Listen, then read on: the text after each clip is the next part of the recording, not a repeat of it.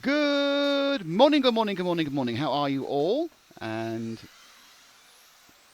should be a picture, Matt, of something, rather than me talking over a card. Oh, that's nice. That exclamation mark looks like an upside down eye more than anything else. Hello everybody, it is RC Racing TV. We are at the finals day for the 1/10th Electric Track Championship. 3 new European champions will be decided today. And as you can see, in a second we'll have the times for those multiple finals. Where we are at the moment is they actually, because of the weather, they weren't quite sure when they were going to start today. But the weather turned out really lovely. And so what's happened is they've decided to run an extra round of practice finals, which is what's happening now. We're just about to get the C modified practice, so we'll move some cameras for everyone else, for those B and the A final. You look at that round, then we run right through all the finals, and look, there are the times of the 9. Count them, Matt. How many? 1, Yeah. 2, Yeah. 3, Yeah. 4, Yeah. 5, Yeah. 6, Yeah. 7, 8, 9. 9 A finals during the day. We've got 3 F1s, 3 specs, and 3 mods. Lots of fun in the lower finals. We have some action-packed, blistering, well, crashiness really more than anything else. And we will be bringing you all that over the course of the next 4 hours. You can see it's a reasonably early start. Those final times are all Central European time, which is the local time in almost all of Europe, barring Turkey and Finland. And of course, it's 1 hour earlier if you're in the UK or in Portugal. So the F1 first final is at 9, and the last modified final is at 2:05. We are very pleased to be able to bring you all this. I have with me a fabulous team of... No, it is you. It's John!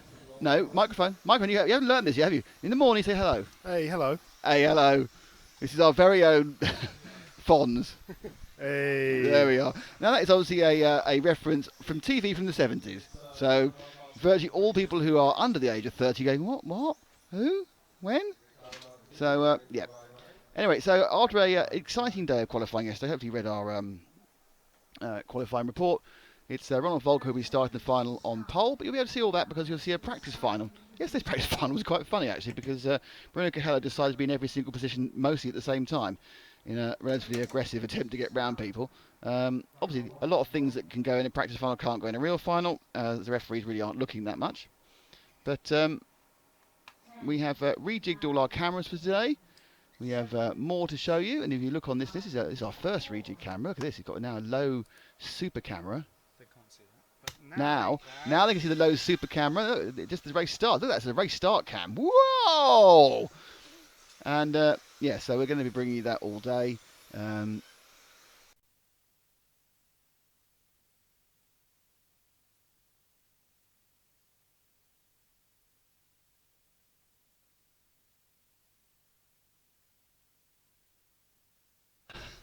Hello, us. The hello, us camera. Hello. Hello. We're not obviously a bit silhouetted. It's very red. And the reason the whole thing seems very kind of purpley is we're underneath a Hudy Arena, Hudy gazebo, which is just as well because without it, rather than being 1,000,000 degrees, it'd be 2,000,000 degrees. Because do we mention it's hot here at the moment? Scorchio! Hey, Scorchio, indeedio! So yes, the fact we haven't seen any rain, and all we're seeing is every day it gets hotter. Apparently it's going to get cold again tomorrow after we've gone home. Do you know this time last year what the temperature was? What was it? 37 degrees. Thank goodness we're not here this time last year. Thank goodness. Thank goodness we were in Portugal. Is not bad. Hello Josh Green, hello Phoenix Favoretto, hello R3T Skaguba Bluba. And there's no sound on that camera apparently, so we've made a mistake already. Uh-oh.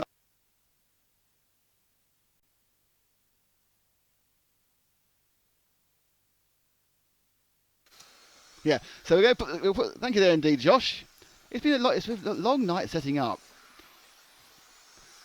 Very picky. It says it's got audio. Yeah, I think he meant this one. 1, 2, 3, 4, 5. No. Go back to the second camera again. Go back to the second camera. It's this one. Oh. It's this one. Right, and there's audio. Just okay. Try the second camera again. 1, 2, 3. Yeah, it's okay. Right. Okay. Wait a second. Yes. Okay. Thanks for that. We've got it all sorted out now. That's what we needed to know. We'd have saw that. We would have noticed that by about 2 in the afternoon, probably.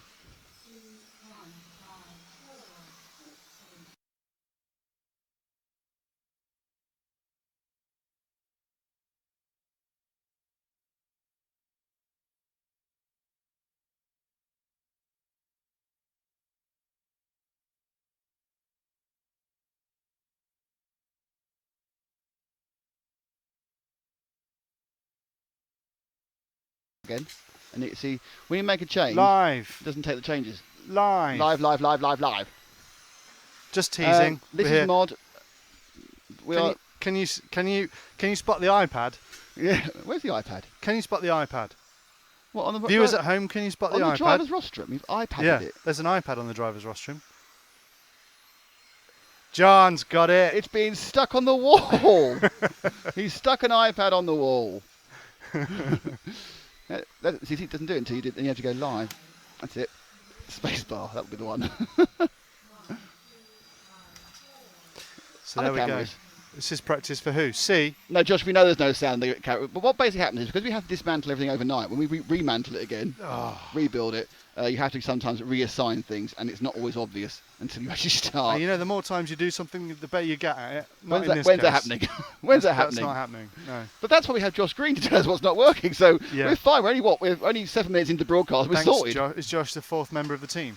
He is now, but he's not getting paid, much like you. We all do it for love, don't we? Okay, I have one question from yesterday I need to ask you. I actually have 2 questions from yesterday I need to ask you. But the second one you don't know the answer to. Well, I will have soon. Yes. It's still with the panel. It's still with the panel. Okay. Yeah. The first question is, was the guinea pig sexed correctly? I don't know. He had a barbecue. So I don't know if that means he just, rather than driving back to Manchester, he just barbecued them all. They do eat guinea pigs in some countries. They do. I've seen a picture on their travel log showing their guinea pig. Yeah, they do. I think they eat them in Peru. Rob Chalmers says, morning, watching live from a damp car park in Cheshire. Really? Either he's gone to Alton Park or he's had a very bad night's dogging. One of the two. Oh, dear, Nick. Oh, dear. Anyway, is this the C about to start or the B about to start? It says this. No, it's the B about to start. B's next. You want to go and film bits of that, don't you? Okay, bye. Bye. Missing you already. Love you. You won't go that far. Oh, he has to throw it in the end. So the other thing also we need to find out is who's the winner of the HPI Friday, which was yesterday, but we won't know that until the panel has adjudicated. It's a very advanced panel. Can you check to see if it turns up? What turns up? On yesterday's stream. Oh, right, yeah. Anyway, so it's nice to welcome you all so early in the morning. Probably a chance to put up the A final tab again.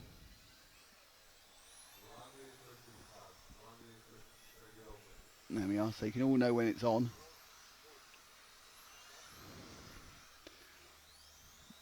It is another lovely sunny day, which remarkably is also a rather unlovely time.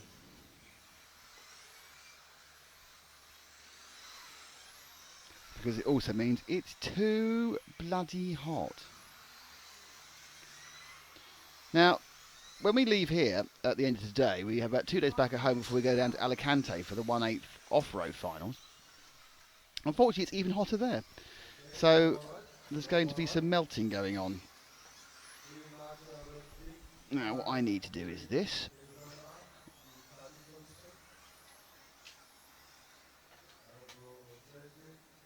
Taxiing my daughter to her swim training. Oh, never mind, Rob. You're a marvellous father.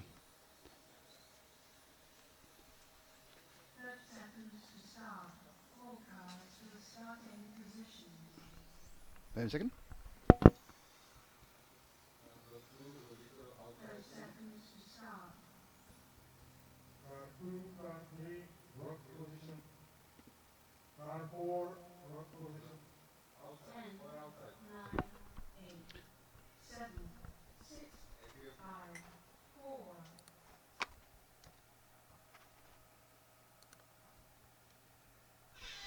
And we are underway with the B final modified practice final. It's not a real final, it's just fun.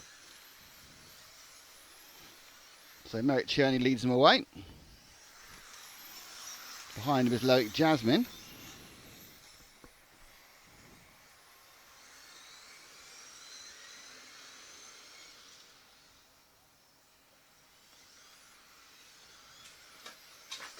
Oh, bit of Lexing crushing there.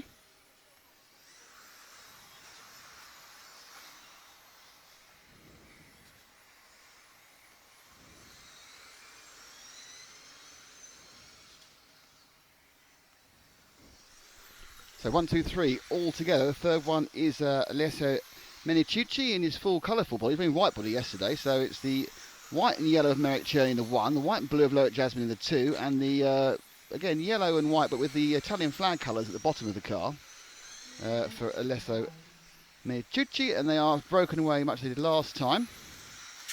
Jasmine again all over the back of Cherney. This is what happened in the practice final last night. They've moved on a few extra days. Oh dear. So Jasmine he got through in the end because Cherney made a mistake last night. But again, this is just a practice final. It's just for fun, everybody. Just for fun. As Jasmine makes a mistake, and that lets Melesso through. We'll be able to get our first VRC Pro replay for that. I'm not sure how much it was. I wasn't really watching this on camera or not, but we'll give it a go, shall we? Not turn the replays on. Ooh, how do I turn it on? Okay, right. No, we won't get a replay of that because we hadn't turned the replays on. Another thing we keep forgetting to do at the first thing of the day. So, Alessa now leading from Medic. Stadler's come through to third now in the orangey car.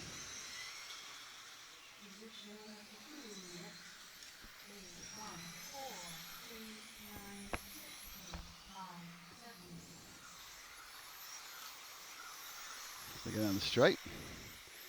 All bunching back up again. Yes, as well, they bunch up again towards the end.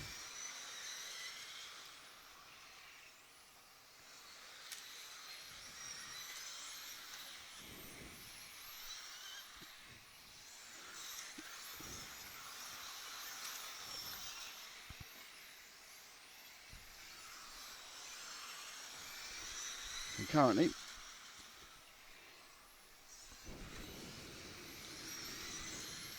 as you can see now, if you watched yesterday, the timing has changed. The timing now is in the gap position, so you can see that Meniciucci is 0.8 of a second ahead, and 1.6 seconds ahead of Stadler, who is only 0.3 ahead. Now, as you can see all the differences on that right-hand side. This is the B modified practice final. Must practice make perfect. Move back to the next group. There's a group of 4 cars there, John, battling. They're more interesting than the leaders at the moment. Loic Jasmine, the blue and white car in the centre of the action, but leading that is Dennis Stadler. Behind him is Martin Hudy. So it's the man who is the son of the man who owns the place. So it's Hudy trying to get past Stadler, but falling into the clutches of Jasmine at the same time. And in fact, and behind Jasmine is Leo Arnold. So there's a couple of French guys in there, a Slovak, a German, a Czech and Italian going from 6th to 1st in reverse order.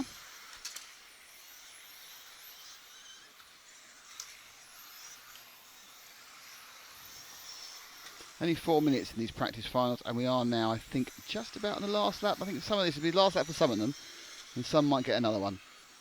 It's kind of the smell of burning. Yep. So actually, Alesso was finished as well. So everyone finished that. So that was a bit of a fun start to the day. Next up will be an A practice. Ooh, how exciting. I hear you say. So as we're advertising these finals very heavily, so people know, because normally people just ask, when are the finals on?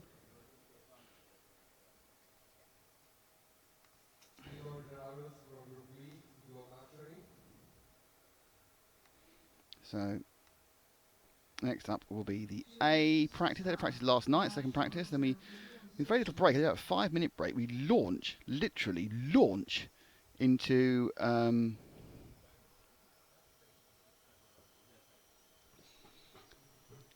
finals proper.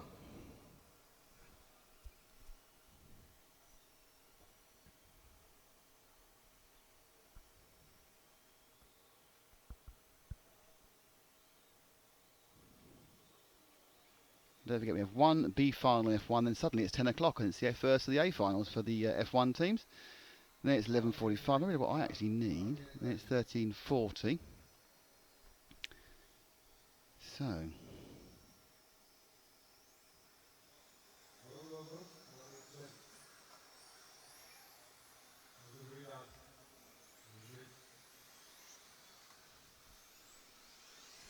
So they're going to run a couple of warm-up laps. I'm not sure they do. I'm surprised they do warm-up laps because they can't be moaning here about how the tyres overheat. God, I think you wouldn't bother. 38 degrees in Alicante, so it'll be hot in, I know it's going to be very hot tomorrow in Madrid. 37 in Porto. Ooh, Josh Green needs to get us a match Macy Easter egg. Yes, we do need that. Yes, Rob Chalmers. Surely a practice final isn't a final, it's just it's practice. Exactly. Is live timing working for you in my RCM? I don't know, but you have the live timing on the screen. You can see it. We have live timing for you anyway. Mint, probably. Josh. Have you spent more than 3 days in a row at home in the last few months? Yes, I had a week after Le Mans. But, yeah, prior to that, no.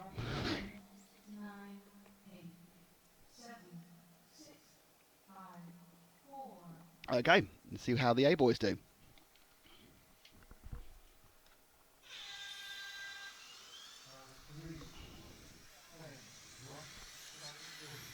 So Volker leads away from Coelho, made a mistake this time. Oh, Coelho can run right up the inside.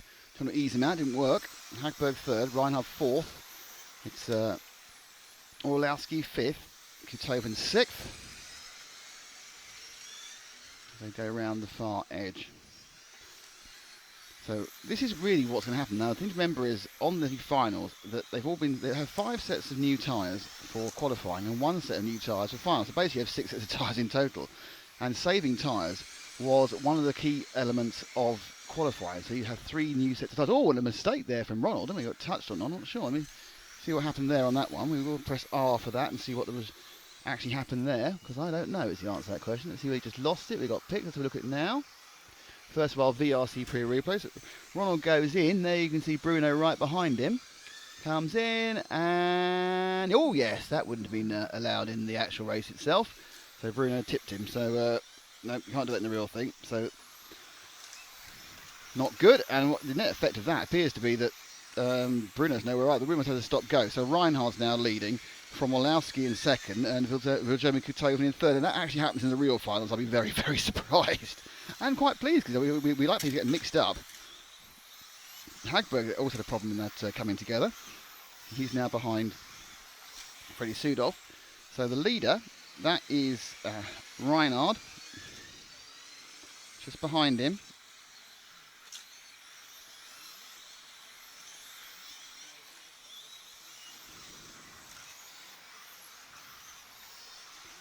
Coming quite close now is Orlowski.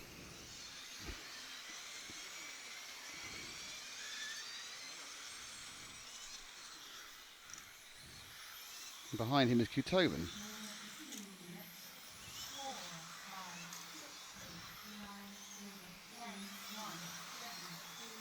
Reinhard and it's just pulling slightly. I think it was slightly slower actually than Orlowski in that one. So Orlowski enjoying this practice final. Just so you know, Volker's down in 6th at the moment.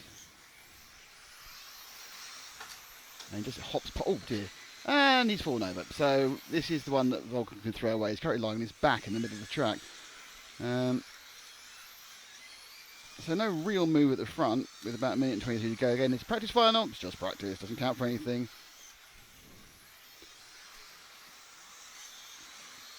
So Hagberg and Volker are the last two, and I can't see that happening again. Reinhardt's got a nice lead. He's holding off Orlowski and pretty much controlling it now, both being 18.5s lap time, which is a good lap time on older tyres, which they'll be on. Harper's in 4th.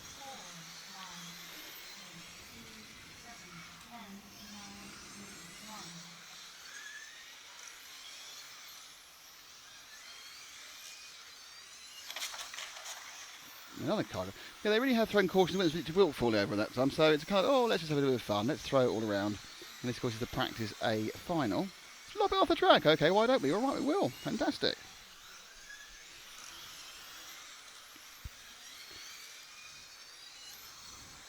I don't care. I'm crazy.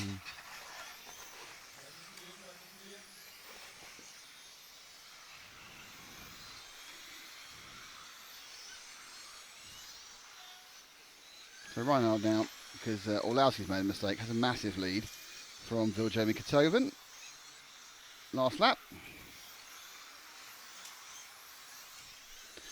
Are the controlled tyres? Yes. No, they can't change their rims. The whole thing is a controlled tyre, rim and insert from LRP. That's a good point. I haven't said hello to our sponsors yet. That's terribly remiss. We've been on for 10 minutes. Hi, we are RC Racing TV and we are here at the EFRA 110th ISTC and F1 Euros.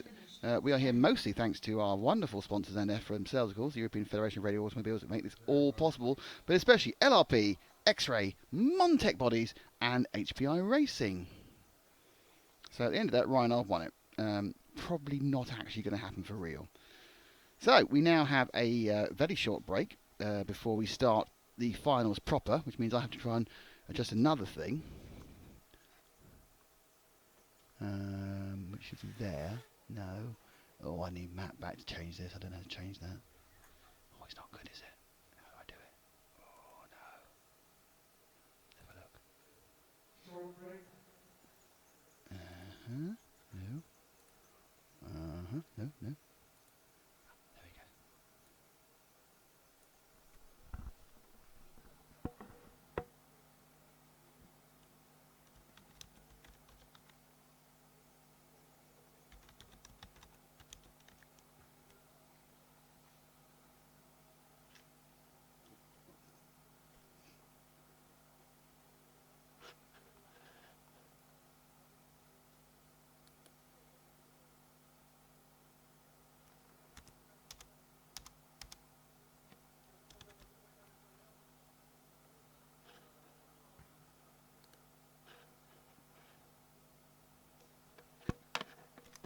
Just did it wrong. Got to do it again. Dear, can't take me anywhere, can you?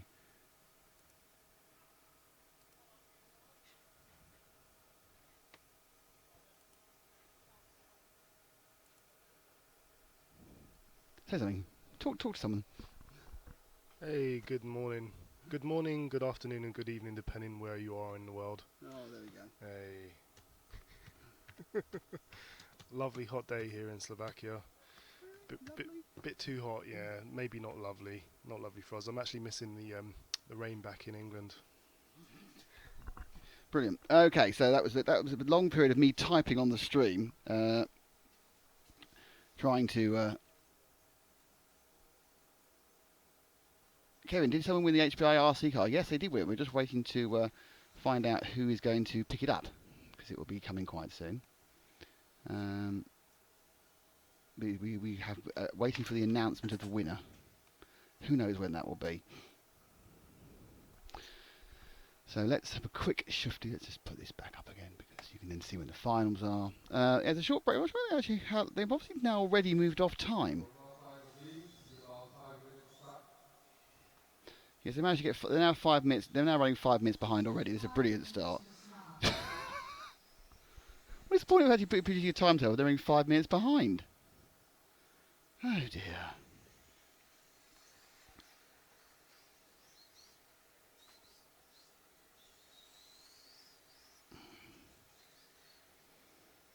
They're now running 8 minutes. They're running 8 minutes back now. We have to mend that entire. That still seems the same. So is he making up time somewhere else?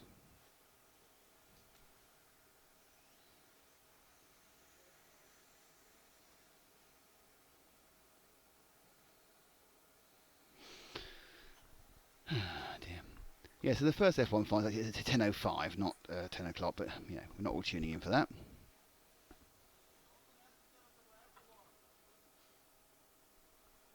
So how are you all? Where are you all? How's it all going for the wonderful world of RC viewage?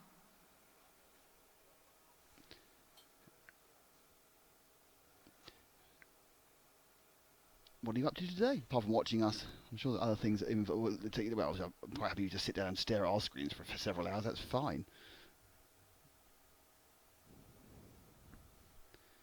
So a brief respite, but we are pretty certain that once it gets going, that's it. It's not stopping.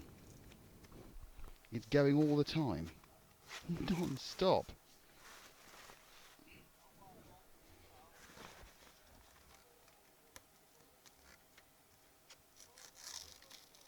It has online. You can hear actual live adjustment of duct tape.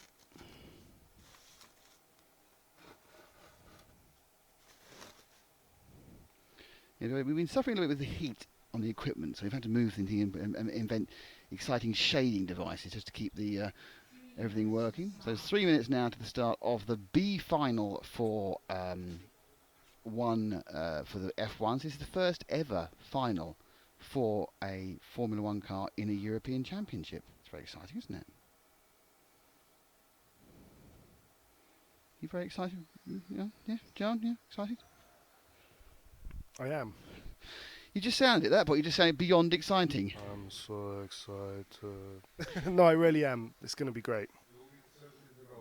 Is there any way to find out who will win by any chance, Kevin? Yes, there is a chance to find out who will win because we're going to announce it at some point later today. Did you enter then? Julius Makeware, it's going wonderful down under. Just had to play the electric off-road cars, now watching the Euros. Well, there we go. So see, this is the advantage of being in Australia. So you can sit down and watch this in the early evening and relax and go, oh, yes, marvellous. I'm going to watch some RC cars going around. And these are F1 cars.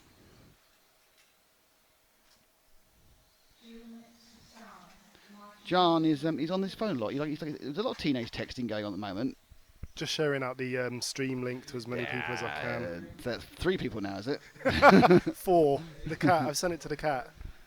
R3 to Scuba. Did anyone else have problems with Lionheart? No, the only person. I think actually Freddie Sudoff lost a wheel and tyre, but that was actually in the first practice files. It didn't matter at all, so that was okay. So let's get back onto Terra Firma.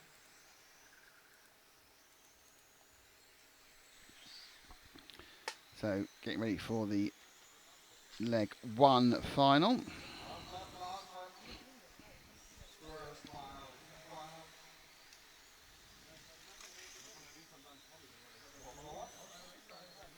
So you get to see the stars of stage and screen come out marshalling here.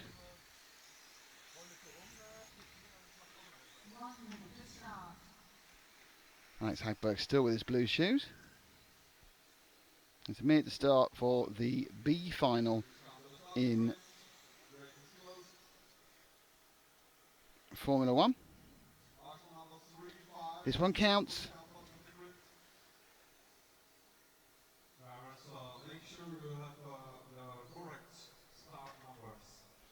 Someone's decided now they need to check the numbers. A bit late possibly for that, I would have thought. 30 seconds to start. All cars in starting positions. Number 3, Lucas Fondenbach, don't have a start number. 20 seconds to start.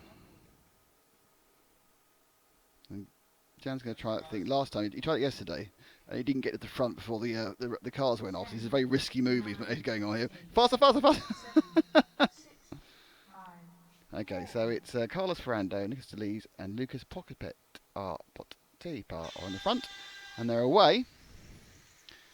First F1 final, the B final.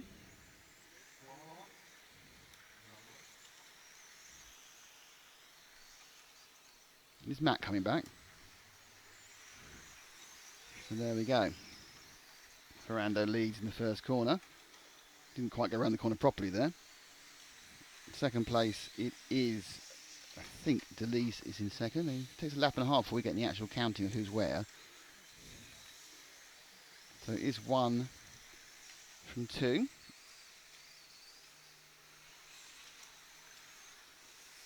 And 3, so it's Ferrando, DeLees, Potipa.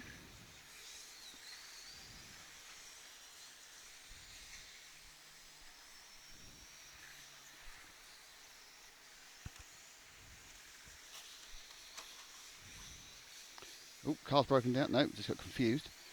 So, battle on track, an F1 battle from the all-white car of Carlos Ferrando and the it was battle, all orange, all colourblind car, the all yellow car. So they drop back second and third because they're the interesting ones now. Jan, second and third. Third is Lucas Patepa. And out in front quite happily is the one machine of Ferrando. They do feel he's not the fastest person here and can get caught up.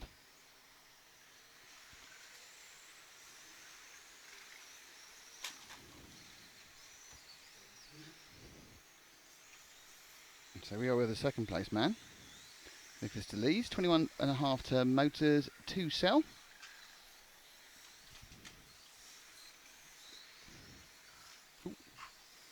slightly wayward handling.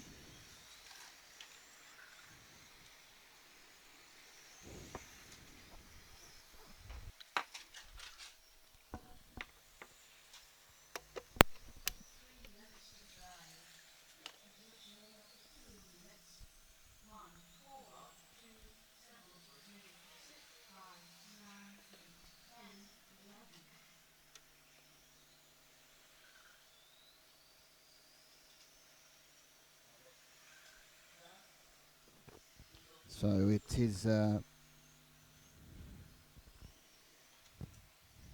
Ferrando still. But Giorgio Favoretto now is into second place after some comings together. We're with the number 9 car, who's currently in 5th. That's Rob Jackson. So he is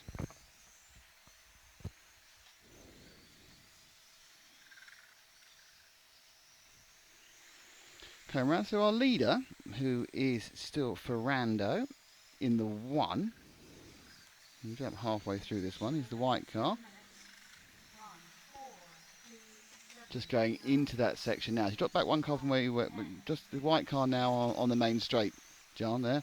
That's our leader again. He's got a lead, as you can see, of 5.5 seconds. And it's amazing how this one's spread out. There's no one anywhere doing anything. You just wait. Just wait for the next couple of cars to come round. I think just the bright green car. I think that actually was second place changing. Yes, Deleuze did pick up second again. And there's all first and second together after accident. This is just all suddenly it's come together. Make sure we get them both in shot when you can. And then they both are first and second. It's Ferrando and Deleuze coming round the inside of the circuit. Don't forget this is into the LRP loop. And then down into the X-Ray R part of the circuit. They're now going to come underneath us. And then left and right and into the EFRA section. Oh, spin out there into the EFRA section before they go round the sweeper. And then be down the Montec main straight before they come screaming into the HPI hairpin.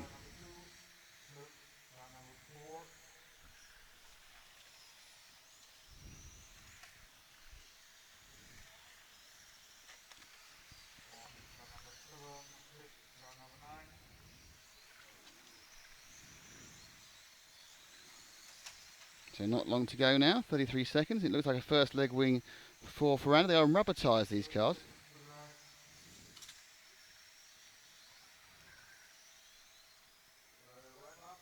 And Deleuze is still in second, but it's much closer now as they begin what will be their final lap. I think they might just clip another one. I'm not sure if they will. They've got 12. No, they won't.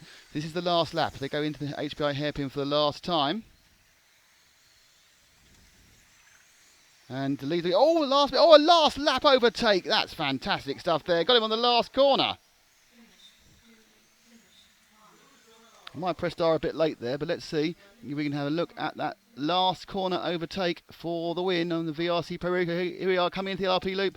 Far too wide was Ferrando, and Deleuze goes right up the inside. Well, that was quite remarkable. Okay, so we're about to have the first A final. So, Matt, where are you?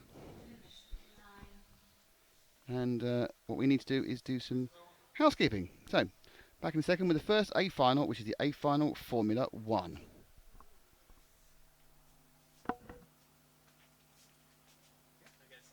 will do the interaction during second part. Okay. So drivers getting this paper.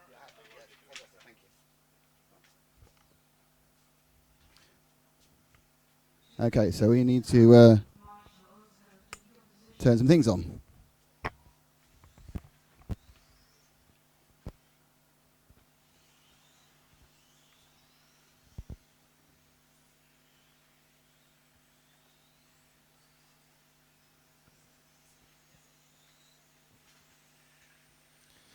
Just going to take this opportunity to say hello to my wife Rachel, who I love and miss, and also the rest of the Aussie racing team who aren't here with us today, which includes Frank, Paul, Adam, and a wide range of other great people.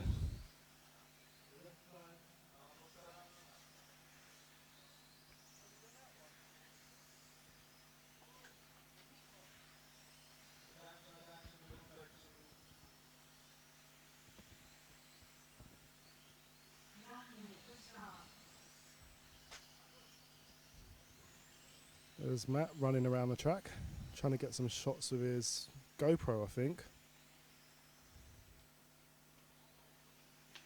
And Nick has returned.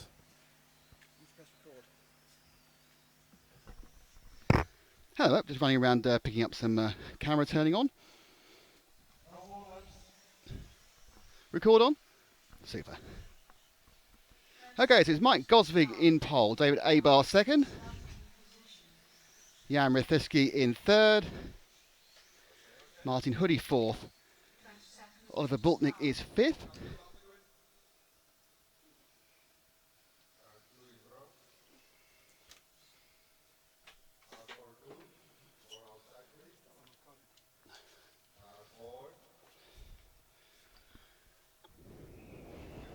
Steve Lander seventh, Matteo Berlusconi, Hector Arabasin is next, Herberger Andre Vanuku and Andrea Silva.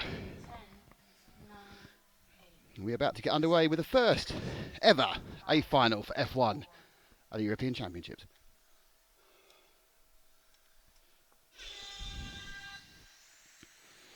And we're away, quite sedately, and it's Abar and Rethitsky came together, which has given Gosvig a massive lead.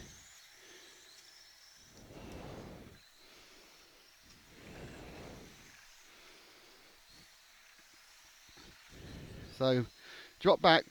The leader's not who we're interested in. It's the running field, which is Rethitsky certainly in second.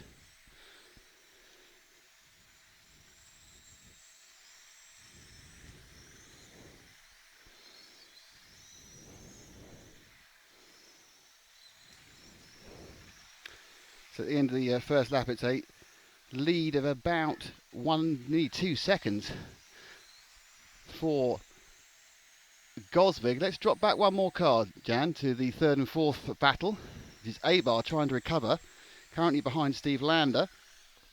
The problem was that Abar and Rethitsky came together on about the second corner.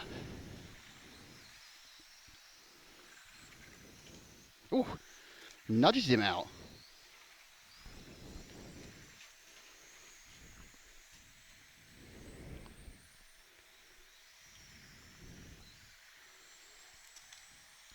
So let's see if we can see that one again. It was a kind of a slightly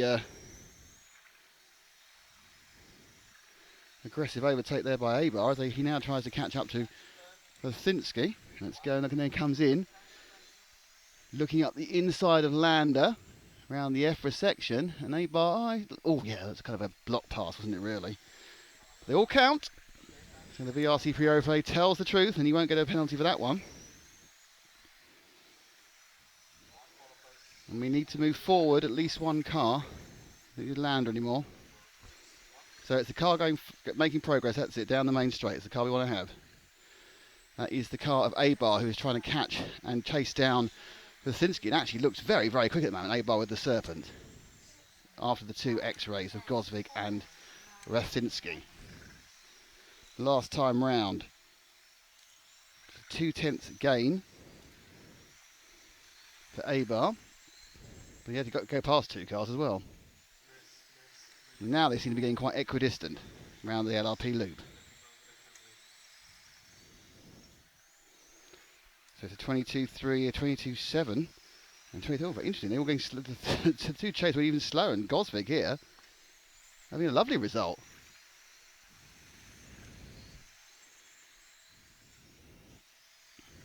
Rethitsky's strategy was to have new tyres for every single final.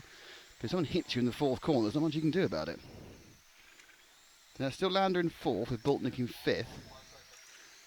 As these 1, 2 and 3 carry on going. See if you can move forward to Rethitsky. 3 minutes down, 2 minutes to go. The gap, which was 2 seconds, is still 2 seconds.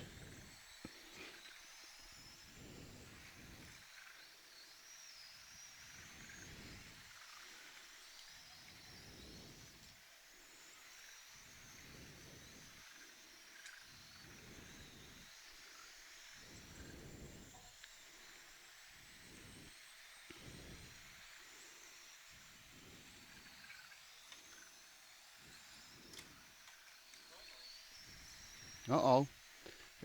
Gosvig has had a problem. And he's lost the lead, I think. Is that Gosvig? No, that's Rasinski. Rasinski had a problem there. So look at that one again. What happened to Rasinski at that point? That's going to put him right down to third.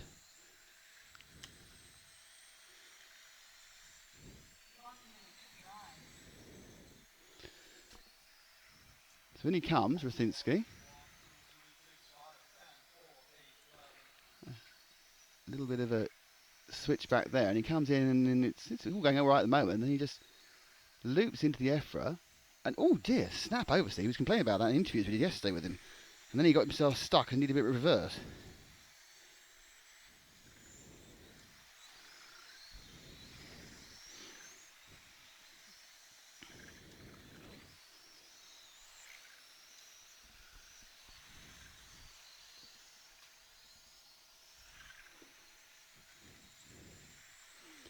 So let's go and find our leader, Mike Gosvig. He's going onto the main straight about now. And that's Gosvig. Last lap or so, or at least 3/4 of a lap.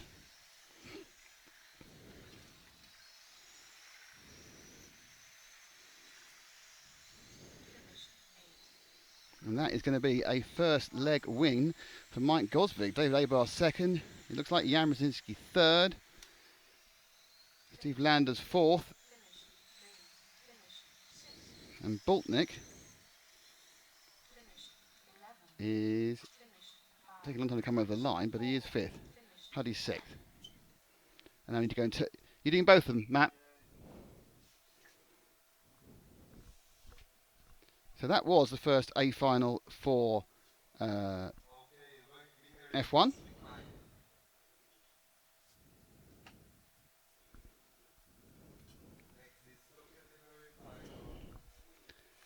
So, hip checks. Bob Chalmers is very fond of the F1s, but that's the end of the F1s for a small amount of time.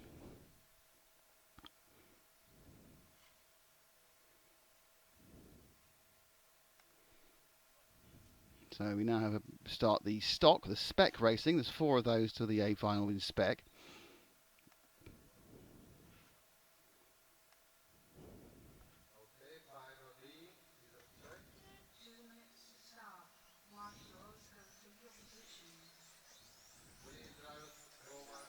Start the stock, the spec racing. There's 4 of those to the 60 lander spec.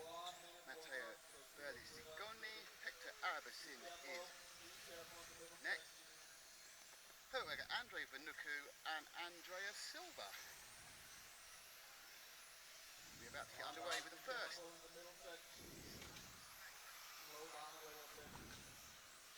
So he is then down. So anyway, now the D final for Mod will start. Housekeeping. So back in a second with the first A final. Frank, Adam, and wide break.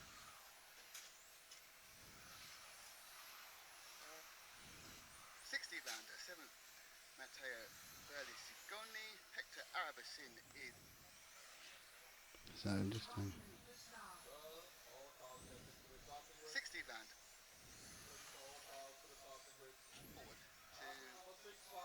Forward to right on the third.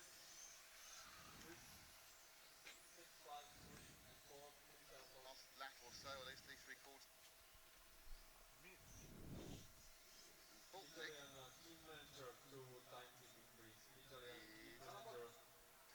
Boltnick.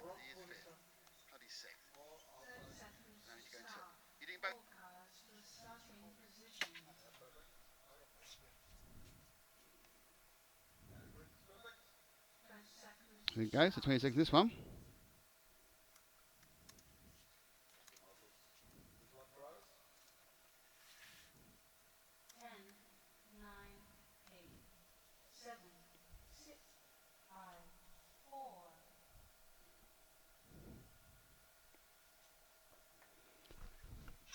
So Hollis away from pole.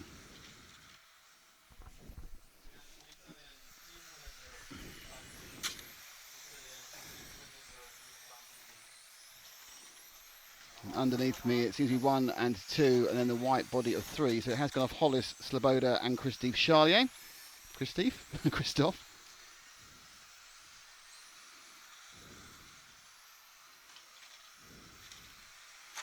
Oh, massive roll for the second place man. He's gone right out to the boondocks. So number 2's no longer there anymore. So drop back from the leader to his second place man, which is now car number 3.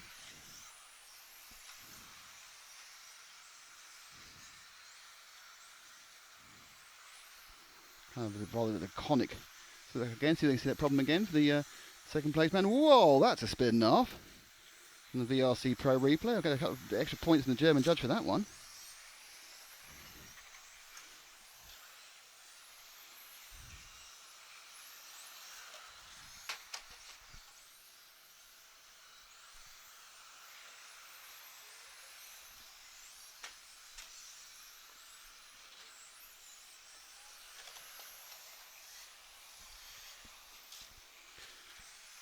So 1 and 2 now coming back together again. So it's been a slow game by Charlier on Hollis. D-final spec this is. They've got a man they're going to lap quite soon. Is the 11 who's all over the shop, which is Gabriel Necessaris. Behind them there's an accident, but so first and second right together. They come through the EFRA section. A bit of traffic to worry about. Hollis goes a little bit wide in the first part, but he managed to hold back his Belgian rival. Coming down the straight into the HBI hairpin now. Nicely let through by the back marker. Through into the LRP loop. And Hollis obviously has track position, so if anyone wants to get past him.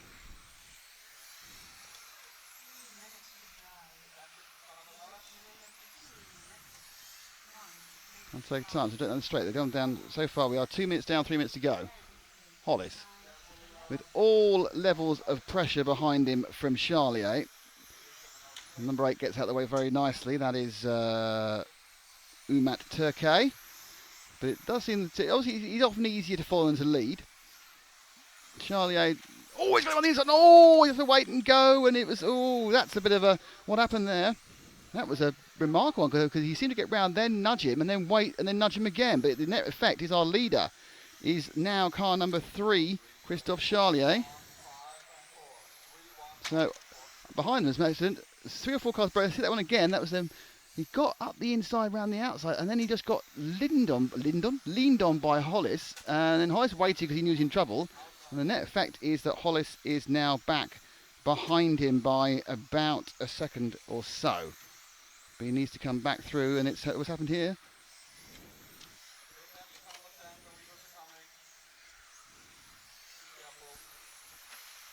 So it is 3 from 1, and we're on the second place man. Let's see if we can move forward to the leader.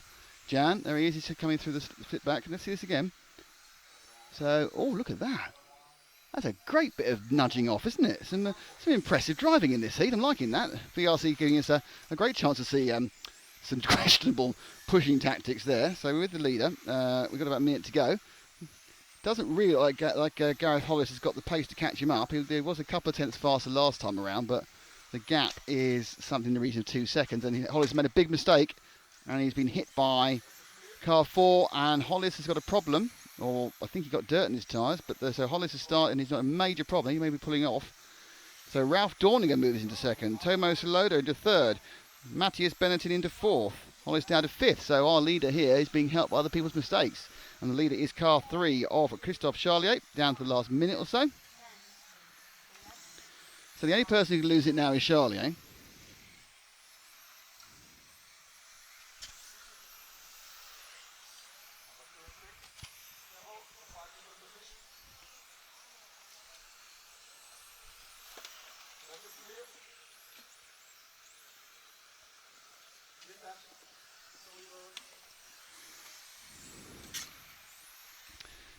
Seems no mood to throw it away, does he really? Turner 21.2, which was half a second faster than Dorninger in second. So it's looking like a pretty good leg win for the Belgian.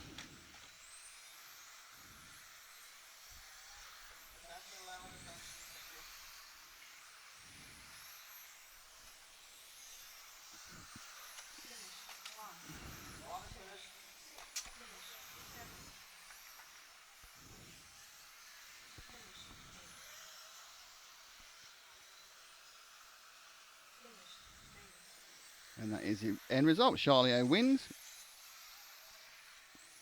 Just coming into the finishing elements of the lap now, waiting for Ralph Dorninger. There's a bit of a kind of a coming together there. That's impressive. It's Dorniger who is second, Slobodo third, Gareth Hollis ended up getting up to fourth in the end from Matthias Benettin. So there we are. All terribly exciting.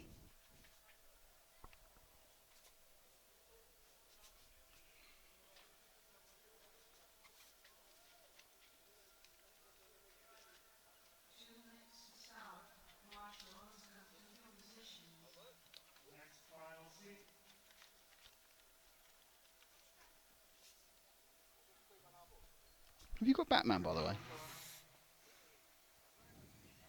Oh.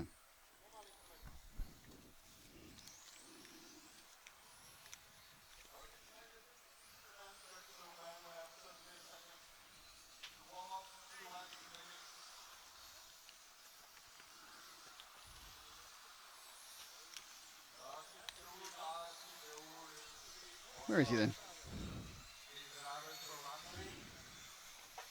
There he is. Just need 9 from you now. 9 graphics.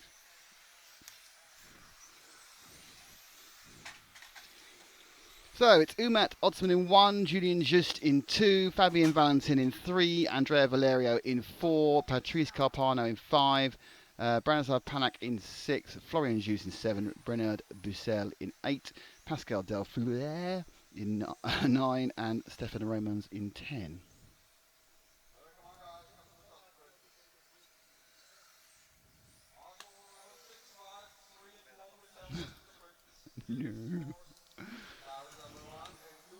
So as we move towards,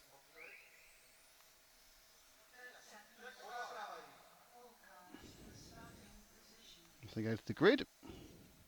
Hello from Dallas, Texas, from Ricalvi.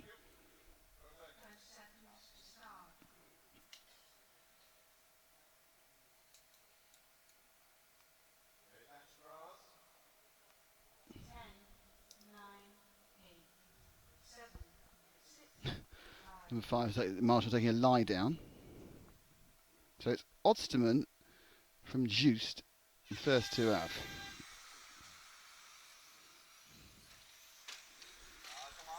And there's now a huge gap between the first 2 because the rest of them had a bit of a nightmare going into that switchback. 2 cars had big problems, but it is 1 from 2. Blue and orange of Osterman, and Just is in the silver roof and green bottom with a ziggity-zaggity link between the 2 of them. And that is a technical term, you know.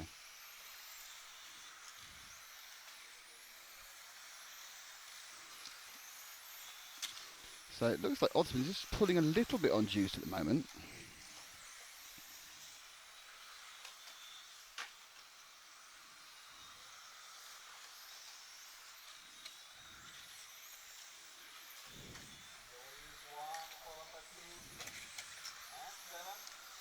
Yep, definitely pulling away. Oddsman there picked up about 6/10 of a second in that last lap. So getting a bit stranded in the middle. Let's drop back 1 car to Juiced. But it's all a bit of a spread out, this one. The top 4, as you can see from the timing on the right-hand side, thanks to RC Timing for the help with that one, they're all gapped out. So we're now looking at Juice, who's in second.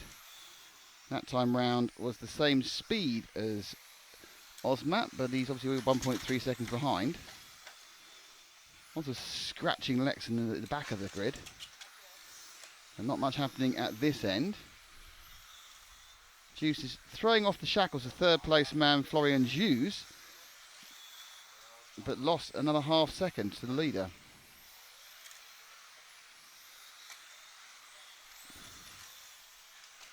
Let's drop 1 back more, please, to Mr. Jus. Here he is. In the bluey, red, silvery blue car.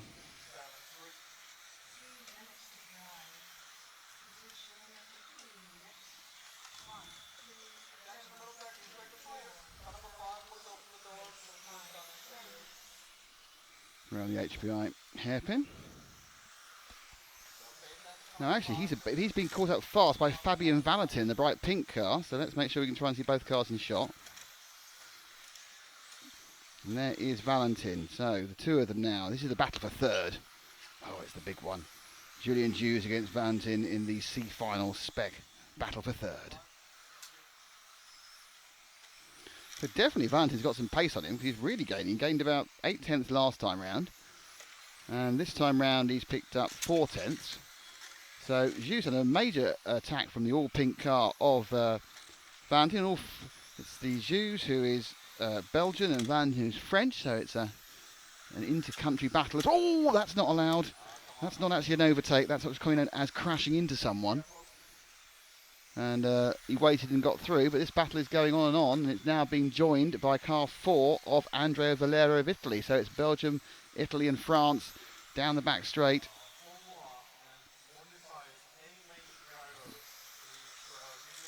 Let's have a look at that one again. That'll a lap ago. There we go. And I'm just going to go for it. Oh, I've hit you. I'm really sorry, so I'll wait.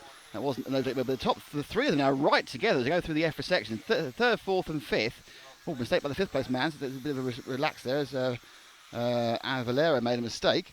Down to a minute and 25 to go. Still Otzman from just at the front. But these are putting on a bit of a show for us. Jules and Valentin. Now Valentin's got the pace on. Oh, I can't quite on the other side there. He's trying to do it fairly. And now after he went for the torpedo run. So it wasn't the best way. And this is probably where he thinks he's got the best chance. He carried a bit more speed. He curbed that. He's going to take that chance away. And that's really what's happening. Is they're now falling back into the clutches of Valeria. So the three of them are running together with about 3 laps to go. Oh, and that spun out. Oh dear, too much curb. It was all going so well, wasn't it, for Valentin? But it's now Jules from Valerio. And Valerio's right on him. In half a second, he's right on Jules. He's just going, I'm sorry, I'm going to catch you up. And we'll look at that thing in a second. But it's right on him for the last lap. So Jules now, who gained about... Sorry, Valentin who gained... Valerio who gained about half a second now down the straight. Can he take him on the penultimate lap?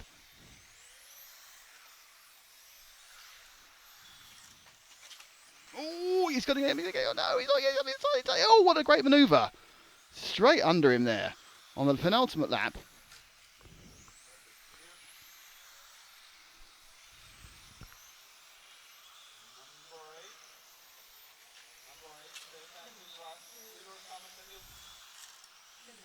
So, I know I haven't shown the leader, but the leader is Uma Otsman, who's won it. Julie who's second. Nice run by Andrea Valerio to third.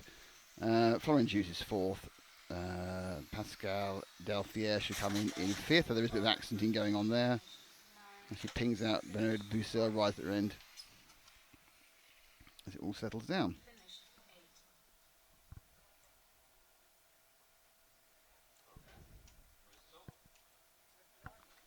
So there we go. That was the C final for Spec.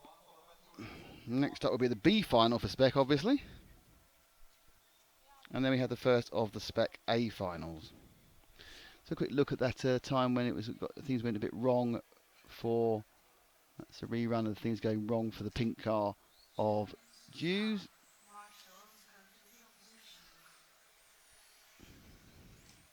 VRC Pro replay there.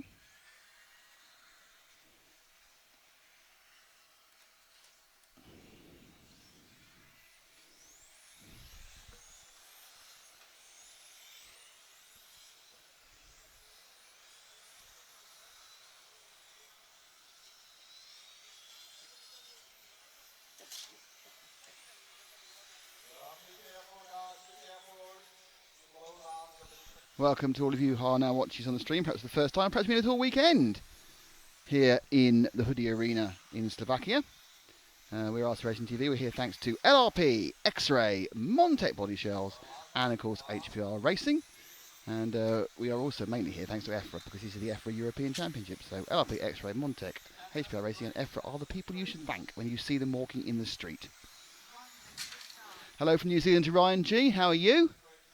And absolutely, Valerio has some great pace at the end there. So anyway, now at the B final will be Oliver Havranek, Frederick Mickelson, Andy Murray from the UK in 3, Jeremy DeLondra, Roberto Fabiano, Carlos Ferrando, Tony Street, Bartholomew, but I'm allowed to call him Bart, I was told, I got an email, Bart Zambricki, Pavel Stasbusi and Jimmy Madsen bringing up the rear.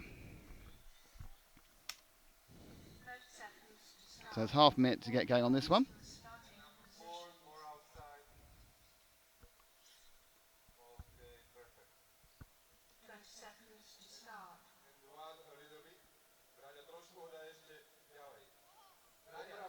10, 9, 8, 7, 6, 5. Good morning to Arte Vasquez from Portugal. And they're away, so our leader, Oliver Havranek from Slovakia, and it looks like a 1-2-3 getting away quite cleanly. Fredrik Mikkelsen and Andy Murray, second and third.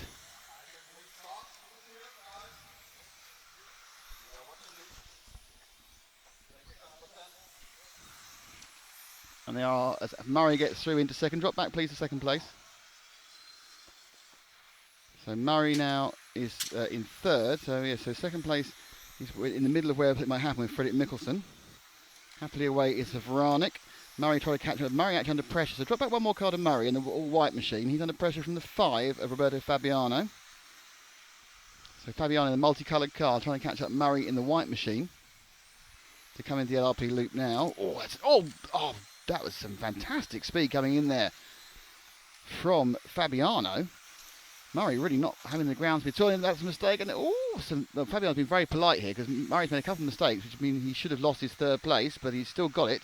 Fabiano looking for a clean pass, going around the HBI hairpin again. In fact, Murray is really not on the racing line. He's taken a very defensive line already, and that fish turning comes at the inside of the net. It's a good three-corner pass there. Murray just really wasn't able to get moving there. So stick with Murray, as I think you can afford even more pressure now from another all-white car, the all-white car of Carlos Ferrando.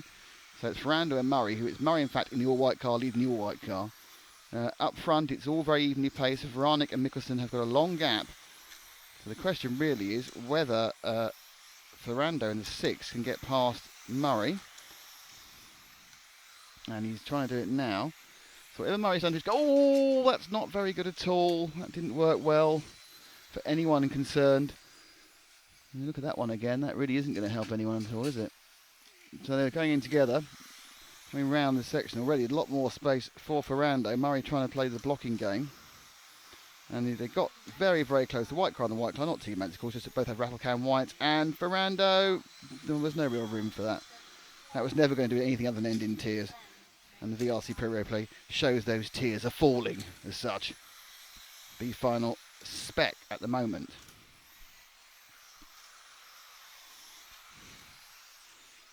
So, we are still with the number 1, with our leader, Oliver Havranek. He goes through. And let the second man go through as well. And let the third man go through. And now with third place man, who's the man slightly at the moment, Fabiano, fastest man on the track at the moment, but only by a couple of tenths. He's got a long way to do to make up, and he missed that corner. It's not going to happen too much. Let's drop back to the battle behind them. There's 4 cars together. It's the 7 of Tony Street in the light green car, who currently, oh, he did have it. He's all gone, and now it's move to the front of the fight.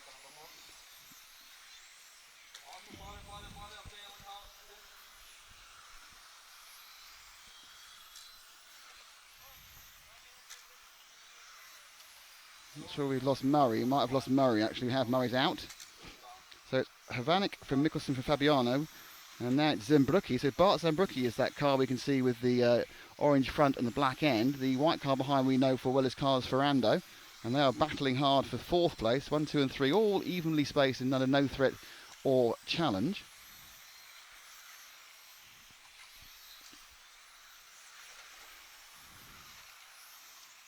So Bart Zembrucki. Looking at a pretty much similar pace to Ferrando. And we need to, I think there's been a problem at the front. Yeah, absolutely need to move straight to the front. We've lost the leader. Car 1's an accident off camera, and he's now in second place, moving through. That's second place now because he fell off. He got a body tuck. So that's now second place for Havranek, and he's got to fight off Fabiano. But our leader now is Fredrik Mikkelsen, who went through when a slight accident for the second place man in camera now. He's done it again. He's going to be do second, is he? No, he's very lack of confidence there. Now, really, number 5 of Fabiano needs to strike a Havranek, but he's got a chance. The Slovakian is wounded at the moment. He's not quite confident in his car after losing it, getting the body tuck. It's probably not all quite right. It's great for Mikkelsen. He's out and away and leading. As they come round, And actually now he's settled himself down. Hranek has got the speed to consolidate second place. And this is going to be, I think, the penultimate lap, or possibly the last lap. We'll stay with that. We don't need to pick up our winner on this particular one. In this leg, so that is going to be, yep, they're going to get one more lap. So it's really a case of Hranek had everything and he just made a minor mistake, got a body tuck. And in sneaked Mikkelsen, and then of course he had the battle with Fabiano, but Fabiano I don't think was quite aggressive enough. And they all come in, and the winner will indeed be Frederik Mikkelsen. From Oliver Hranek, Robert Fabiano, Carlos Ferrando, Bart Zambrucki, Jeremy Delondra and Jimmy Madison. Next up is the A final stock.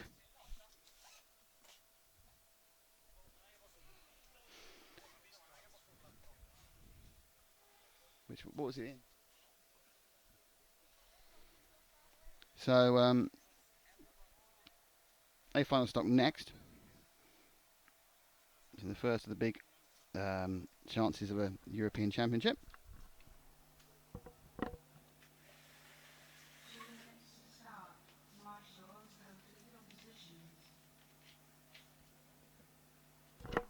Quick drink break.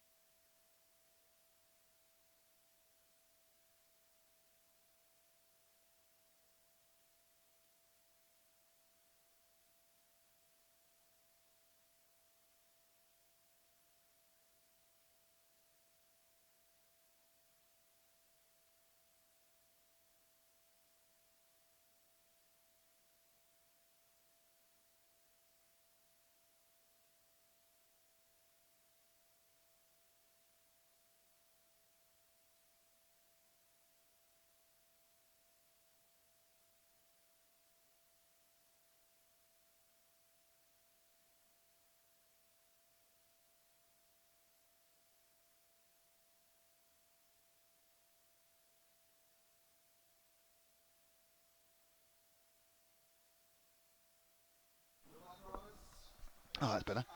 Oh, it's hot! Hot, hot, hot, hot, hot, hot. So, Rethesky, Gosvig, Duche, Craig Felsky, Fravel, Kalina, Mauscher, Bertit, Orlowski, and that's Blaz Orlowski will take part in the Spec A final. And they are away. And into the lead immediately. What has gone Rethesky. He's got Gosvig behind, and these are the two who are also battling very, very hard for the 4-1 title. Oh, Gosvig now just trying to get the inside of him there now. Third place, I think, is still Duchette. It is, so they've gone off in... Most of these races have gone off really cleanly so far, which is a lovely thing to see. Oh, and Gosvig now is looking all over the back, and that's Duchette. Now, it's a case of leading and following. 10-car rolls, that doesn't matter, so... Selski has Gosvig right up behind him. Beneath us is a cat, and then moving out there to go around the loop and onto the main straight. Gosvig looking all around to see whether he can get a link onto Selski here in the A final leg one for stock.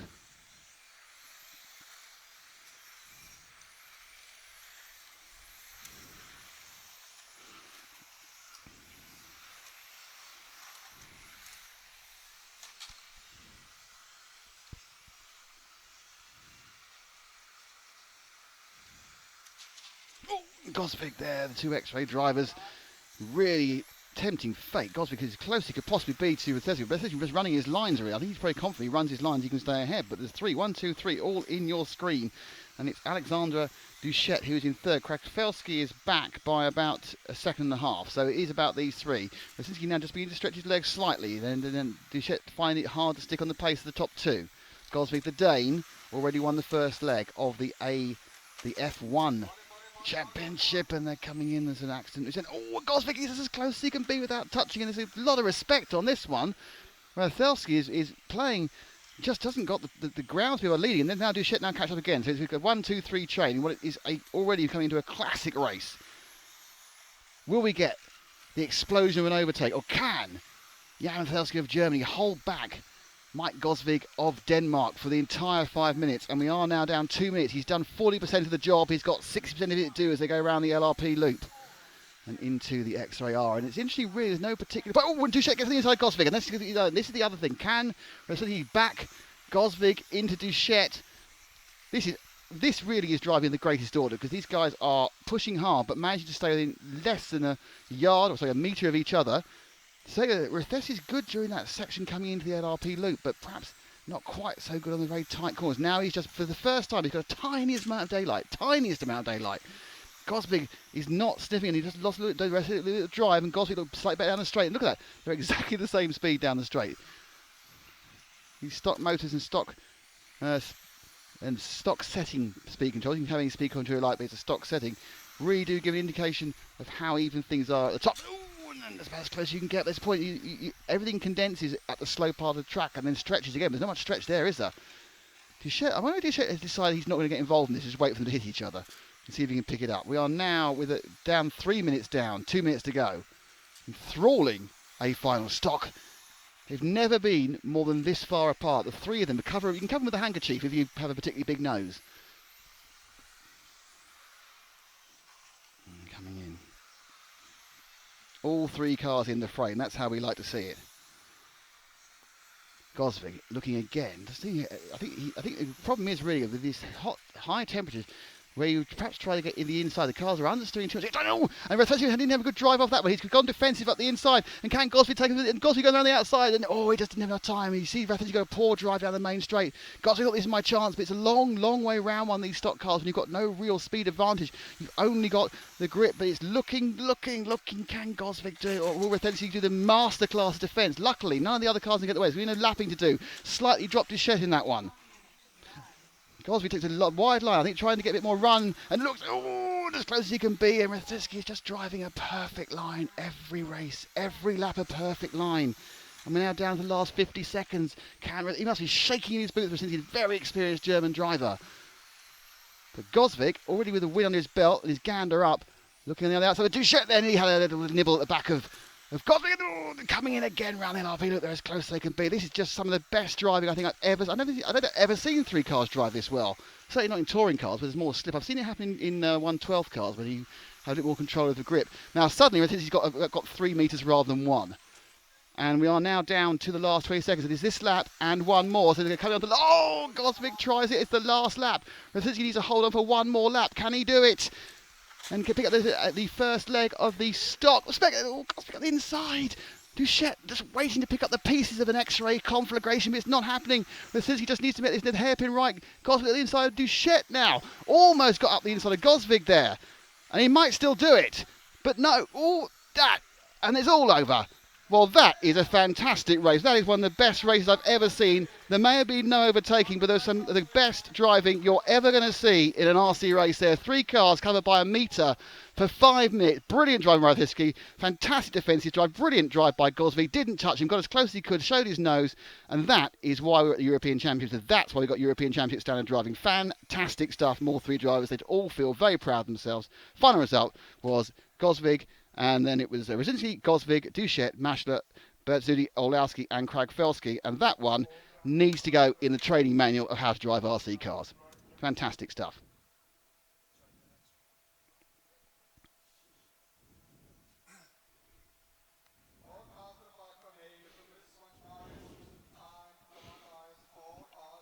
So that is a pretty impressive piece of driving under any body.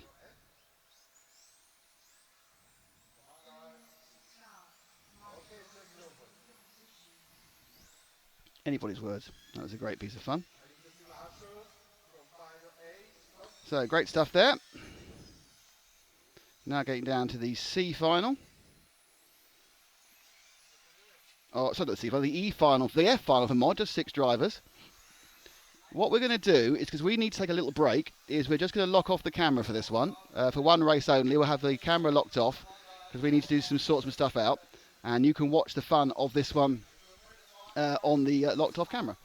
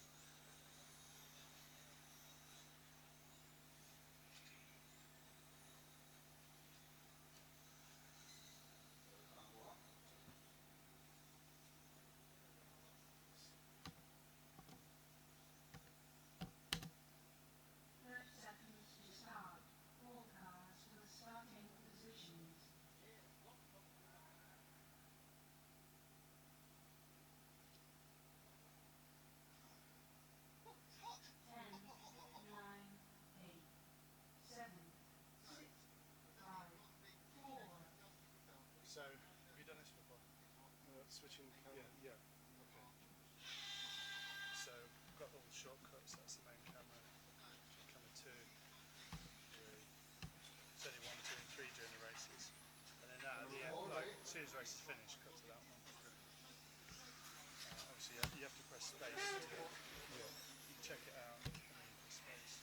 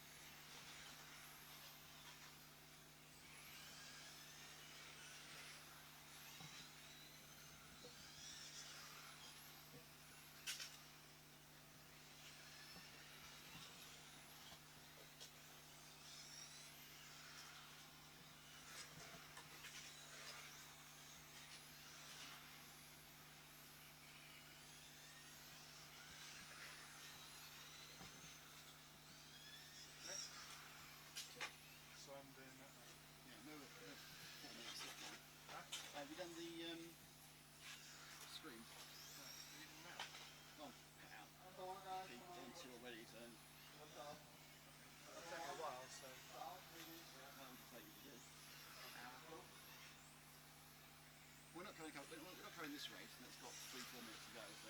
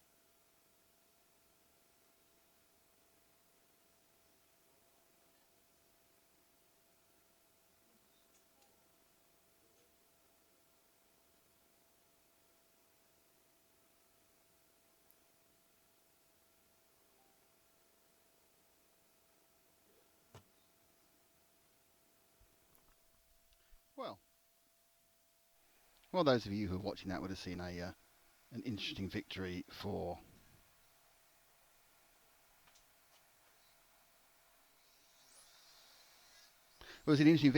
our friends, Mr. Well, he's gone now. Somebody won that one, wasn't that right? Yes, somebody won it. Someone was second. So we're now coming up to the E final for modified. Nathan De Witt, Florian Loyer, Jan Benetin, Michal Wojcik, Michele Massimo, Christoph Ramsula, Thomas Liptak, Antonius Theolifiliou, Stefan Heuss, Christian Konstantinov, and a rogue transponder is also taking part in this race. I think possibly he isn't actually taking part.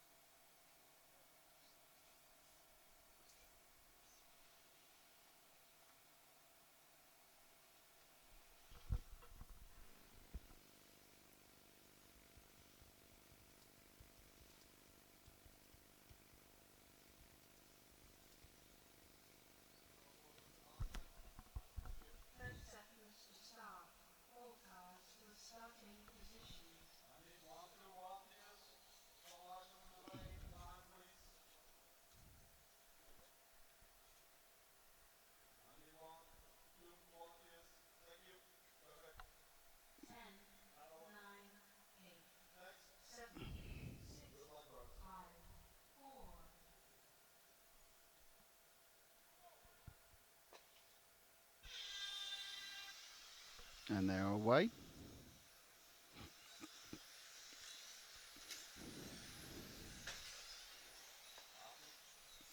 And the early leader is Nathan De Witt, who's just going round and onto the main straight now, followed by Florian Loyer.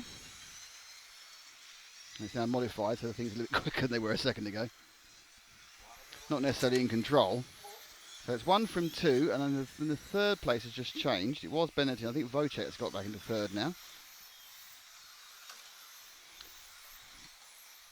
So De Witt and Loyer.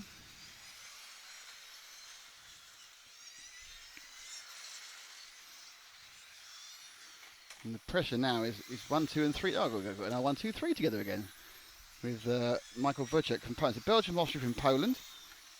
The orange car is the Pole of Wojciech. The blue car is the Austrian Loyer, and the leader is the Belgian De Witt.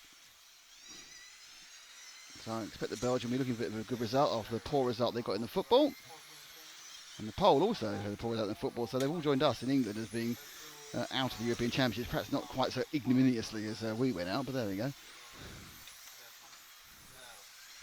So into second place has gone Wojciech, and he's now sitting about. Oh, De Witt's completely blown that one.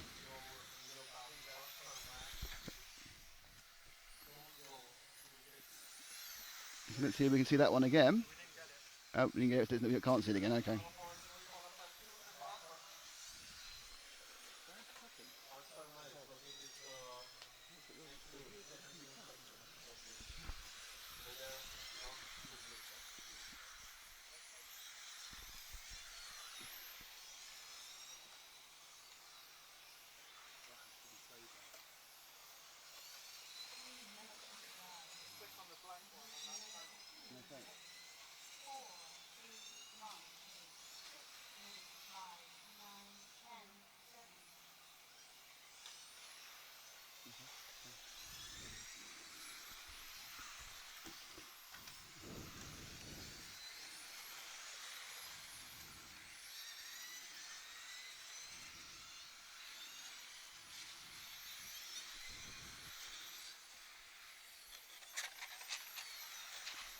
So, With De Vit out now, the leader obviously is Wojciech, and Lawyer's catching him up. Well, was they catching him up? It was staying the same distance apart, actually.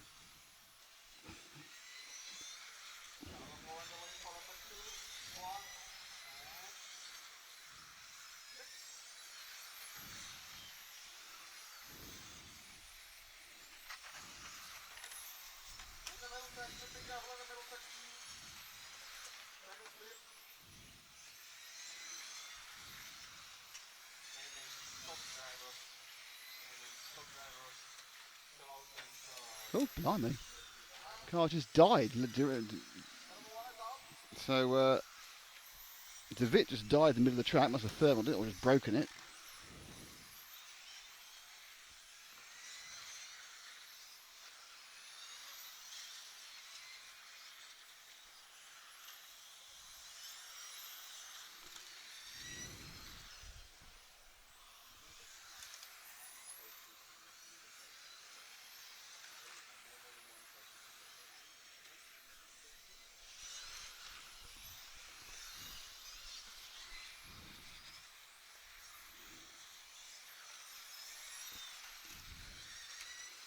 A little bit wide there for the 4.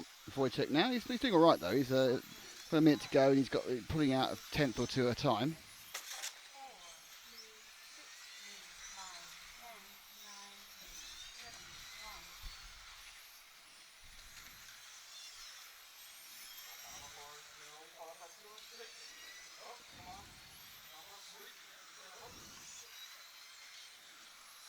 Here he comes.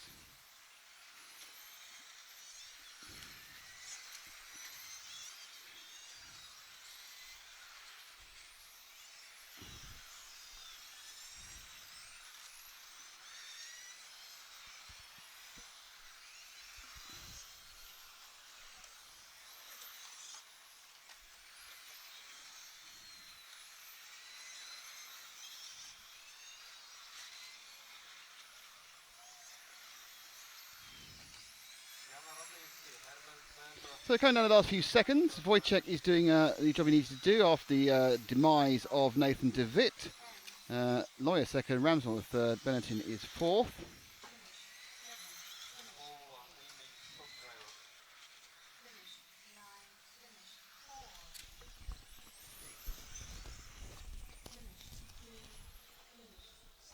So break time now for a bit more fun and games before we start the next modified heat.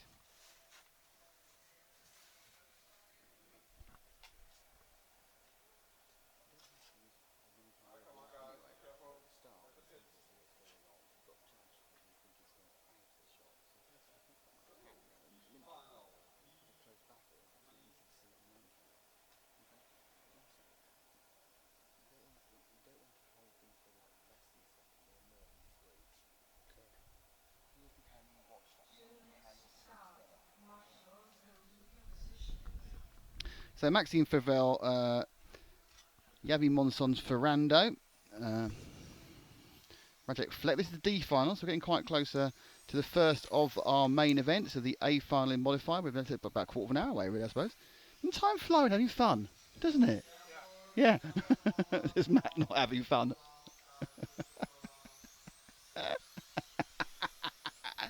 Who won HPI Friday? Okay. Oh dear, yes. We could really do about half an hour break to sort out some of the things we need to sort out.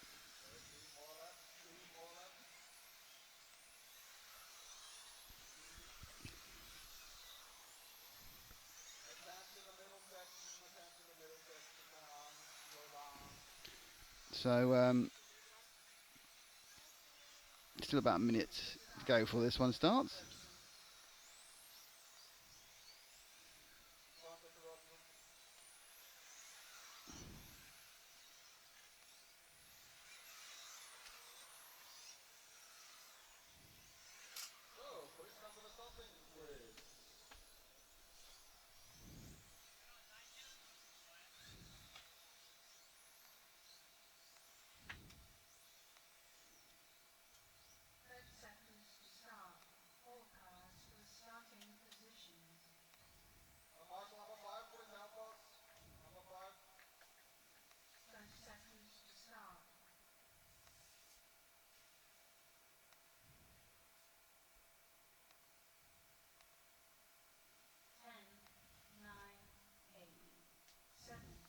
go.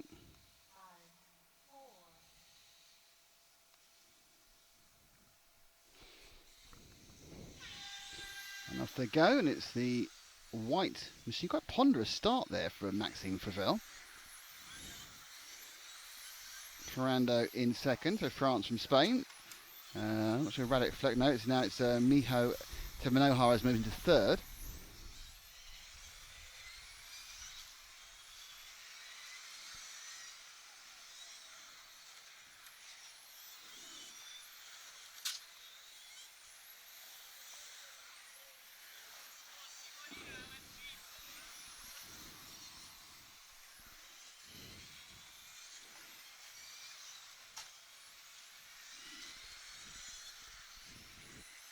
So the leader's comfortably away. The second place who we're looking at is comfortably in second. The third place is comfortably in third.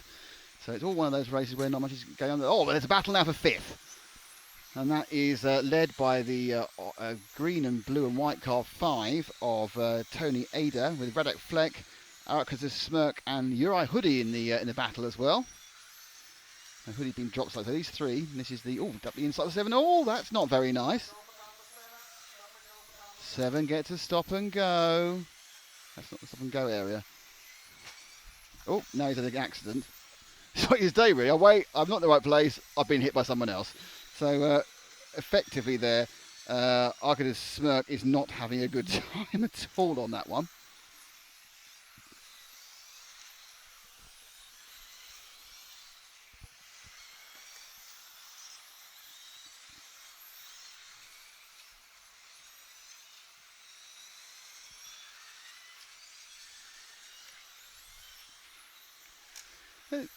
So it's all coming around the 7, who's having a bit of a nightmare, and just with him is the.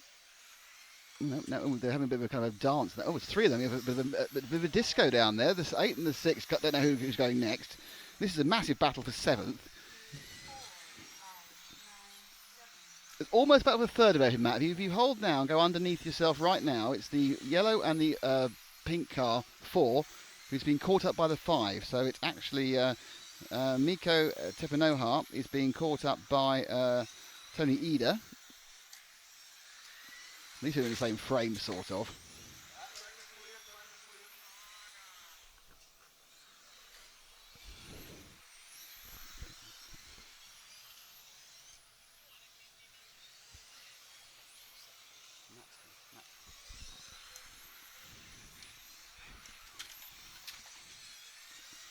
So here they are. They sneak in and out into the section. They're going to come out of the EFRA now. Both of them doing quite well. And last time round, Ido was about a 10th of a second quicker, and the gap is about 3/4 of a second. It's visibly closer now as he comes into the LRP loop, and he's going to turn left into the X-ray R.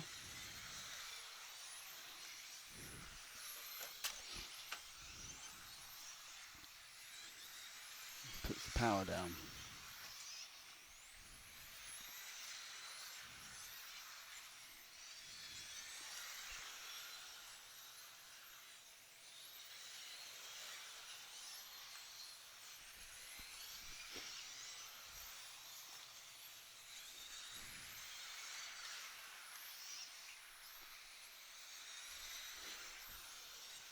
So, oh, that's a brilliant, oh, nearly, no, he's got him. What a great overtake.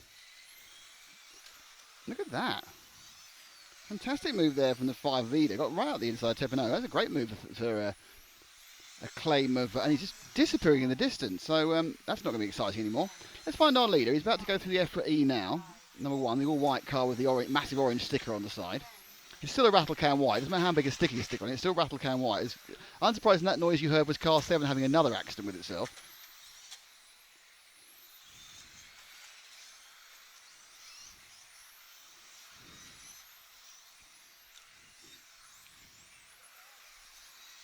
This is the D final in modified. So 10 minutes before the A final. We're straight into this first leg of the A finals, and then there's going to be a announcement and all that sort of stuff before the second round. The announcement will be done by someone who you know quite well. Yes, that's right. It's me. I didn't get any reaction from the rest of the team then. Going, oh God, his ego's being pandered to again.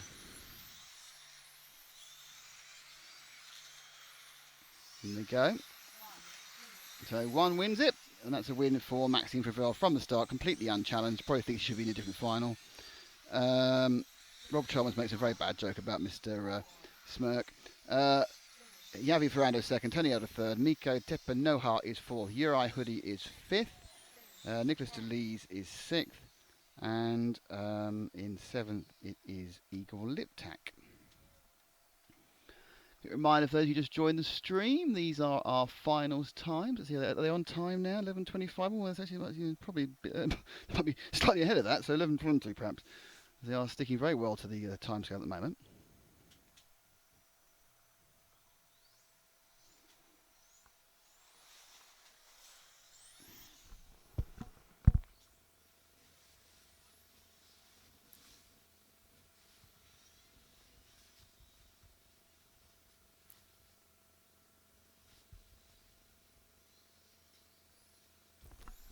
Spend most of the day building a new shade.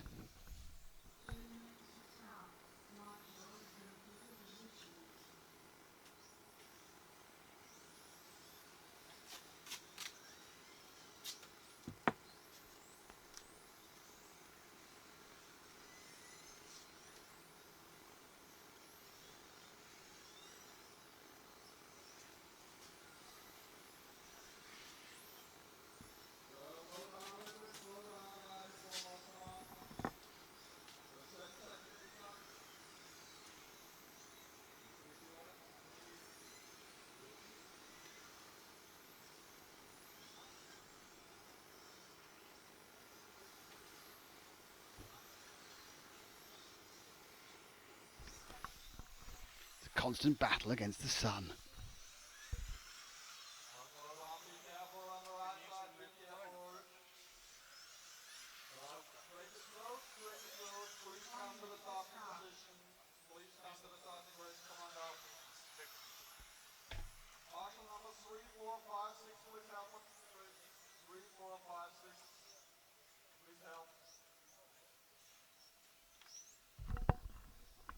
Okay, it's the final time. Jacob Smurda, Sasha Klug.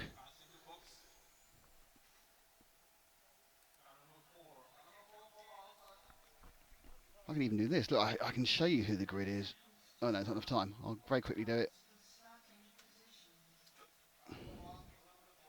Here's your grid.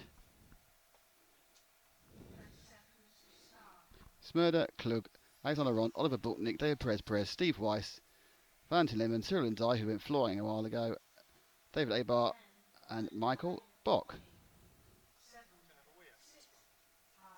What, for the B final?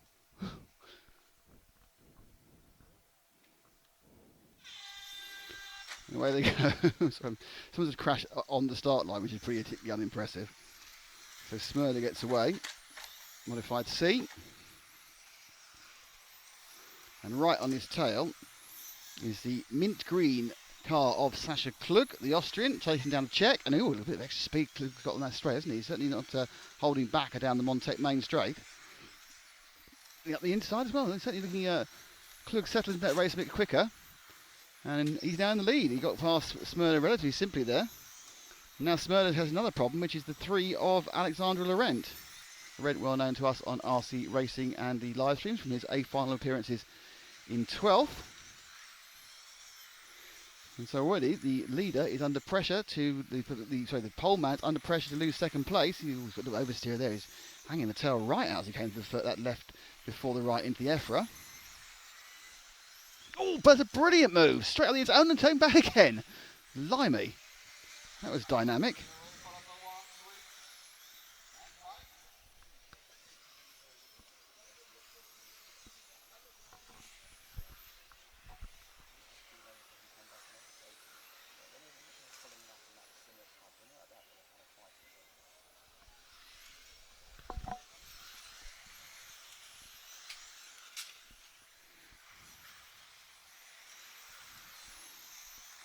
So there's the snail train of second, third and fourth. Joining on the back of that has gone David Perez.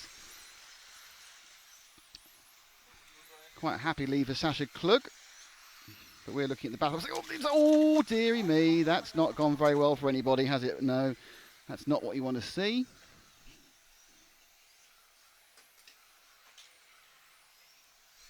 So look at that again. The action as it comes in. VRC Pro replay. And just comes in really see, it was kind of 50.5 because he came in wide and he just hit him badly. So there's our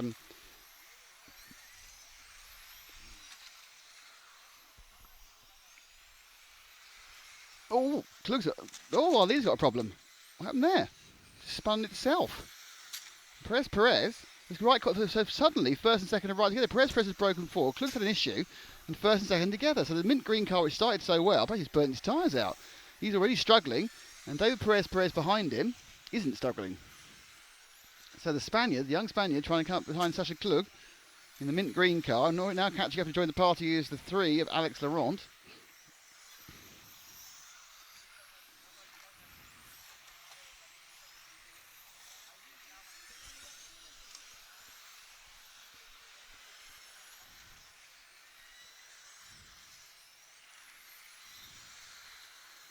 Klug now recovers his composure. It's the first leg of the C final.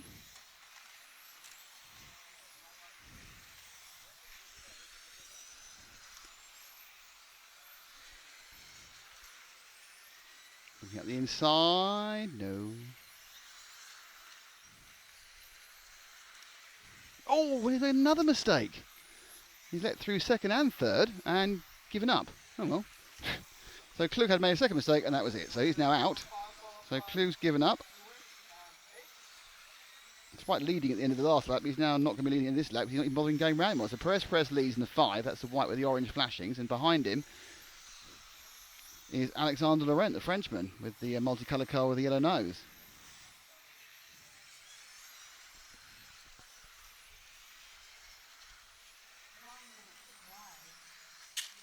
A little bit skippy there.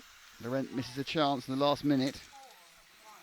Klug drops down to 9th.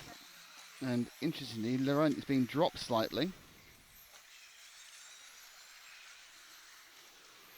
Your leader, Perez, as you can see, he's got about 10 metres, well not 10, 5 metres lead. Very relaxing, very comfortable lead compared to the battle we've already seen today. Laurent a bit closer this time round. He gained about 3/10 in the last lap, and the distance is about 3/10. If you can see another, he'll be on his tail, but this time Perez looking a bit more solid. They'll get this lap and one more. So they're starting the last lap now. So this is the last lap of the C final modified. David Perez leading from Alexander Laurent. And as long as the young Spaniard can keep the thing, I say young, I don't know if he's young, the Spaniard can keep the car on the island, he should be fine. But Laurent really coming close and looking at the inside now. Can he get it switched back? But it's just not enough time. Oh, and yet he even missed it at the end. So Laurent picks up second. Hudy BD7. Is there no way of displaying what final is currently racing? Not at the moment, Gary, but it is. That was the C final. And the B final's next. That's the way it kind of works. C to B to A. So hello everyone, thank you for joining us. We're getting close to the first of the main events of the day. There's just one more race before we have the first leg of the A final. This is the B final, which actually has produced some pretty good racing action, if I'm honest.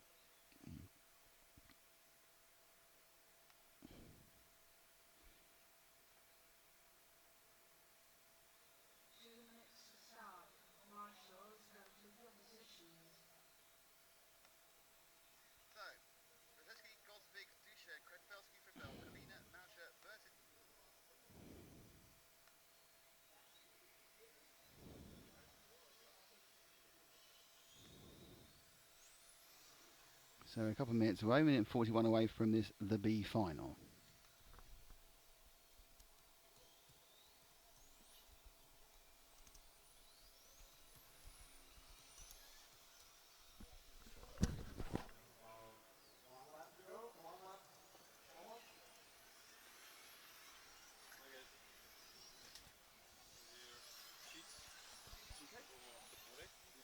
You will need a microphone from us.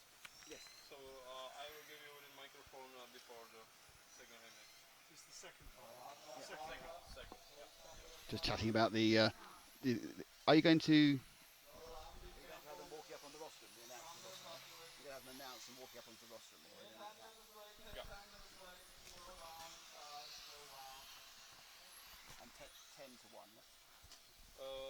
It's up to you. I don't know. Yeah, I think 10-1. Yeah. Okay, so I have to read out all the names. Wasn't I got it wrong before though?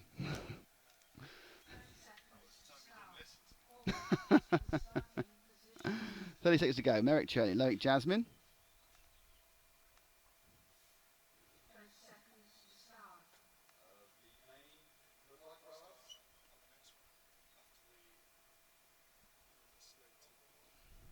10, 9, 8, 7, 6, 5, 4.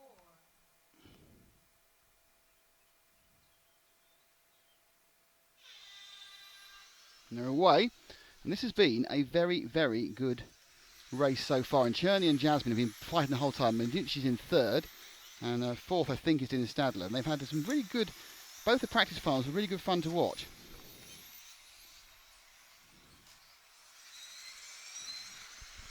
They come sprinting down. So Cherney now holding on in the white into the yellow machine. This is the guy who was the spec champion last year, moved up to modified.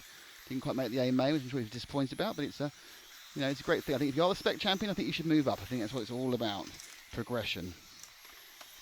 So he leads, and he's a little bit quicker than he has been before. Jasmine has looked, Loic Jasmine has looked faster in the white and the blue car, the Frenchman, in the two practice finals, and both of them are putting a little bit of gap on Alesso Menitucci in the yellow roof with the Italian flag at the lower end of the side pods, and he's under there's battle number 4 as Stadler's trying to get past Menitucci.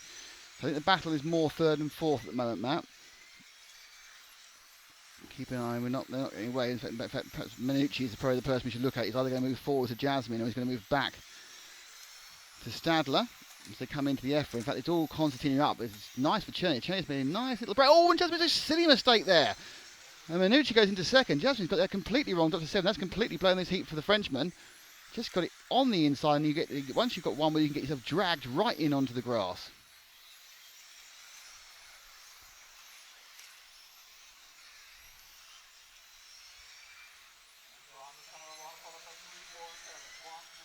And then they come.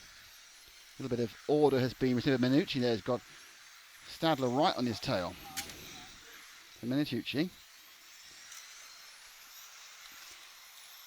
losing a couple of tenths on that lap to Cherney, who's really put down some power to get away.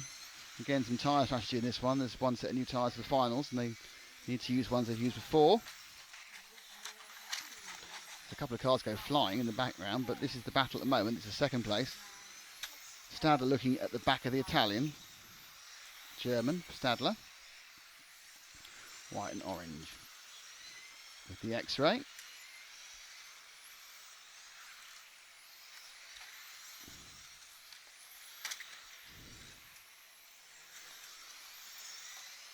That time round, it was a 2. Oh, what is it? So there, suddenly minor mistake for a minute. Stadler's right. The sheer horsepower, though, slightly more horsepower for the Italian than Stadler. But he's got the inside. Oh, that was a great pass. I don't know how that happened. I think Menitucci the door open. Suddenly, so just Luke, thank you very much. I have that one. I don't know whether, I think possibly Menitucci went a little bit too fast into that and just couldn't just drag the nose in. Now, can Stadler begin to bridge the gap towards Cherney? That lead last time round was 2.8 seconds. Will it come down this time? He's going to have to stop Menitucci to get back at him. And it drops the lead to 2.3. So yes, he's managed to pick up a few tenths. So Stadler is bridging the gap, and he's going to drag Menitucci with him. They stop fiddling with each other, and then now getting a bit of a clean run around the LRP loop. Stadler needs to set about closing down that 2-second gap, and he only did it 0.05 of a second. That's going to take him about 40 laps. He hasn't got 40 laps at that pace, so he needs to speed up again. I'm pretty certain that Marek is now probably controlling the pace. He's thinking, right, I may have to use his tyres again. Let's try not to overstress them. And I can afford to lose 1.9 seconds that 2-second lead, because I'll still be ahead. And in fact, that last lap he gained a few hundredths in this, the B final. Coming up next, the A final for modified. Lots of questions need answering that one, and this one, I think Merrick Cherney's answered a lot of questions of his own. He has got the pace, he has got the speed, he's come this from the lead and he's won it well. Well, he hasn't won it yet, he's got a minute to go, but if it all goes well, he'll have won it well. So it's a pretty good performance from Cherney.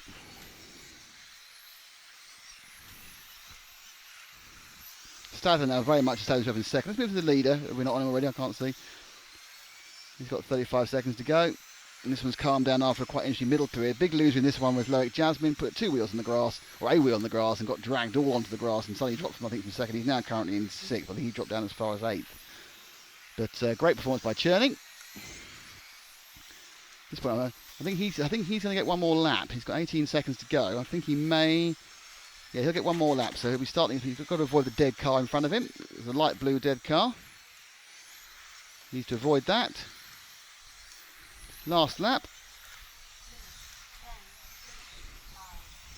The top 3 or 4 all got through, so they all get another lap, including 4th place Martin Hudy. And they go through, and that's that.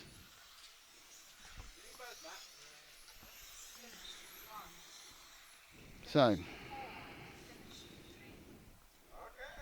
now begins the countdown to the big event. The first leg of the modified A final. It's not Eric Stadler, it's Dennis Stadler. So A final is starting in a couple of minutes.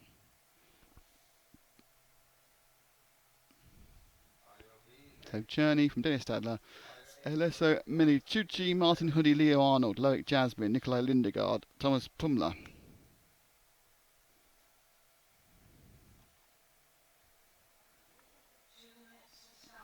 So we are 2 minutes now away from the A final in modified. See on the driver's stand, got Alex Hagberg nearest to us. Also, is the 3rd person there.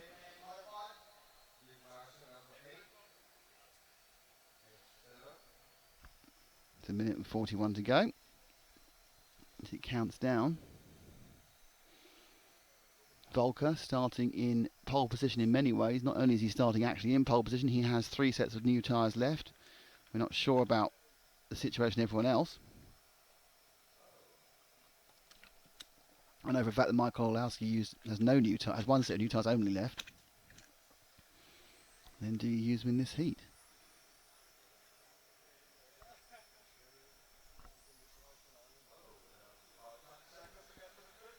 So we are now down to 1 minute to go. Let's take a look at the grid.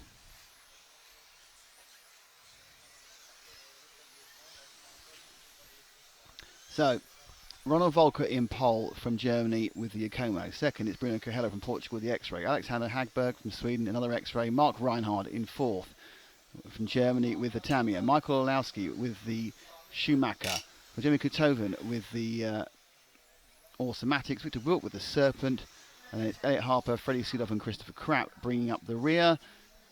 We have a huge amount of tactics that are going to happen in this race. And we have 25 seconds before it starts and we find out what's actually going on. So, any second now. 10, 9, 8, 7, 6, 5. I'm excited, I don't know if you are. I'm very excited actually. And they're away. Volker makes a slow start, but it doesn't matter because he's got the lead. He's got the 5 metre lead before Coelho. And Coelho right on his tail immediately in a gap between them and Hagberg. And they've all gone off in grid order. This grid is very good at getting them off in grid order. We've had very few problems the first couple of laps. Coelho all over the back of Volker, and he needs to make a move early. Volker a little bit slow in the first couple of laps and then much quicker. Coelho, though, not particularly quick, coming onto the main straight. Volker now and Coelho completely together. Hagberg is done under a little bit of pressure from Reinhard in 3rd and 4th, and then it is Orlowski, Kotoven, and I think that Harper's made up 1 place past the Serpent of Vilk. So 1, 2, 3 and 4 absolutely in grid order, and what needs to happen is that at some point, so Vilk,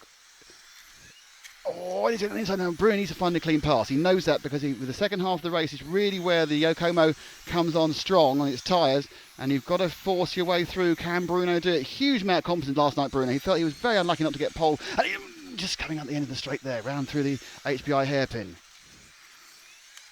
As close can be. But Volker saw in the spec final, if you literally just hold your line, it's hard to get past. But with the difference in power here, and Bruno is all around the back. Now, Hagberg isn't gaining. There's about that constant gap, and he's fending off Reinhard. But Bruno, it's all about Bruno and Volker here. Volker in the sort of, inside almost. Look at that, almost a waspish side, blue and the white car, whereas Bruno has the mainly white car with orange flashings. And behind him, the reigning European champion is now coming into frame. That's Alexander Hagberg. And behind him, the three-time world champion, Mark Reinhard, is coming into frame. The top European touring car drivers are all here. They're all racing. And Hello looks for inside again at the LRP.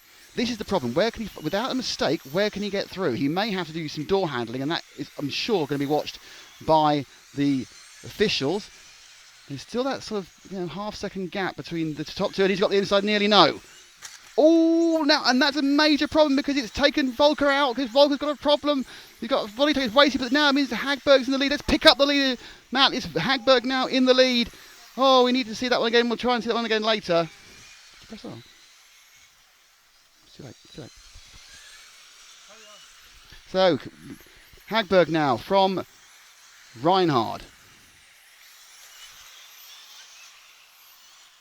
Nation's trying to cat amongst the pigeons. The first two hit each other, which isn't a massive surprise. But this almost certainly guarantees the third leg. But now, can Reinhard get past Hagberg? He lost his drive. Coming under the... you could almost hear the brake speed, and Orlowski's in third on his only set of new tyres. So Orlowski's a really major beneficiary out of this. They come round now. It's Hagberg, and there's more problems in its fact. Now it's Harper's got an issue, but this is all about the leaders. Orlowski, amazing, the man who was a surprise European champion only a few months ago, is now joining the back of Reinhard, but it's with 2 minutes still to go. It's Hagberg leading.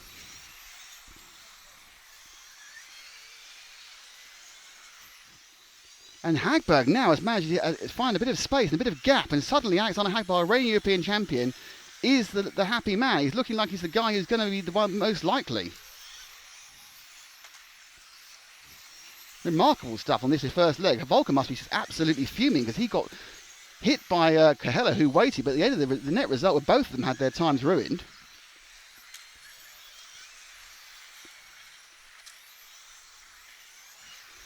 But now Reinhard's getting back towards Hagberg again, a little bit of a breather, and now he's going to challenge him for the last minute and 18 seconds, his first A final. So much controversy happened already.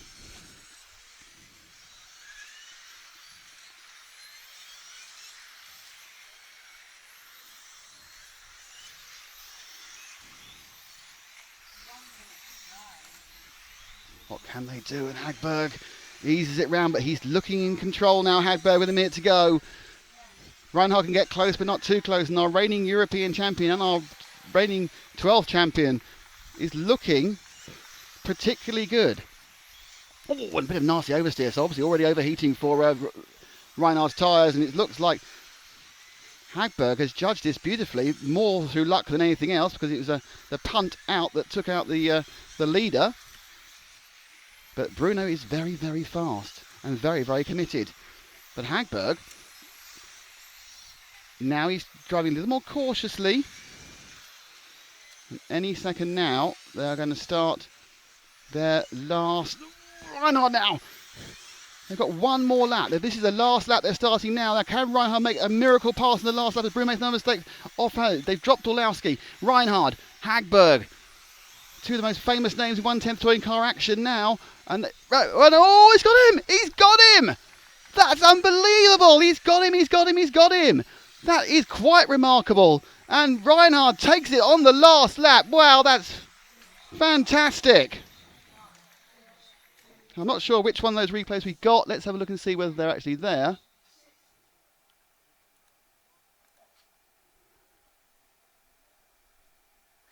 And that's a different point of the track action.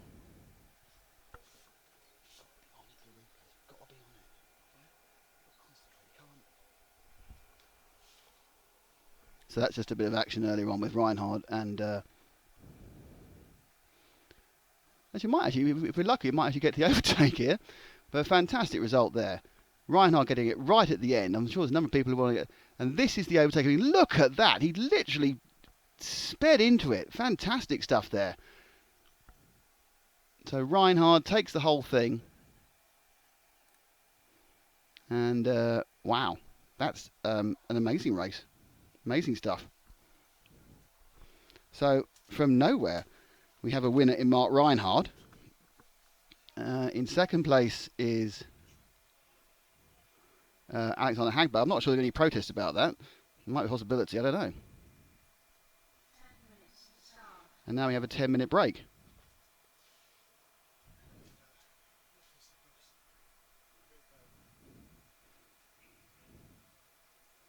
Interesting stuff indeed. So we'll try and grab a word at some point in the near future with the drivers.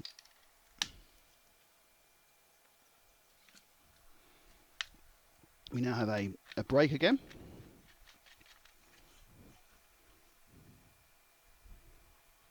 For about 5 minutes.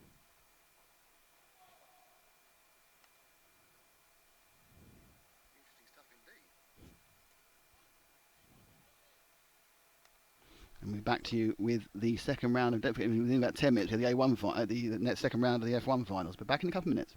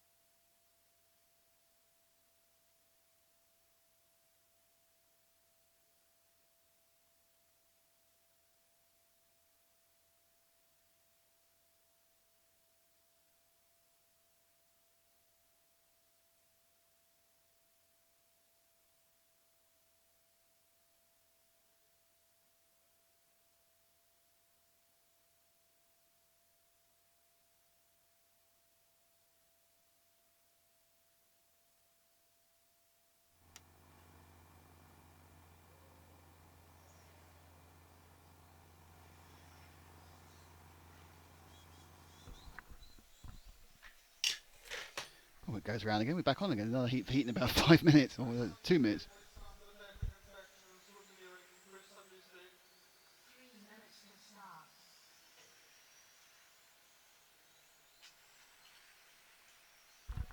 Okay, so wait to see. What we don't know yet if there have been any formal complaints about what happened in the modified A final.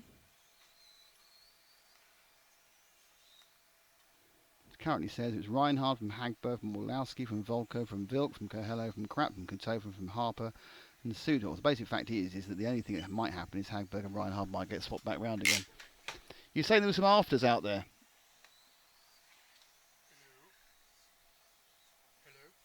Are you on? Is the microphone on? Hello. Hello. There's some afters, you said. Well, there was some raised voices on the driver's stand, Excellent. shouting at the referee, and oddly, it was Bruno doing the shouting, Really? which I thought was strange. 'Cause he- Shouting to the referee that it was their responsibility. So I think he was shouting at the referees because maybe Volker was shouting at him. Or perhaps Bruno was shouting because it was an X-ray person who got taken off. How do you mean? He was being supportive of Hagberg. Could be. But obviously you can hear over the tannoy here that Chris Hardesty is being called to technical inspection, and none of the A main cars are being released at this time. Ooh. So what could be happening? It's all very, very, very, very, very, very, very exciting. Probably nothing. Yeah, But it's all very, very, very, very, very we'll exciting. just revel in the build-up of that for a moment. Absolutely. And you can, in no time at all, Yeah. you'll be able to relive the joy of that race. Oh, I want to actually, because it was a good race. It was a good race, and as of, hang on a second, Any race where the lead changes more than once is a good race. that's true, In a especially on the 5-minute last race. lap. And, Yeah. and the favourite guy. The only thing I'm pretty convinced about now is we'll get to 3 legs. Do you think Mark's pass was a fair one? There was contact, obviously. It looked very judgment call-y. Yeah. Very judgment call-y. Very judgment call-y, and I think that they maybe didn't judge on that it The call. The call, yeah, the call wasn't judged on, so that's why Yes. X-ray aren't. Now I'm looking going to happy. go. I'm going to go and talk to Mark in a second. Good. After this race, because I have a duty after this race as well. To go to the toilet. No, to do the announcements for the F1A final. Ah, right. So I'm going to go and Yeah. I'm going to do 2 mic announcements.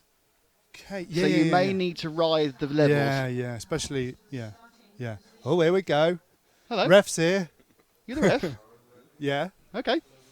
How Do you can want we to help, see, sir? which pass do you want to see? The last move from. Yep. Okay. No problems. Bear me a second. Is it not still here on the replays? Yep. It is. It's the last replay. It's the whole of the last lap. Yep. Is it that? Yeah. Just go. It's the whole of the last lap, so it's a few seconds longer. It's about you've got to watch the whole of the last lap. So we're now showing this. This is going out live to the referee.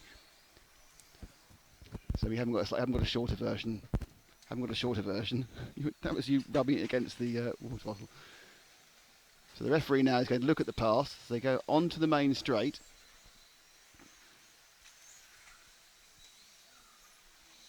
And come down. And inside, I can't tell whether Hagberg's lost that. Hagberg's oversteer, he got lent on to lose it, whether he pushed it too far. Can you tell? Can we ask when you watched the race, what did you think at that time? I think it was a fair move from Mark because Alex over pushed the last breaking point, and so it was my point of view. And now, having watched the replay at half speed, what do you think? Have you changed your view? No, Okay. I think so. No, fine, super. Anybody else from the judging department is welcome to come and look at it as well. It's fine. Anyone can see it. Cool. So there we go. Are they a little bit unhappy? Are the drivers a little bit unhappy? No, I think so. I think everything's fine. At the moment, a little bit. Ronald is unhappy. Yes, because with of the first from Bruno. Yeah, But- Yeah. but that was just an accident. But Alexander and Mark, I think they're both happy. It was a fair move in my opinion. So Okay. we'll see. Super. Thank you very much There we go. indeed. Thank Brilliant. you. So there we are once again, sorting everything out for everyone. Yep. So I am going to now, at this very moment, I'm going to post the A file as a separate clip into all sorts of streams. So you're going to talk for a few seconds.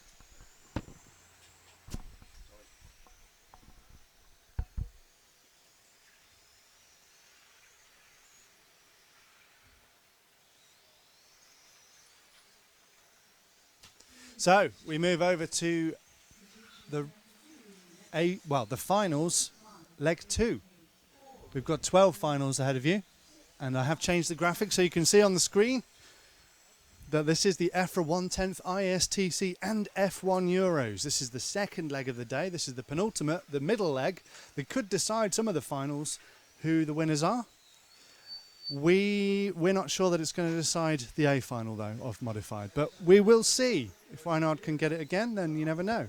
He's down in position 4. He's going to be marshalling this F1 final, leg 2. Thank you to LRP, thank you to X-Ray, Montec and HBI Racing. Without those 4 organisations, this coverage just wouldn't be the same. And without EFRA, this event wouldn't be happening. So go check out EFRA.ws. That is the website of the European Federation of Radio Automobiles that govern over this class of racing, and many others as well that we'll be covering all across the summer. So go and check out that website to find out. You can see the rules. You can check out other classes of racing, and you can even find the federation in your country. So where I am, it's the BRCA.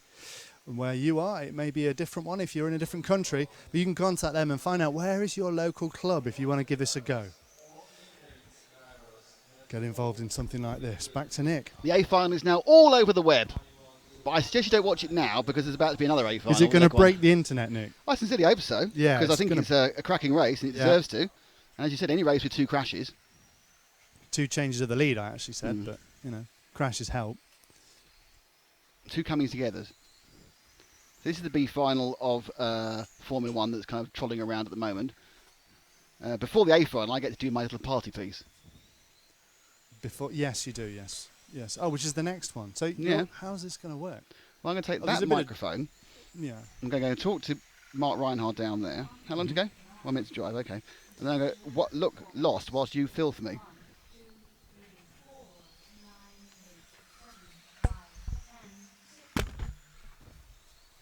Here he goes. He's getting on his corporate sponsored teamwear produced for us by the lovely people at TKR. And he puts it on here, and he wears it when he walks on camera because otherwise it would just be see-through with dripping with sweat, like a wet T-shirt contest that you don't want to watch. Yeah. Seriously. It's called the world's worst wet T-shirt competition. Yes, the world's worst wet T-shirt contest.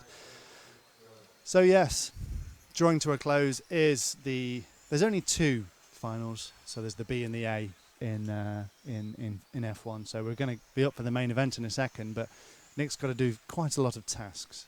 But the most important thing for us right now is maybe get a few words from Mark Reinhard. Think you're going to do that? Go give it a go. We can see if John can move the camera and position it on Marshall Point 4. We can see Mark just watching the cars trundle around. There he is. I don't know if Nick's going to go out onto the track to speak to him, or if he's going to meet him somewhere along the way back to the pitting area. No, there goes Nick out onto the track. Coming to see Mr. Reinhard. Well, blimey, that was a race and a half, wasn't it? Yeah, I think it was. That's what I hoped for. That I knew my pace was good. I think Alex let a small gap to Bruno in the beginning, so they don't put him under pressure. And I felt faster than him in the beginning, so I just tried to be patient behind him, don't hit him. Yeah, and talk us through that last lap. Yeah, I had some rough laps. Like one rough lap when we were in the lead, Heck in front of me, but then I had to make my way back. So I knew the last laps I need to be close enough to try to make a pass, and I went onto the straight pretty close to him, and then in the straight I just kept the throttle a little bit longer than him. I think he would try to save it, so I just dived in the inside and made a side-by-side pass. I guess it was a nice one. So that's a fantastic first leg. But just tell me, going back a bit, how did you feel when you saw Bruno had punted Ronald? To be honest, I saw it coming because I saw it already in final practice. I mean, he's fast, but he is not, not taking so much patience to the one in front. So I knew and I hoped that something gonna happen, but it's shit for Ronald. But what can I say about this? So what are the tactics now? I mean, you really have to wait for that to happen again, don't you? Because you can't really make your way past 3 cars to win another leg, or can you? The thing is, I have only 1 set left, so I need to decide if I use a second set now or try in the last one. And the others have 3 sets, so they have for sure still an advantage. But like we saw in the first one, everything is possible. So I guess I'm gonna go with new ones again and try to win the second final. Well done. Great racing. Thank you very much.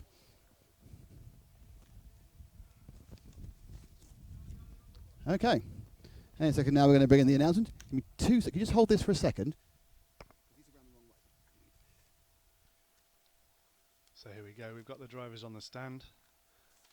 Nick's just preparing the papers when he's going to bleat over the tannoy who everyone's sponsors is and introduce the drivers. As you can see them all stepping back there, putting their backs to the wall, and they'll step forward when Nick says their name, but he's just, he's not got his reading glasses, John. He's just going to make it up, isn't he? I hope they're not missing one.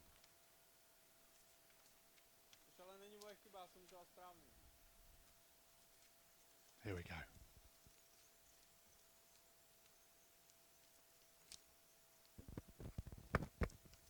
Okay. Hello? Okay. Oh, yeah, too much for me there. Okay, so it's time to announce the... Oh, blimey. It's time to announce...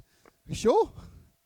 It's time to announce the top 10 qualifiers for the F1 European Championships, the inaugural F1 Championships from EFRA. And starting in 10th place from the Republic of San Marino, driving an X-Ray, his electronics are Hobbywing and much more, and he has no other sponsors, so well done to you. It is Andrea Selva.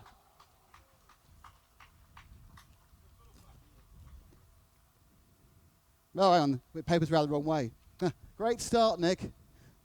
Actually in 10th place from Slovakia with an X-Ray X1 Hobbywing LRP electronics, sponsored by Venone Kiro, his family, and the X-Ray shop in Slovakia. It's Andrej Venuko.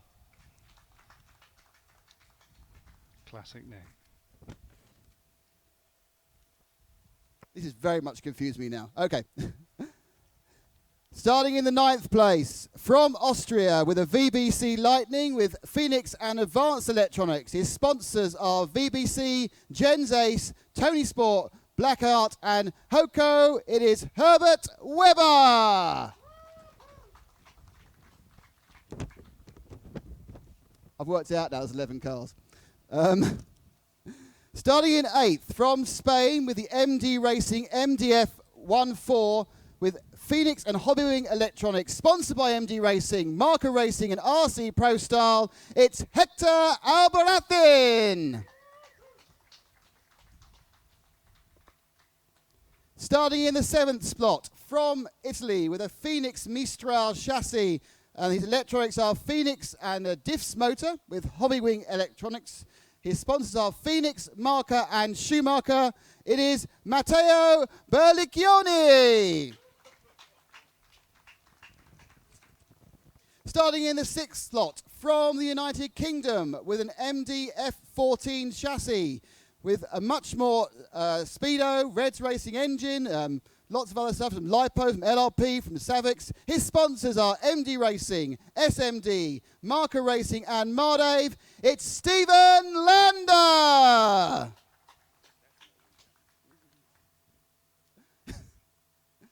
Starting in the 5th slot, from Belgium, with a Roche Rapide chassis and LRP electronics. His sponsors are Roche, Automatics, LRP, Protoform, TWT, WTF, Tony Sport, Lee Speed, Futaba and Radtech. It's Olivier Bultnik.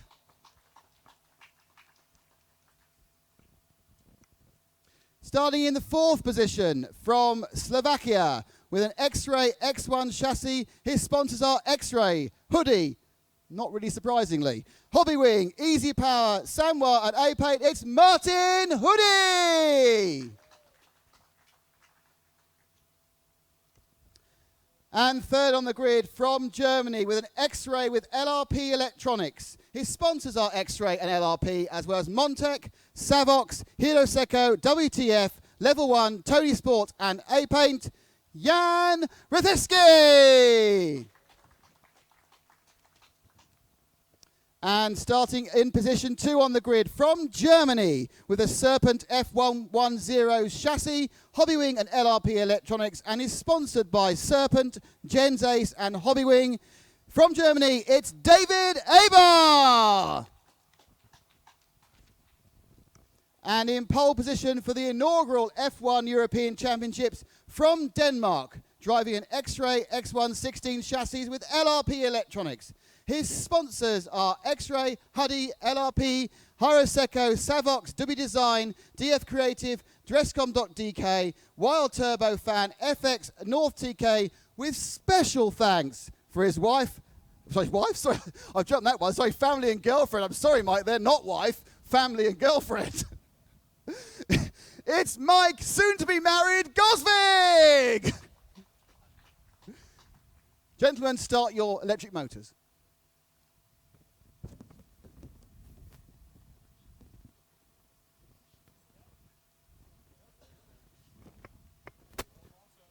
Just going to pass the microphone back.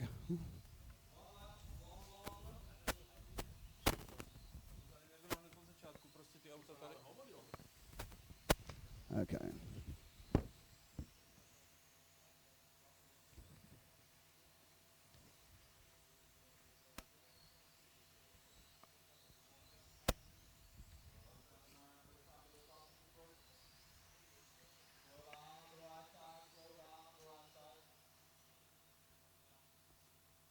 Women's work is never only because the camera's on now.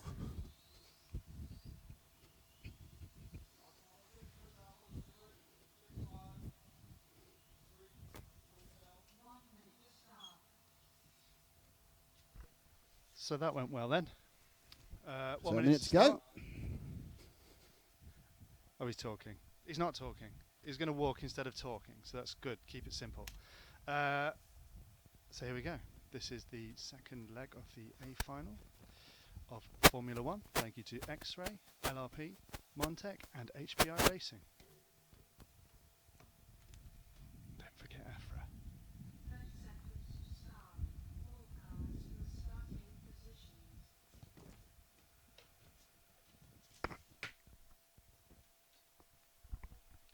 Okay. Well, that was a smooth introduction, wasn't it? I was a little bit confused about there being 11 drivers, if I'm honest. That was what really caught me out. Didn't realise there were 11. Anyway, so if Mike Gosling wins this one, he is the European champion.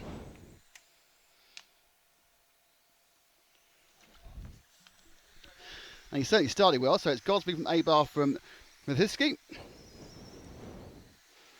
But already A-bar now right up the back of Gosling, because he needs to do something. Because if Gosling gets through, he will be the F1 champion. A-bar.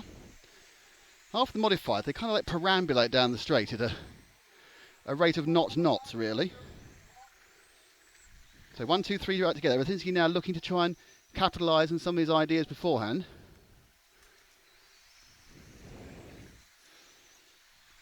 This is the second leg of there. So now the 1, 2, 3 much closer. Last time, of course, at the start of the leg, second and third hit each other, and that kind of spoilt the whole thing for everybody.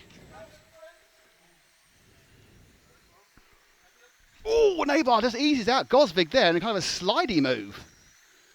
That's remarkable. He just kind of block checked it, A-bar. Nice stuff. Well, I don't know if it's nice stuff or actual stuff, I'm not sure. So A-bar now takes the lead. He has looked quick, but then now Gosvig now has to get that one back. Or Karawasinski pounce. Let's see that one again, the overtaking manoeuvre. Comes in, I'm surprised he got away with that one.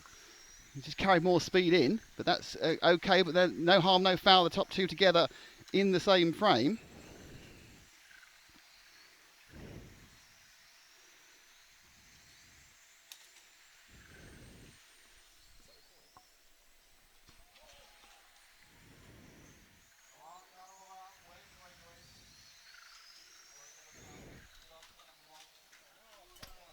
So lots of problems there going round.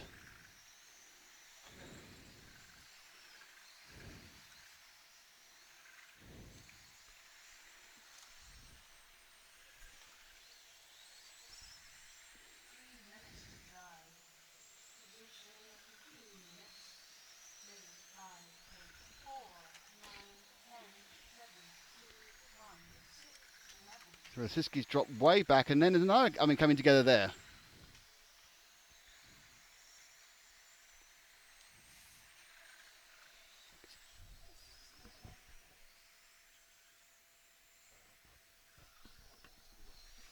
Right, so what we need to do is we need to find our leader, which is now Jan Rothinski. who's got forward and into the lead. He's light orange car. It's not that one. Rasinski is down. It's a car going down the straight down there. So he's leading now. Since he got through from Boltnick, Gosvig's dropped right down the pile.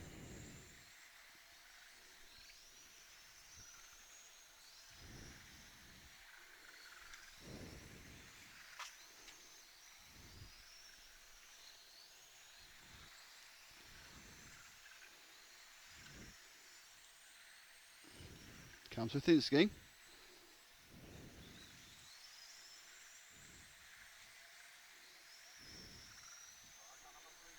In second place, it's Oliver Boltnick in the 5, who's just behind actually in the silver car. Just dropped back one car, and that's Oliver in the 5.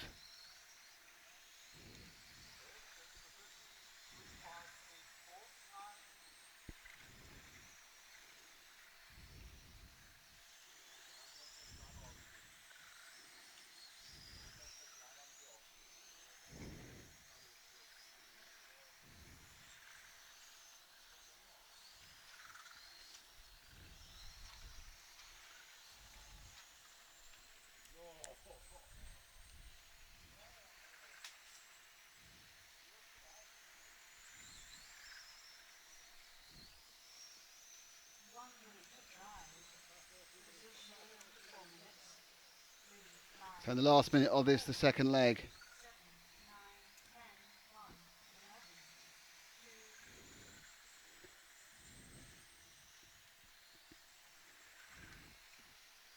And Rasinski's had a good run.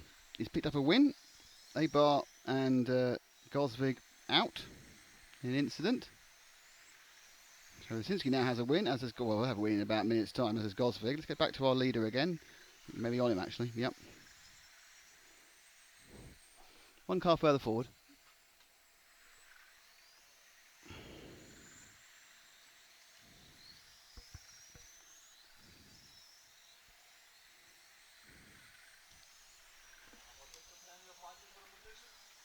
What?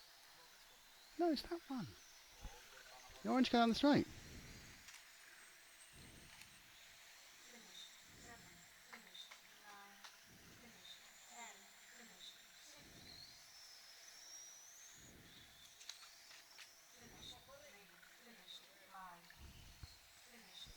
So that was a good run for Jan Basinski. Oliver Boltney was second. Hector Araberchin was third. Oh, Martin Hudy got it right at the end. He was second and third.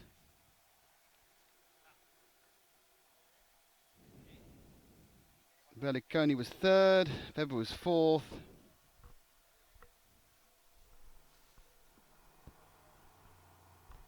Turn recording off now.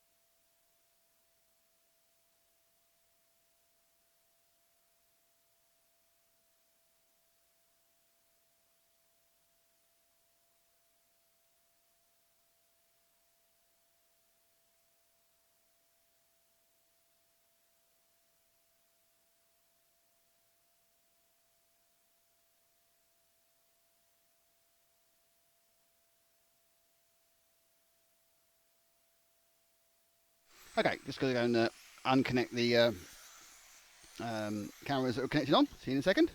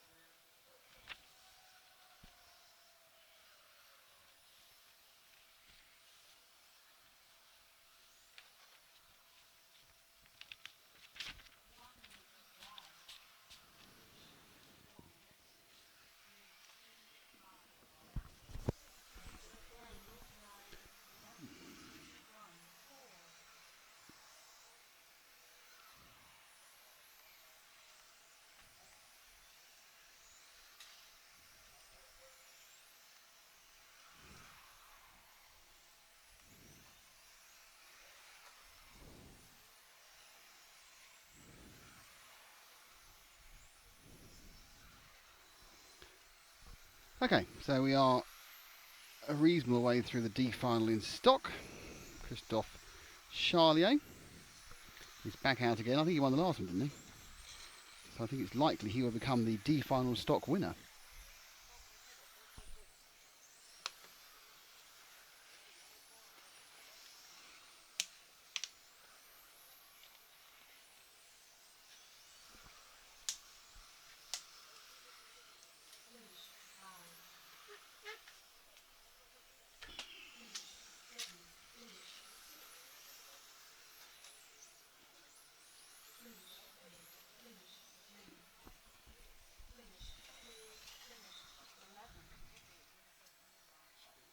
So they all finish. And the net effect of that is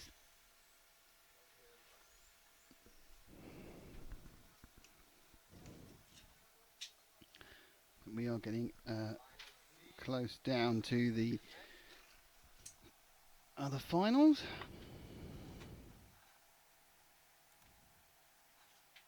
Just a reminder when the finals are coming up. Next spec final is in about 10-15 minutes. And then we have the next mod final at 1:10 so in an hour's time. So not long till either of those next finals. So they'll be coming up.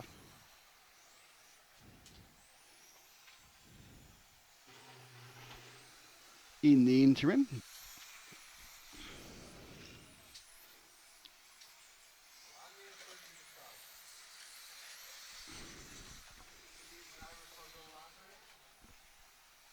see who's in this next final, which is the C final for stock.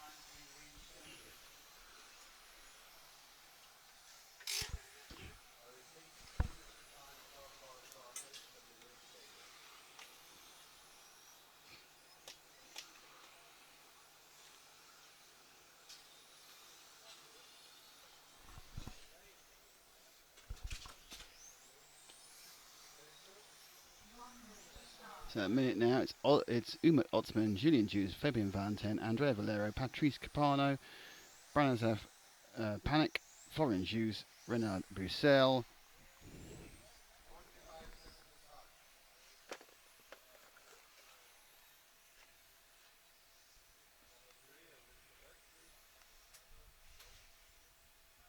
So it was a win for Umut Osman in the first one of these. Hughes was second and Valerio was third. That was the run last time out. Starting positions.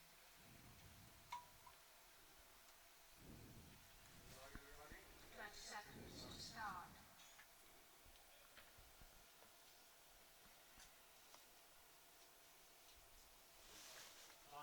10, 9, 8, 7, 6, 5, 4.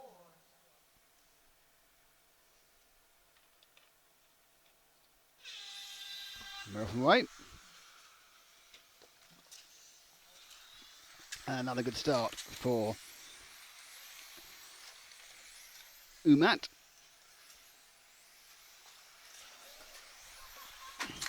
As he comes through, the second car in now is the pink machine, which I think is car 5. I'm not quite sure of my eyesight at the moment. I've already come through, but it's been a bit of a sorting out. And the action is second. Oh, was second. Third. It's actually the 3 car of Fabian Valentin who's second. He's miles behind.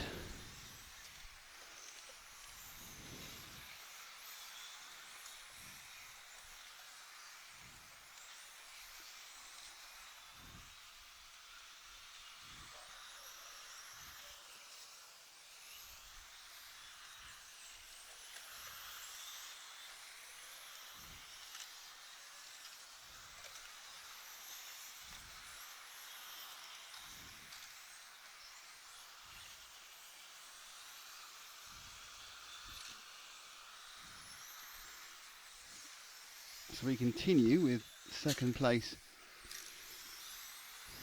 3 of Valentin. Let's drop back to the third place battle, which is 7 cars a lap down. The third, 3 cars going round, which is the 0 of Stefan Romans, has got through. The overtaken on the straight now by Julian Just. So Just in the green and silver car, Robbins in the white and blue. Behind him is the 9 of Pascal Delfier in the mainly yellow with orange flashings car.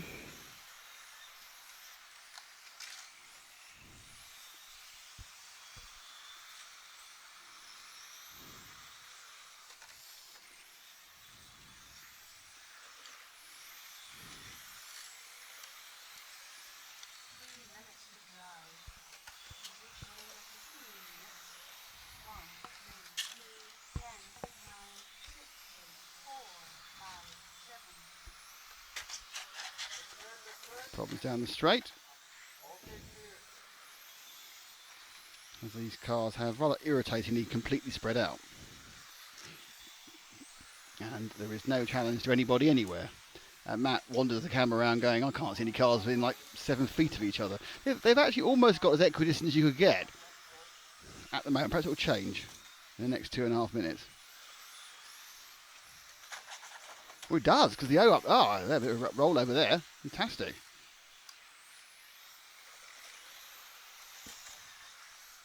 So now the 9, driving strangely, of Delfier leads this battle for fourth. This is a fourth place battle, isn't it? So 9 is leading fourth place battle. Behind him is the 10 of Romans.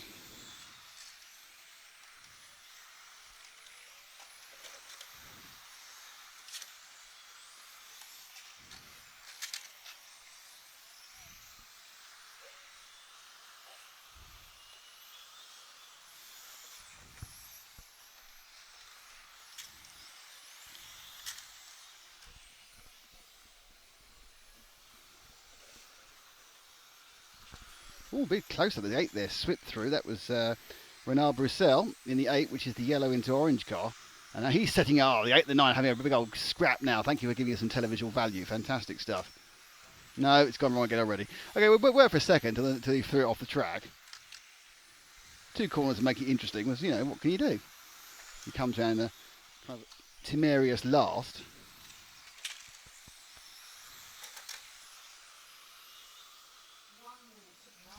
And Matt looks very bored with this final. Look, 9 and 10 are together. And 4, they're all together. 9, 10 and 4 together. So it's the 9 of Delfier, the 10 of Robbins, and the 4 of Andrea Valerio.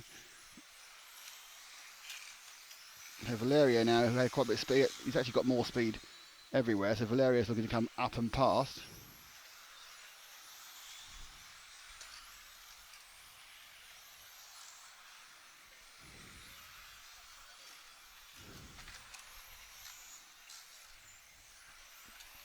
Here's Chris Hardesty. That's good news or bad news. We've just come for a cigarette. Nope, looks like there's more refereeing going on. Hello, Chris. Hello. Do you need to talk to us? Yes, of course I can.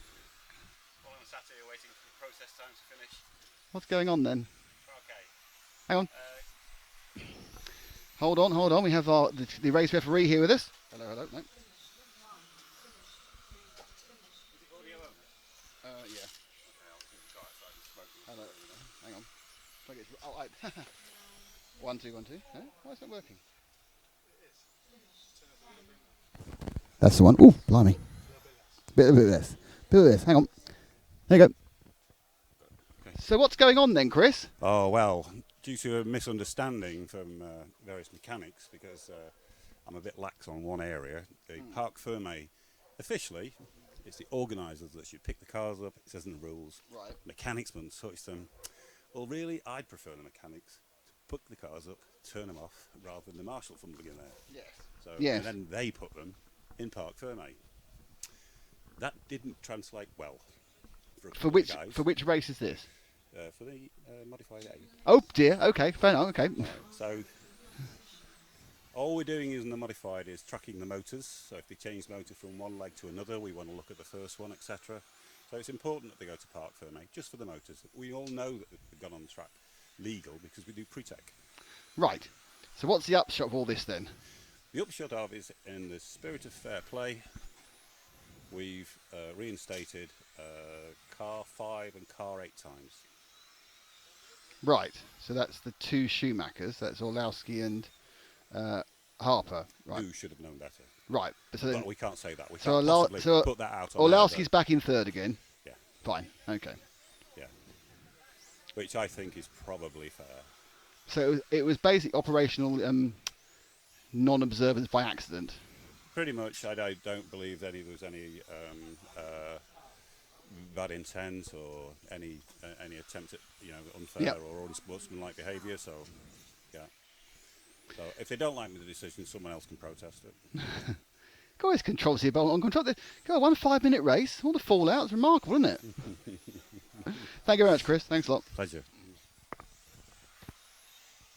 Well, there we are. There's me thinking it was something to do with the accidents, but no, it was down to do with the procedural nature of doing stuff. It's hot today, isn't it? Yeah.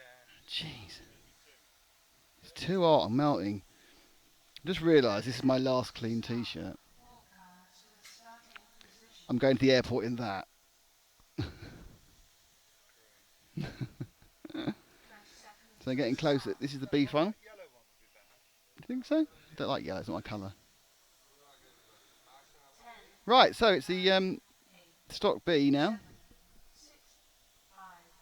You filming this one or is it John?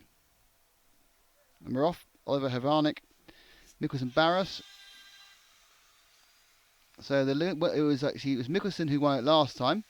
Havanik was second and Fabiano was third. So if Mikkelsen goes and wins this one again, but it was of course a slight accident in the body type that robbed the Oliver Havanik from Slovakia in the orange car from the potential win. And this the B5 is very, very hot. So second and third is where the action is, and that is the 2 and the 3, which is Mikkelsen and Murray. Then Murray's got his car back on and running again after a bad first leg, which he didn't finish. So Murray looking to get around Mikkelsen. Havanik looking not to make a mistake like last time. One of the cars slides completely out of contention.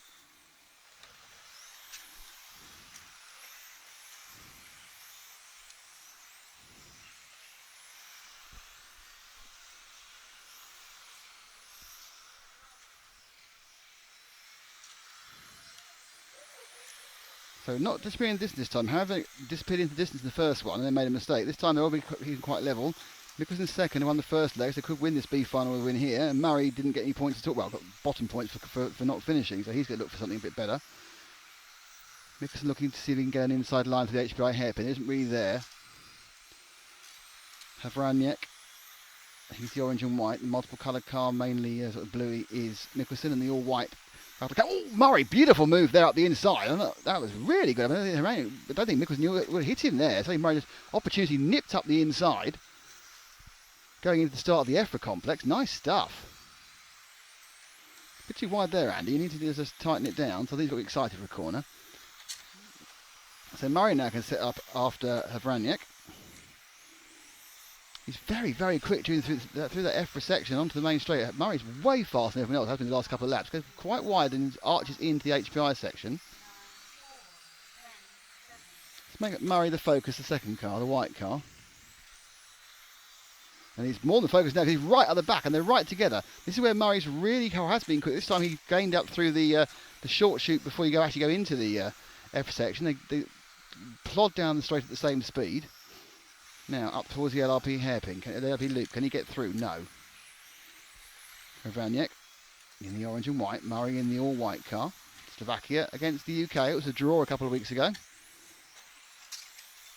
And currently it's on as evens, but Havraniak has track position. Murray gained a few inches there. As he goes into the HY hairpin, gained a few more inches now. Better drive out from Havraniak. Murray, oh dear, got that very, very bad wrong. He came off the grip line and just slid forever. And now he's probably got muck on his tyres and he's lost 3/4 of a second. There's a tiny error at that LRP loop. Yeah, he's got to go and work his way all. But he's got a minute 57 to work his way back up again. But he's got to try and work his way all the way back up to the back of running again after losing him just here by going too wide. That's the best Murray's taken that loop for a while. So hopefully he'll be hoping to get a few tenths back. That time round it was a 20.5 against 20.1. So 4 tenths going back by Murray. Got plenty of laps, but he needs to gain at least 2 or 3 tenths a lap to get back on the tail off that one little error. Again, a little bit closer again. Havraniak being a bit greedy on the inside of the corner there, I think. And Murray this time round gains nothing.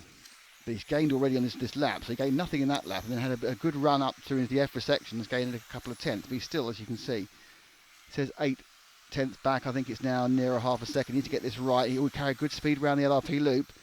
This has been a good lap, and he gets his next 2 corners right for Murray. You can see he's right on his tail, and that was a good lap. That was a 3/10 gain, and then a bit more gain coming through this second half. But now, this is a bit of Hranic. It's got a bit more speed. Settled it down nicely. He's good around the edge by a hairpin. He gets good drive here. Lovely drive going into the LRP. And in this bit section here is where Murray, well, he doesn't make that slightly wide run, normally goes. He's very quick through this area here normally. Just got the corner slightly wrong. So that was advantage of Hranic in that one. 40 seconds to go. Nicholson nowhere. He's dropped down and, well, just nowhere. So he's fourth. So this one's going to go to 3 legs. So Murray now has this and possibly 2 laps. Yes, just 2 laps I think he's going to get. So 2 more laps after this, he's on the tail. Can Murray take the win in the league, or have Hranic get a really good start with the first and the second in the first 2 runs? Murray. He's got 2 chances to get past. This is the penultimate lap. They won't stop this time. Just make the last lap. Now Murray, this is do or die. Can he get the inside? Ooh, no, yeah, no, maybe, possibly, yeah. Oh, he's got him.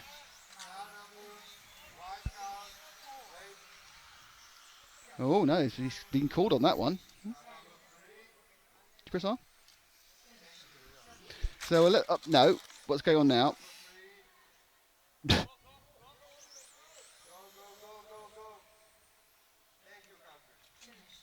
Who won? Hranic won. Let's watch that. Let's see that again. The problem in the last couple of laps. As you go to the half. So they come back together.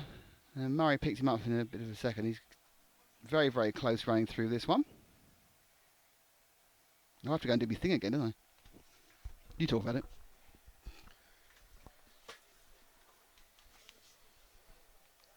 There's the crash. There we go. They hit. There's the clash, guys.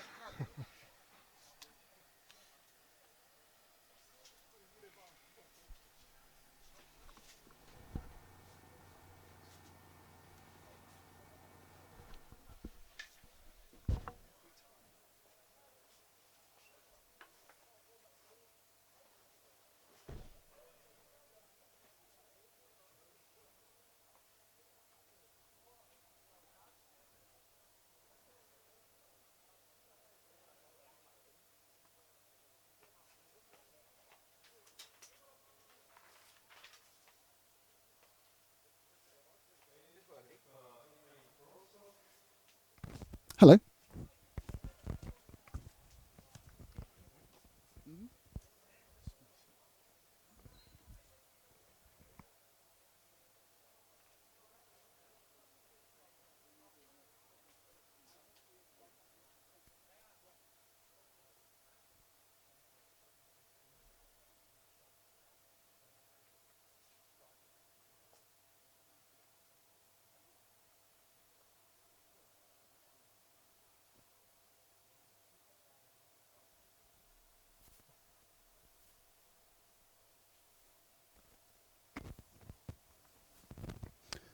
Okay, I need to find the... there we are.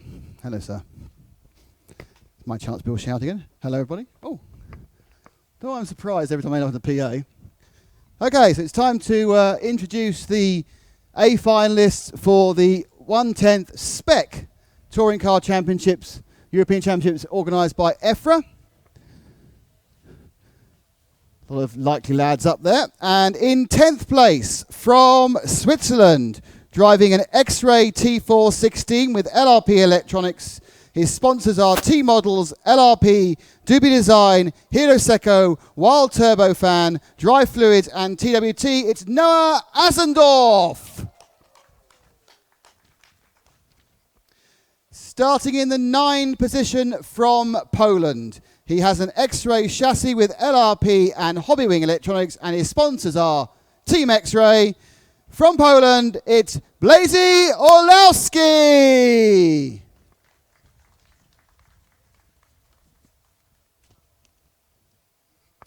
Starting in the 8th position from Italy with an X-Ray chassis and LRP electronics. His sponsors are X-Ray, Hudy, LRP, Montec, Gulliver, Sprintal.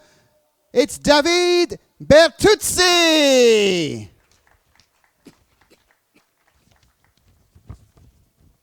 Starting in the 7th position from Germany with an Automatics A800 chassis running LRP electronics. His sponsors are Automatics, Futaba, LRP, Protoform, Lee Speed, A-Paint, MPE stickers, RC, Kleinkram, WTF and Moody Falls. It's Max Machler.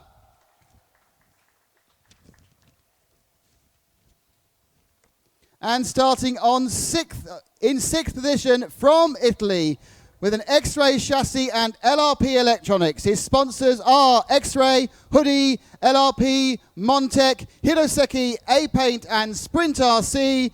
It's Mattia Colina.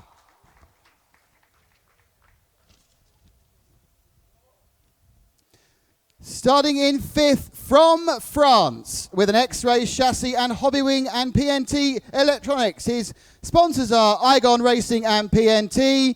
It's Steve Favrel.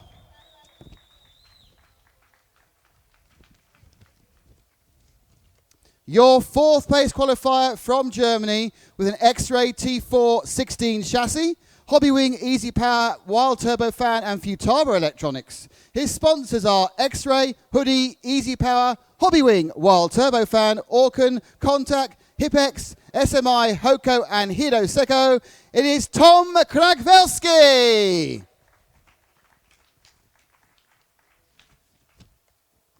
Starting in the 3rd position on the grid from France with an X-Ray T4 chassis and Hobbywing and PRT electronics. His sponsors are RC Team, PRT, Tony Sport, MS2D and his father, very honest, it's Alexander Duchette.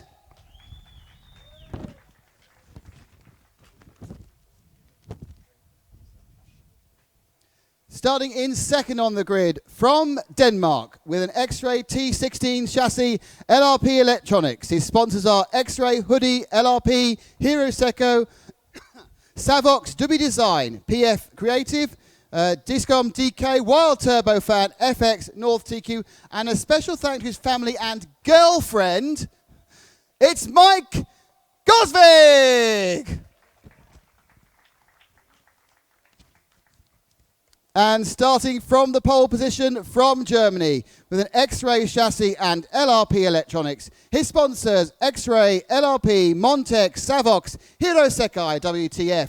Level 1, Tony Speed and A-Paint, Jan Ratheski!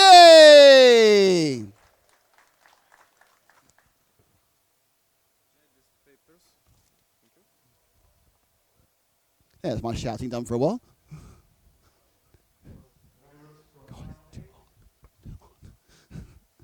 So coming up now for the 2nd run of the A final in touring car stock. Cute small dog, obviously. So now needs to do a bit of warming up.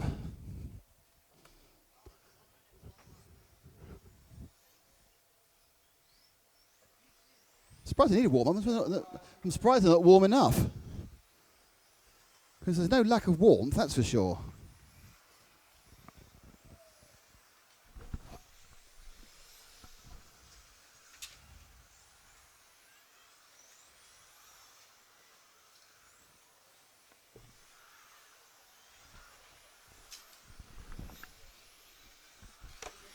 So, it was Jan Ratheski who took the first of these finals.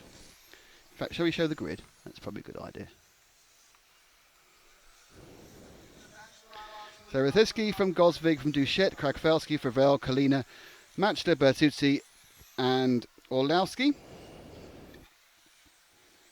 We have Noah Asendorf.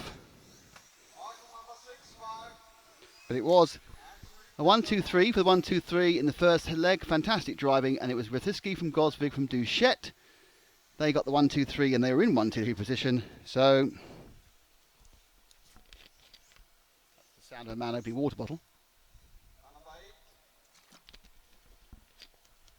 Let's get this show on the road. 34 seconds to go. So Cameron thinks he's doing another perfect 5 minutes and stop anyone getting anywhere near him. And I am commentating topless. And Matt is disgusted. That's not fair on anybody. That really isn't. You need to get off that shot quickly. 10, 9, 8, 7, 6, 5, 4.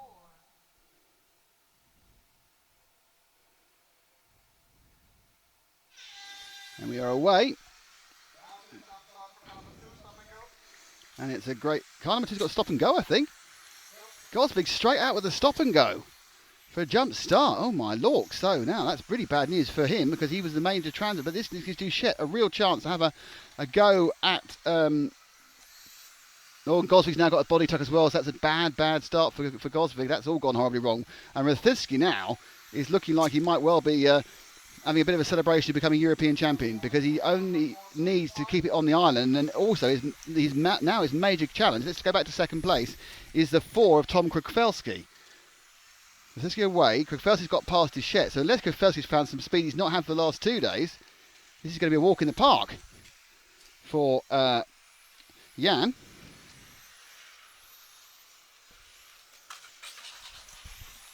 Saying that, upside down goes our focus driver, and he's out of that one. So let's pick him up again with the swarm of cars going down the main straight.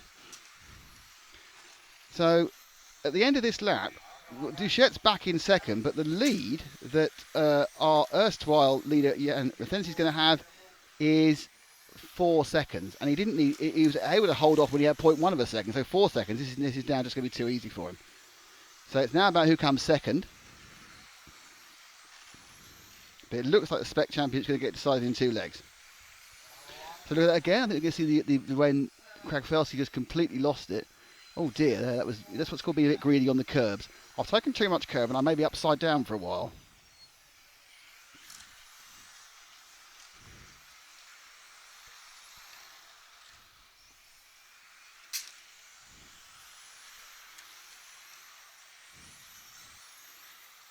So second and third, it's car 7 actually who's in third, which is Max Moucher.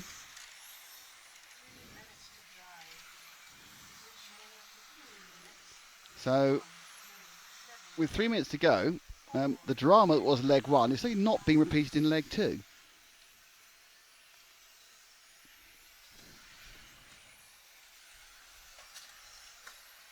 Mark Bruton Young said it's pointless from Gosvig handing Jan the win. I think that's probably what he's done. I think you're right.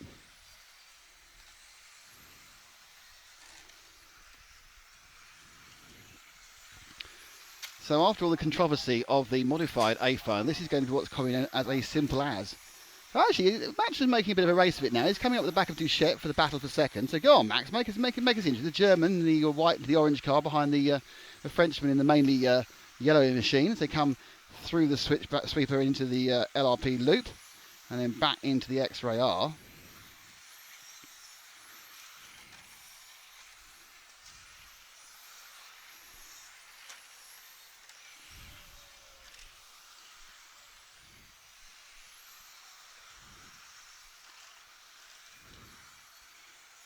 So here we all go. Oh dear. There's a lot of Lexing on this particular race. You can probably hear it in the background as cars are rolling. Not cars of any particular importance, certainly not Jan Rathetsky, he was defining an easy win. And he's about to take the European Championship. We will go back to him for his victory couple of laps. There is something going on. There's a chance here that Matcher might stick it up the inside of Duchette if we ask really nicely.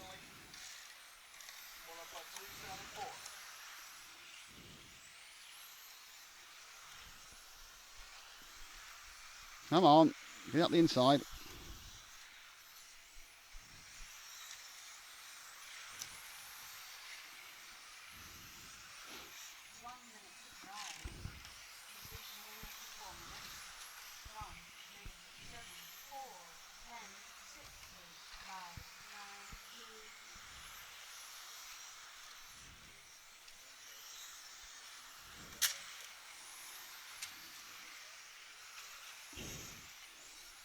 So it doesn't look like Max is going to get past, and we're down to the last 40 seconds. Let's find our leader. Jan, he's below you now. Just now that is Rathiski, number 1.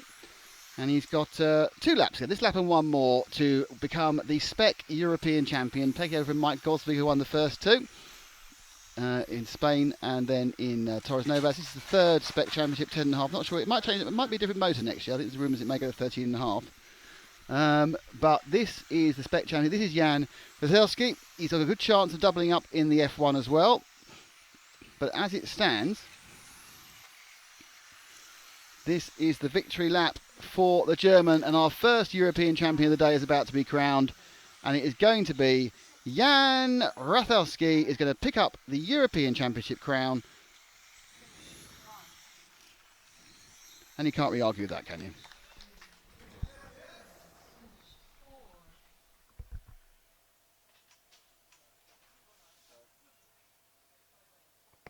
So a great win there for Jan.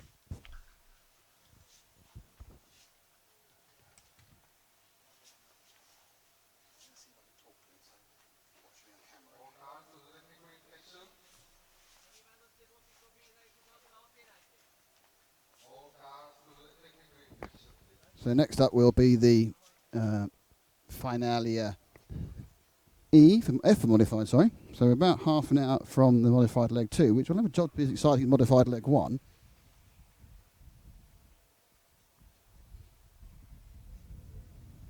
This is the sound of me walking down some stairs. I'll go and see if I can find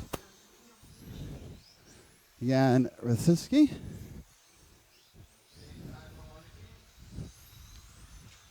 So I don't know if Jan's listening.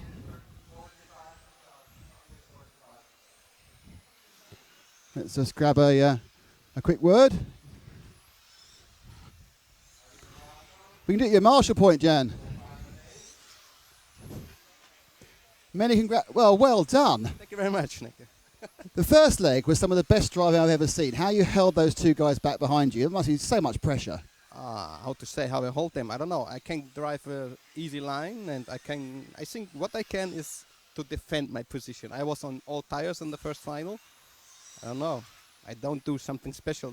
I just block every line, and luckily it pays off. And now I have new tires for the second man, and it was pretty easy. So. Well, it was especially easy when Mike jumped at the start. You must have gone, oh, this is my championship. It's so easy. Yeah, I don't want to say this, but after 1 lap, I have 2 second. What's the word? I don't know. I have 2 second lead, and I hear the jump start. Okay, badly for him, but anyways, I was on new tires. All others was on old. Should be easy. So I think I could be 5/10 faster each lap, and I take it easy and I win. Luckily, my first Euros in this class after 4 years. Congratulations, well done. And of course, you've still got a chance to Formula 1 in a couple of hours. Well done. Thanks a lot. Cheers. So our first very happy man of the day is Jan Rathiski. Mike Gosvig, I'm sure, is looking, I did wrong there. I just jumped at the start. I didn't mean to. So now we have a succession of some of the slower modified races. For 20 past 1, I think it's officially the start time. Might be a few minutes beforehand. We will see the finalists in mod running for the second leg. And a very surprise result in the bag, and no end of controversy as well.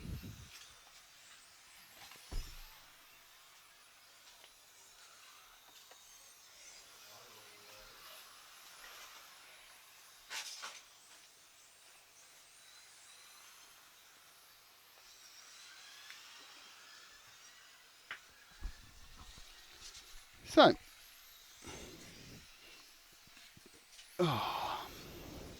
isn't Rathiski too old for racing? I don't think he is. He just won the European Championship, which kind of proves he's not. It's a little bit cheeky, I think.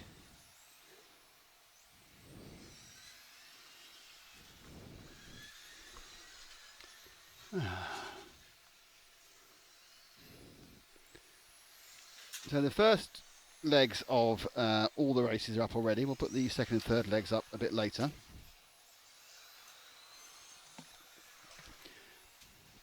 Certainly worth seeing the first leg of the modified race if you've not seen it. And you can find that on all our Facebook areas and groups and stuff.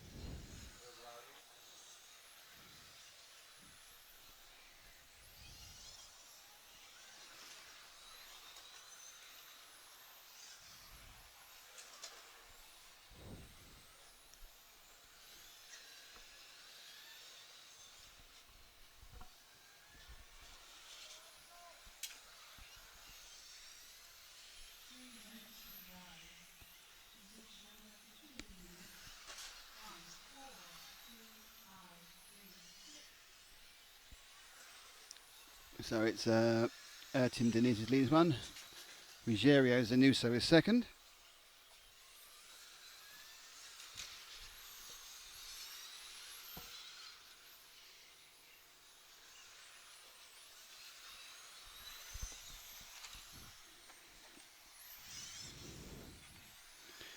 I don't think anyone whacks himself up as much as Matt does. He's constantly applying the lotion.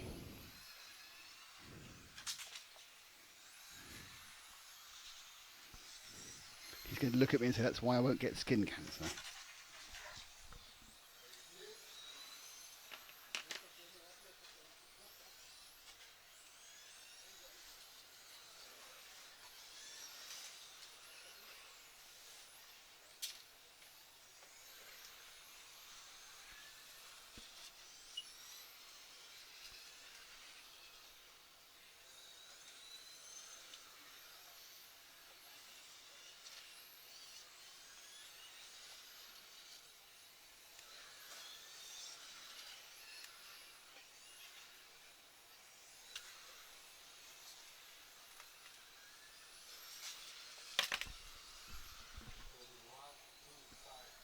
A little bit calm after the storm.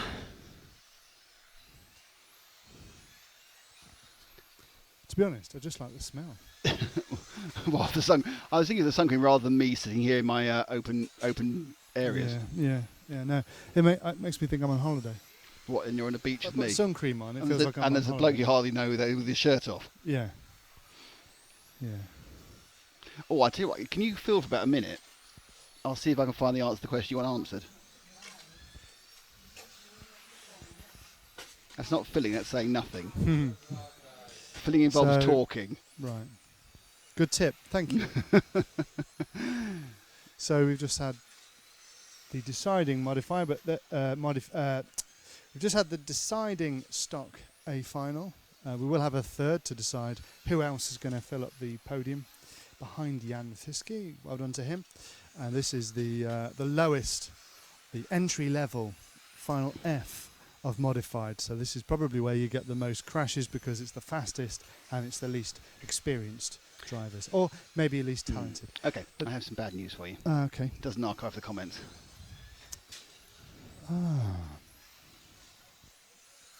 That's bad news, isn't it? Okay, we'll have to think about that one then. Do you want to put out an APB for the bloke who said it?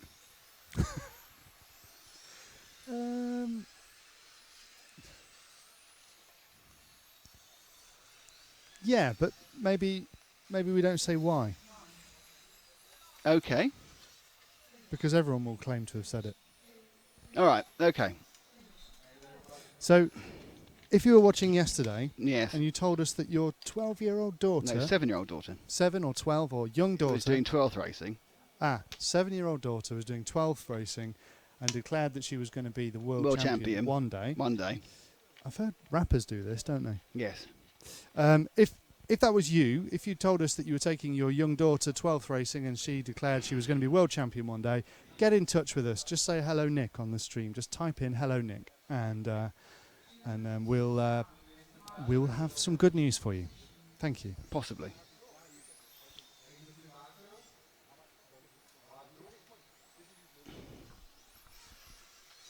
Someone said hi guys, but that's not what he said. That's Malik Avacha. Oh dear, we've got someone typing in rubbish. I'm sorry Eduardo, you're just talking rubbish, you're banned.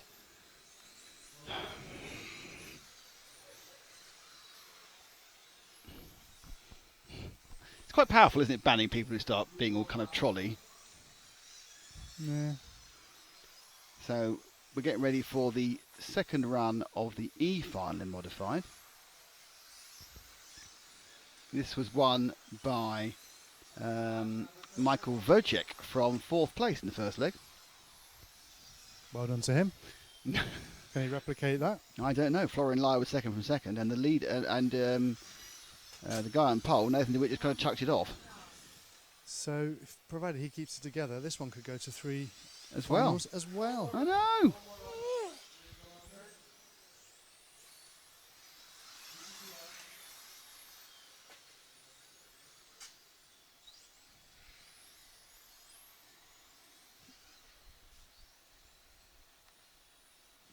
So the important thing to remember is we are now less than half an hour away from the second leg of the A final.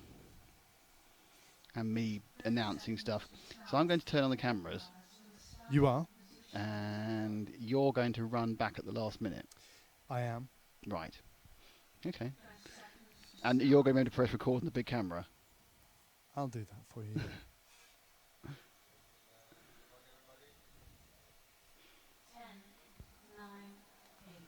8, 7, 6, E final 1/10. No way.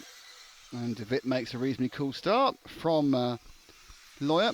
I like Florian because he's got a bright blue car. It's easy to see in different yellow bright cars. And the bright orange. There are four single colour, five single colour shells. No, four single colour shells in a row. There's a standard blue, a standard orange, a standard white. See, what's interesting about this. Now, I'm not going to ask you a question, so you need to turn your microphone back on again. People say this is how we should do it to make it easier for TV. So, like greyhound racing, if you're a car number, you have a solid car colour of that number. So everyone who was number 2 will be blue, and everyone who was number 3 will be orange, and everyone who was number 4 will be green. You know. Oh, you mean, well, a bit like Speedway? Yes. So and like greyhound racing, so you have so you know who it is. They paint the dog. They have a little kind of jacket on, don't they?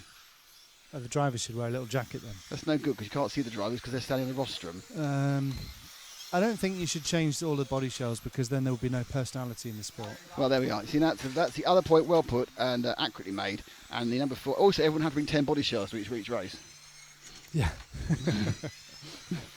So I'm kind of arguing against myself here, but it was just someone said, "Oh, why can't they do it?" And this is body tuck centre at 4 cars. They're body tucks the last couple of seconds. Okay, we need to let this one go. And we'll have the 4th and 5th battle coming past you now, young man. It's the orange, the all yellow, and the all white. And that is... Oh, no, the white's got past the yellow, I think. I'm not sure the yellow by the white. That's the 5 and... So it's Maslow Michele in the 5, which is the all-white car. And then it's the 8 of Antonius Theophilou in the all-orange car. But the white car's got a bit more speed. I mean, we're still with people who are only mostly in control of these cars.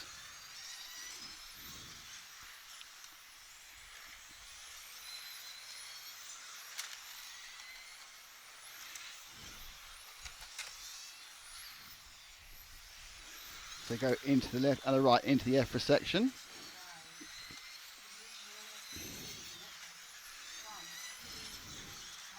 They're sprinting down the straight.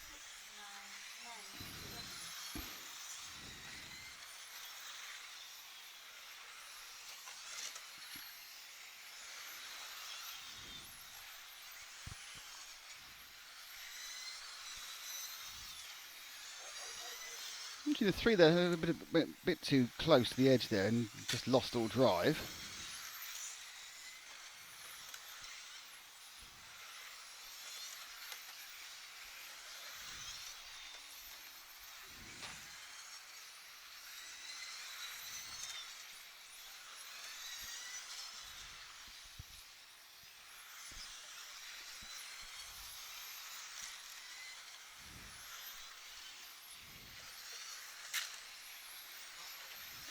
Nope, it's no problem. Let's see what's happening there. Oh, the other car's broken. It's not worth a replay. That's the worst of both worlds, that is. So DeWitt's leading this one. Let's find our leader. He's underneath us now and onto the EFRA section, John. There he goes. And here's our leader. He's got a lead of approximately 4 seconds.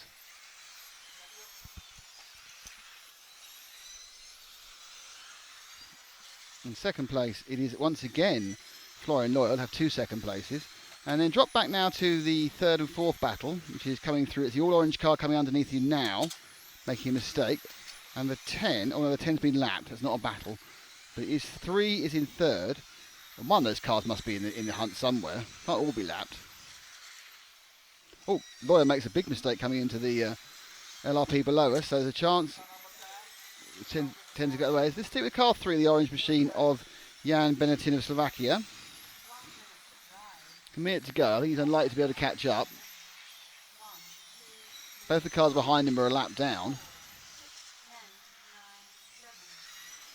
So DeWitt here has put in a much better performance. He's not been throwing off the track and he looks like he's going to pick up the win.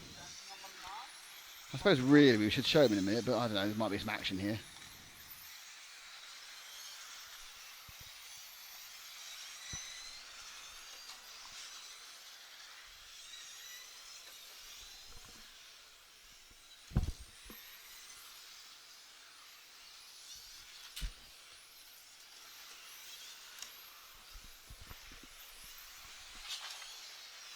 Oh, DeWitt's made a mistake on the last lap. So let's pick up our leader beneath us right now in the yellow and yellow and blue car. Number 1. He's lost a bit of time into the second place man because he threw it off the track about 2 corners ago. He's bent his wing as well. He's got a bent wing. He's only got to get around a few more corners to win it. And there we go. And that is a win for Nathan DeWitt. Well done, Nathan. Nathan DeWitt.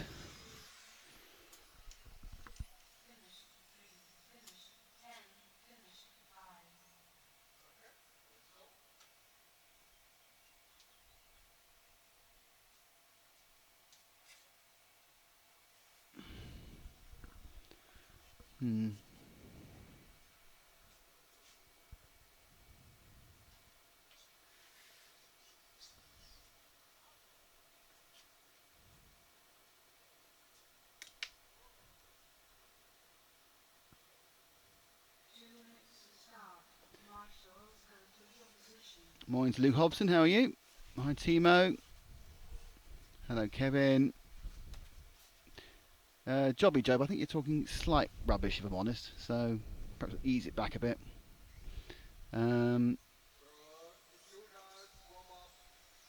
Yes, Luke, I'm slightly with you on your comment there.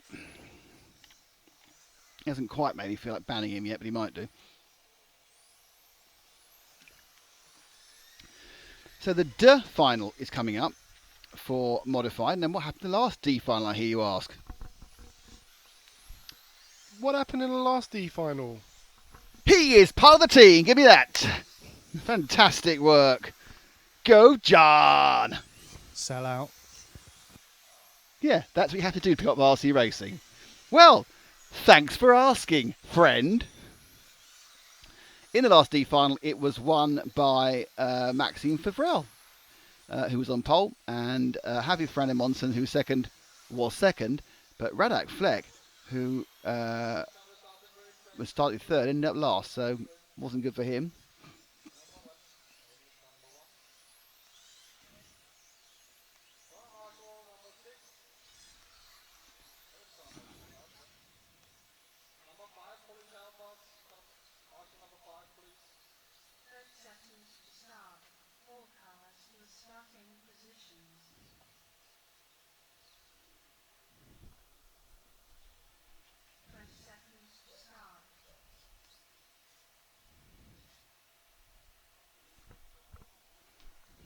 So, in the blazing sun here at 1 o'clock, midday in the UK, of course.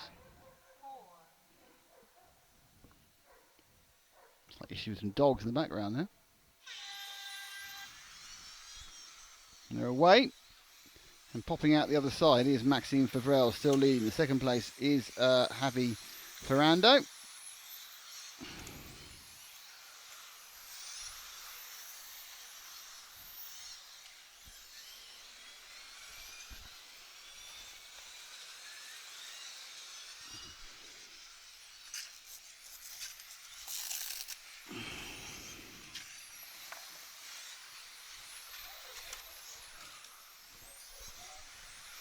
So second and third and fourth really going for it now.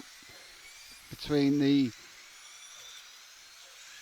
light green into white against the white into light green, and those are your cars number 5 and 6, which is Tony Elder in the 5 and Nicholas DeLees in the 6.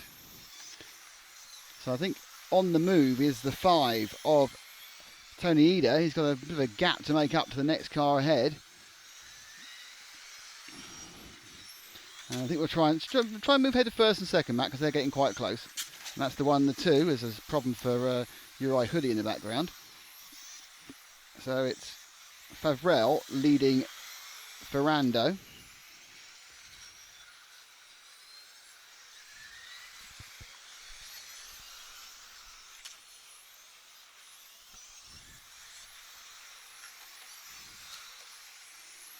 Getting a bit closer now as they go round the corner to Main Straight, put the power down. So a little more initial kick from Favrel.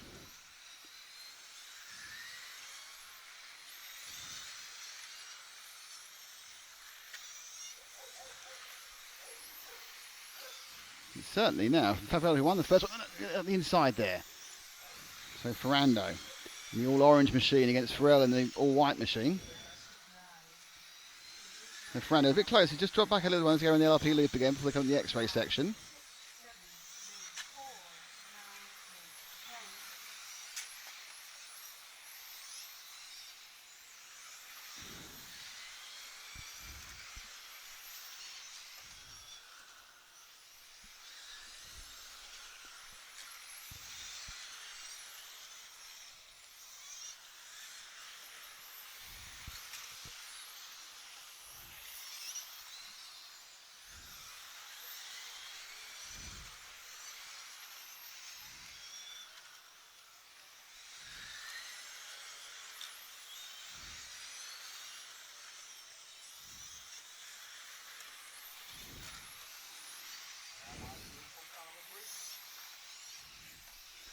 So very much an even Stevens situation here. The last lap round they were within about a tenth of a second each other. Ferrando just going slightly, but he was much closer a couple of laps ago. But now he's got a little bit more Hotspur and getting a little bit closer. The orange of Ferrando trying to get closer to Favrel, and he is a lot closer now. Favrel suddenly lost all his lead, but what we have seen, yeah, look, he's got much more initial push, drive off the in the straight, but suddenly Ferrando much closer to Favrel. Again, looking for a clear pass. Cars again still taking several bites in some of the corners. The front end slips and bites and slips and bites.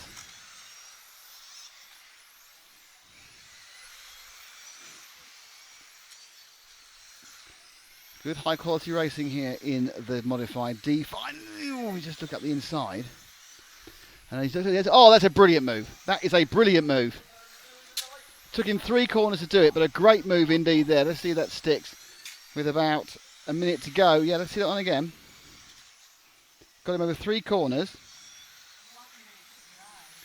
He's coming in here. Set him up. Up through the inside there.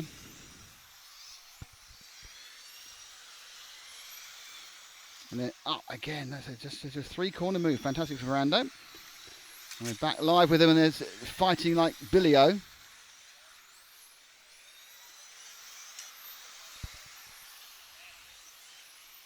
Just slightly now behind them is the 5 car in 3rd place, Tony Eder, but Ferrando. And it's all gone. Oh dear, oh dear, oh dear.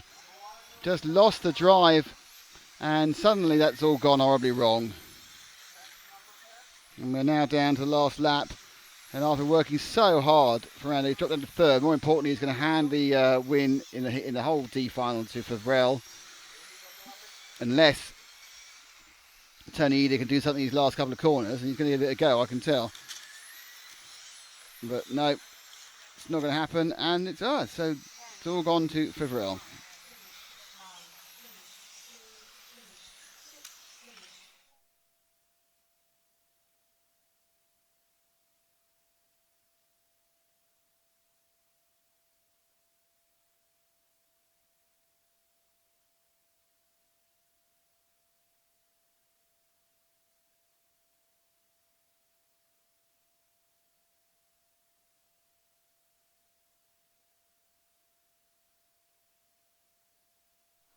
So coming up now will be the C-final.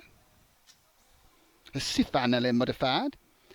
And the beat, I can smell someone's there's petrol and there's smoke. It smells like a fire. I've seen them, I've known it why they've lit a barbecue somewhere. It's hot enough, there's a blooming fire on. No one wants a fire. So C-final modified coming up.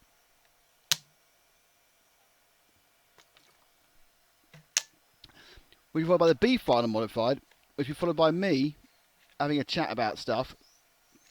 Is it over there? I don't know. The wind's kind of gusting it across. That's the tennis club, isn't it? With a very barky dog.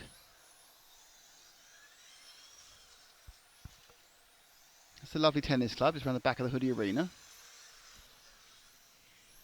That's where the next Slovak tennis champion will come from.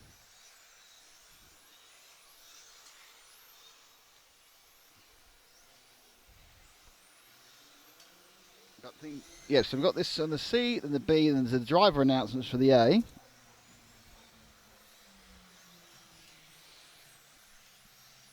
And a short gap.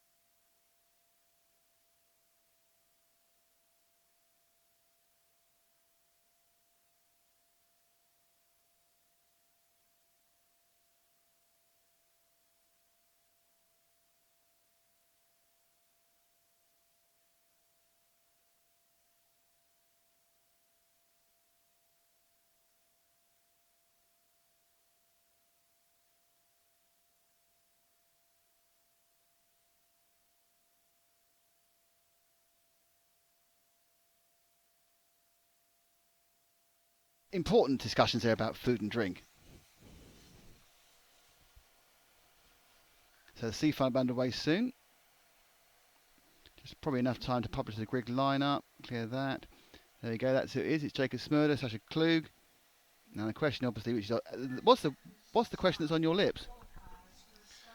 What happened on the last leg?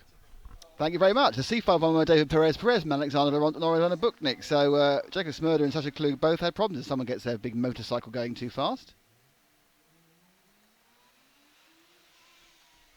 10, 9, 8, 7, 6, 5, 4.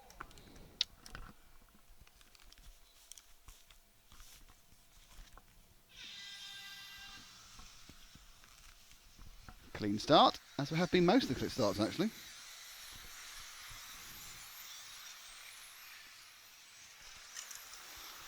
And in the lead, the 1 from the 2, so it's still Jacob Smurder from Sasha Klug. We saw Klug have some real pace early on in the Spearmint Green car.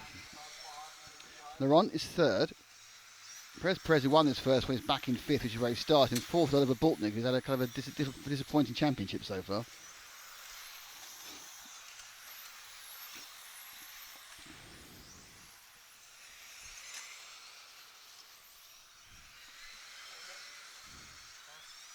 And straight through has gone Klug there. He had some great pace at the start of the last race and then collapsed and went nowhere. Good move through. Second place is Laurent, and the big loser there was Jacob Smurder, who's not really done himself justice in these finals so far. So can Laurent hold on to Klug? And Klug kind of slid the whole thing into the corner then. And you can see he lost some time just getting into the first part of the X-Ray R. Laurent himself made a slight mistake on the curves there. It's only half a tenth, but they all add up. So Klug relaxing in the Spearmint machine. Oh, no, they've hit each other. That's not good, but no harm, no foul. Perez a long way back in this one, the winner of the last race. This is certainly going to go to 3 legs now. So Sasha Klug from Austria leads Alex Laurent from France.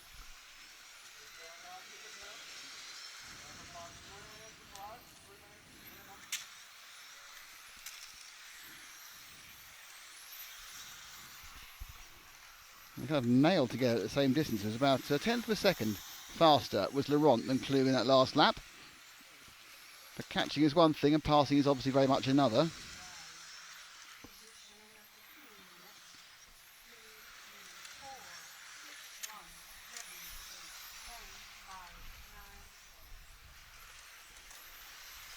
So Bultnick's beginning to come back towards them.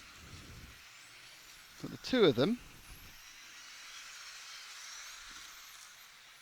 Certainly enjoying some performances here. They go to the X-Ray R now. These little curves, schnuffles, are taking the speed out of both of them. Bultnick is gaining. He picked up 3/10 in the last lap on both of them. The Belgian in the blue car, you'll probably see occasionally the back of shot, the sort of light blue roof and darker blue tail. And now suddenly Laurent finds the speed to have a go at Klug, and then it looks a bit wide again, and looking around, and again Bultnick in 4 is the big gainer there. So the Belgian is beginning to trawl himself back on the back of these two, and there's 2 minutes still to go of this race. We're only just not even 2/3 down yet. And that's too much curb there by Klug from Laurent. So Klug now is a bit defensive. Laurent is getting a bit frustrated, and the big thing is that Bultnick's catching up. Bultnick, again, 4/10 he gained on that time. Laurent taking a slightly different line into the entry into the HPI Racing hairpin. And now he's looking up the inside. Bultnick should have caught a bit more this lap, but these top two are definitely slowing each other up. And now Laurent's got the outside, look at the inside, almost touching them. Bultnick, very opportunity there. Suddenly, as Laurent lost a lot of time going left and then going right, Bultnick sat there going, I might have a chance here. But he didn't. 1 minute left. Klug driving very well. Doesn't always seem 100% in perfection command, but he's managing to hold back the other two. Bultnick, a very qualified driver, experienced in finished many national and international A finals. Not having a great weekend at the moment. And he's to get, brilliant move by Bultnick, straight up the inside of Laurent. And now he's got about 3 laps to have a go at Klug. suddenly he found far more steering, and Laurent just found himself being around the inside of the carousel, straight bump in the LRP loop, and bang, you were suddenly down a position. But can Boltnick now gain on Klug? Klug not particularly a bit ponderous through the X-Ray R section there. They've got 2 laps to go. So this and one more. And already Boltnick's gapped Laurent, but he hasn't really made enough of a gain on Klug. This lap he's done much, much better. So you can start to put pressure on the Austrian. This is the Belgian following the Austrian. So Klug there, if he keeps his lines, should be okay. But Bolton did seem to have quite a lot of power down the straight. Didn't quite get it on, and it's actually the opposite there. Klug got the better drive on the last lap. So unless it's something, well, he was. He just drifted around in the end. And it is a win for Sascha Klug. Congratulations to him. Oliver Boltnick was second. Alexander Ronk was third. Steve Weiss was fourth. So nice driving there from everybody. It's avoided all sorts of problems. We're now a couple of minutes away from the B final in stock.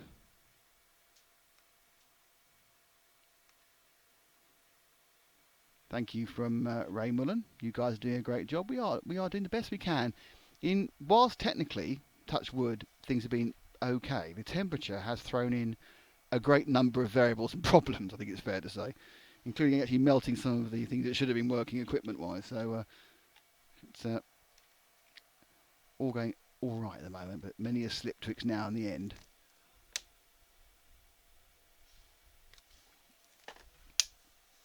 Matt checks his phone. And we are now getting close to the A final. It's the B final is up next. Then there'll be the driver introduction, so you get to see me mangling some foreign names again.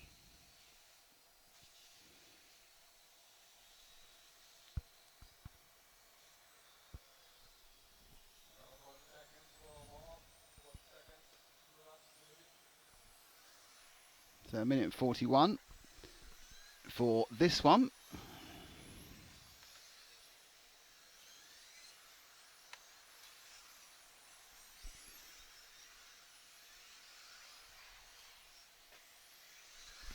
So if we look at the previous event, it was Merrick Cherney who won this B final first time out. Dennis Stadler was second. Alessio Menicucci was third. Martin Hudy was fourth. Leo Arnold was fifth.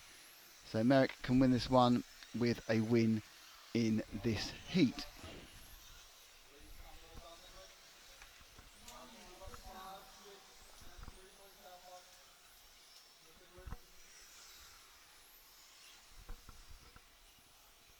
Okay, we're less than a minute to go, so you can see the grid for yourself.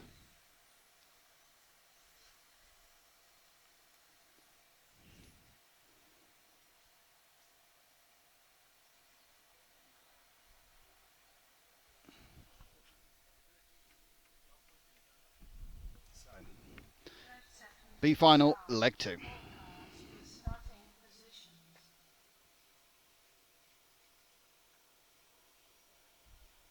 20 seconds to start. 10, 9, 8, 7, 6. Cherney, Jasmine, Menicucci, Stadler, Golner, Arnold, Lindegaard, Pumler, Hoodie and Ristori. And they're away.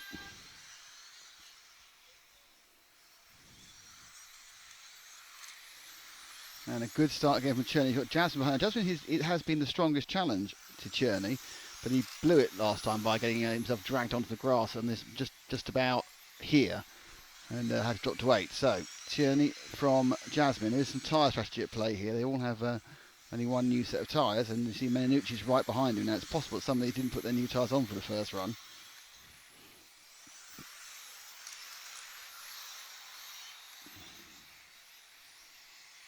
And Jasmine again, just trying to get past and kiss past Cherney, and it bounced out and then losing himself a place, trying not to hit him. So now Menicucci, the Italian, behind Cherney with Jasmine as well. So it's the white and yellow, from the white and yellow, but the second place car, which is more dark yellow, more multicolour, that's Menicucci. The white yellow is Cherney at the front, and then the blue and white is the Frenchman Jasmine. Car 7 of Nicolas Lindegaard is out.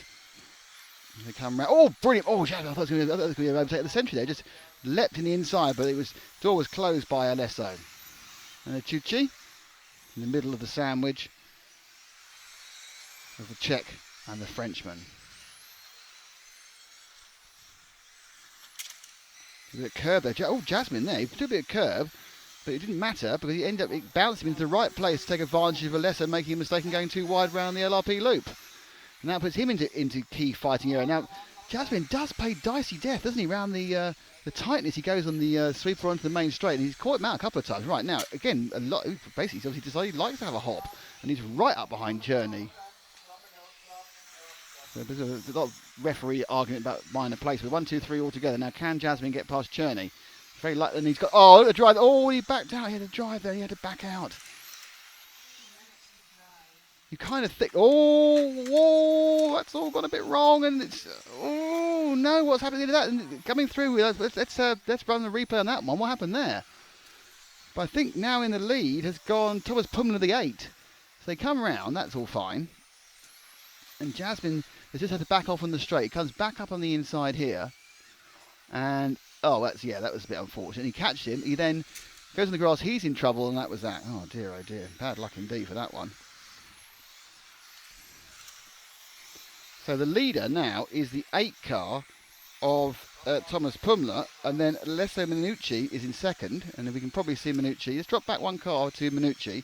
That's Pumler we just saw a second. There's Minucci and Jasmine back on it again. It's really whether Pumler has the ground speed. Now these two are back in again to hold it out for 2 minutes. Merrick Cherney is back down in 4th and probably quite irritated.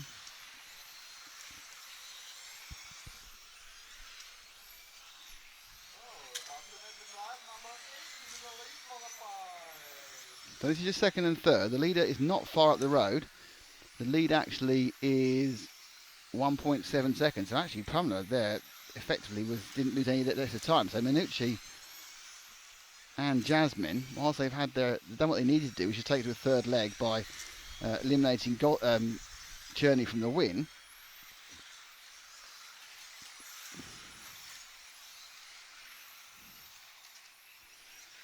All looking a little bit...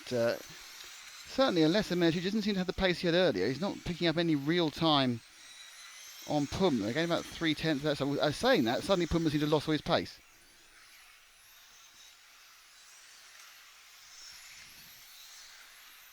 Leave it on there.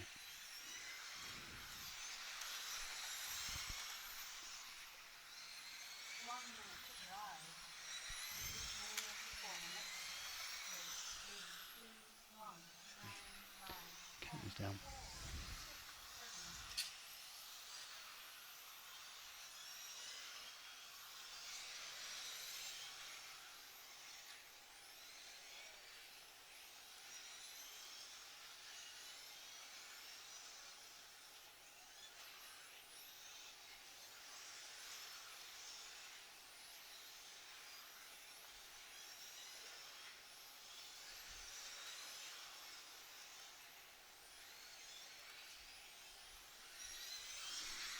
So, coming to the end of this run.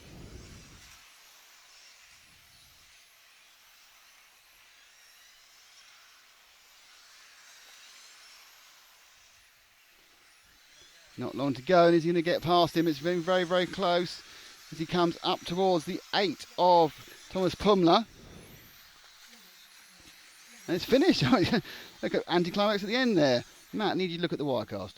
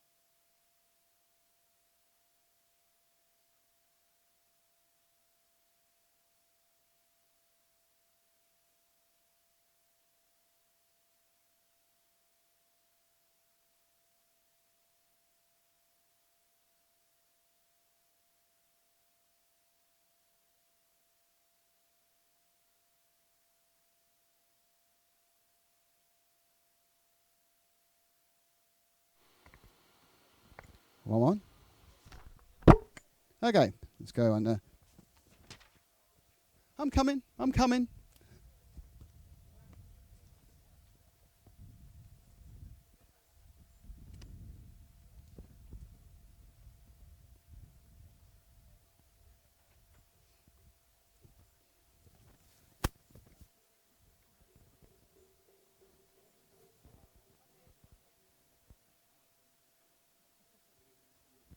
Hello.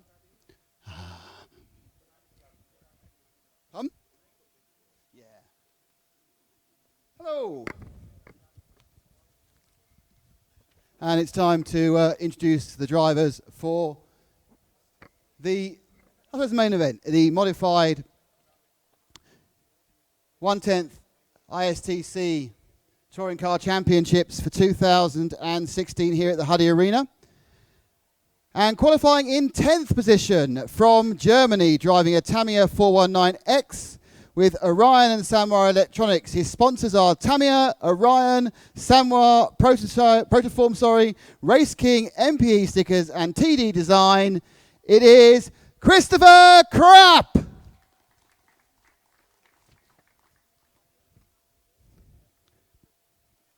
Qualifying in position 9 from Germany, driving an Automatics with LRP Electronics. His sponsors are Automatics, LRP, Lee Speed, Sanwa, Protoform, WTF, MPE stickers, TD Design, Raceberry and MMP, Freddie Sudoff.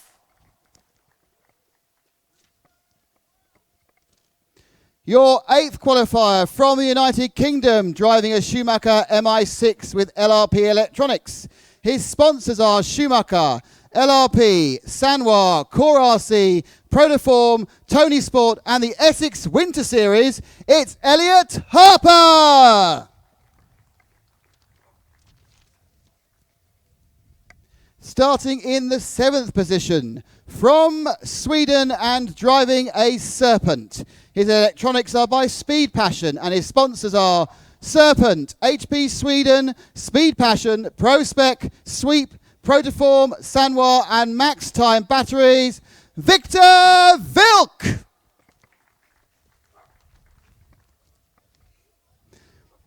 Starting in the 6th spot from Finland, driving an Automatics with LRP Electronics. His sponsors are Automatics, LRP, Protoform, Highest, Euro RC, MMP, MR33, Revolution Design, Racing Products. It is Viljami Kutoven. Starting on 5th place in the grid from Poland, driving a Schumacher MI6 with LRP Electronics. His sponsors are Schumacher, LRP, Sanwa, Tony Sport, Revolution Design, Care RC, Trixbits, Next Level RC, Doobie Design and DF Creative. It is Michael Orlowski.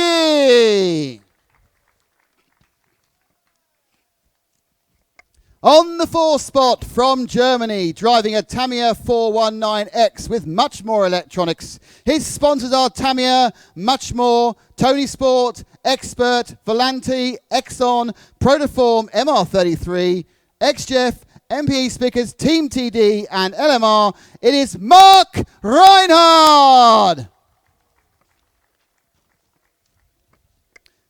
Your 3rd place starter on the grid and the reigning European champion is from Sweden. He drives an X-Ray with Orca Electronics. His sponsors are X-Ray, Hudy, Orca, Protoform, ProSpec, Sanwa, Hero Seco, Hot Race Tyres, TQ Wire, Avid, AME, P1 Brand, A-Paint, Loxon, Racer and T-Works. It's Alexander Hagberg. Starting in the 2 spot from Portugal with an X-Ray chassis with Hobbywing Electronics. His sponsors are X-Ray, Hudy, Hobbywing, Easy Power, G-Force, Montec, WTF and A-Point. It is Bruno Coelho.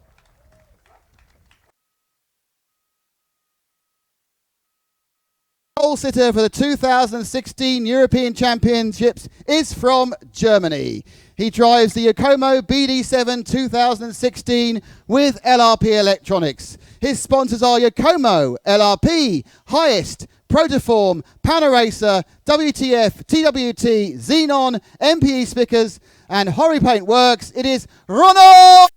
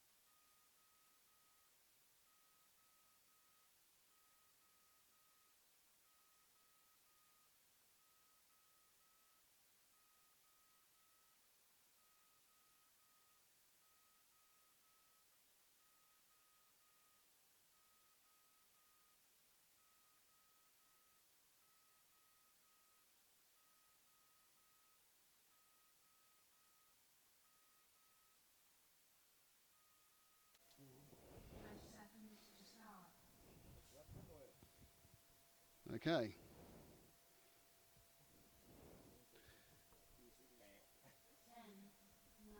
Okay. Modified leg 2.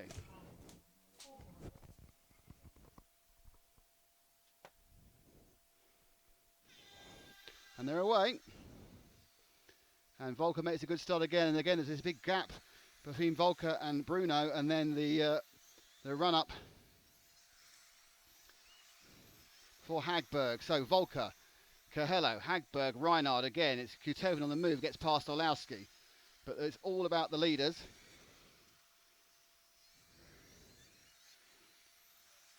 And in they go.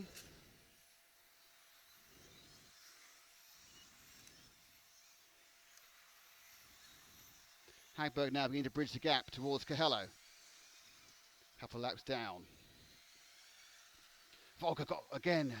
Now Coelho, I'm sure, has been given a conversation about not ramming his teammate. Not sure how much he listened to it.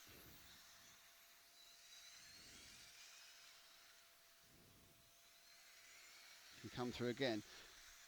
Noticeably less aggressive at the moment, Bruno. He's obviously got the speed on Volker. Volker in the Yokomo. He's the car with the kind of the waspish sides. It's the white and the orange. But again, this is now backing all the top 4 up together. And as you see, Hagberg, who had dropped back quite a way now, is catching up this train. As is Mark Reinhard. So the top 4 are all together. Reinhard, obviously, if he can get past this, or he'll win the European Championships. It seems like a long shot at the moment. But it's Volker, Coelho, Hagberg, and Reinhard. So the blue and white car with the wasp sides is Volker. The white with the orange bottom is Coelho. The mainly green car, that is Hagberg from Sweden, the Iranian champion. And at the back of that pile is the mauve and blue, the famous cars of Mark Reinhard, who won the first leg. Now, it's pretty obvious that Coelho has been given a be sensible pill. He is sitting at the back, not really looking to cause any problems with just coming up to 2 minutes down. It's not quite 2 minutes, it's almost 2 minutes now. Into the LRP loop. I'm not sure whether Hagberg really is just leaning back and not to get too much on Coelho's tail. But at some point he's going to make a move forward for his own championship. Reinhard looking to see what's going on. Did he take I think he must have taken the new tyres this time, because he wouldn't be able to stay with them there on new tyres in old tyres. So the question is, what is Coelho going to do? Looking around the outside. Now turn into the EFRA section. As close can be. 4 cars. 4 great champions line astern.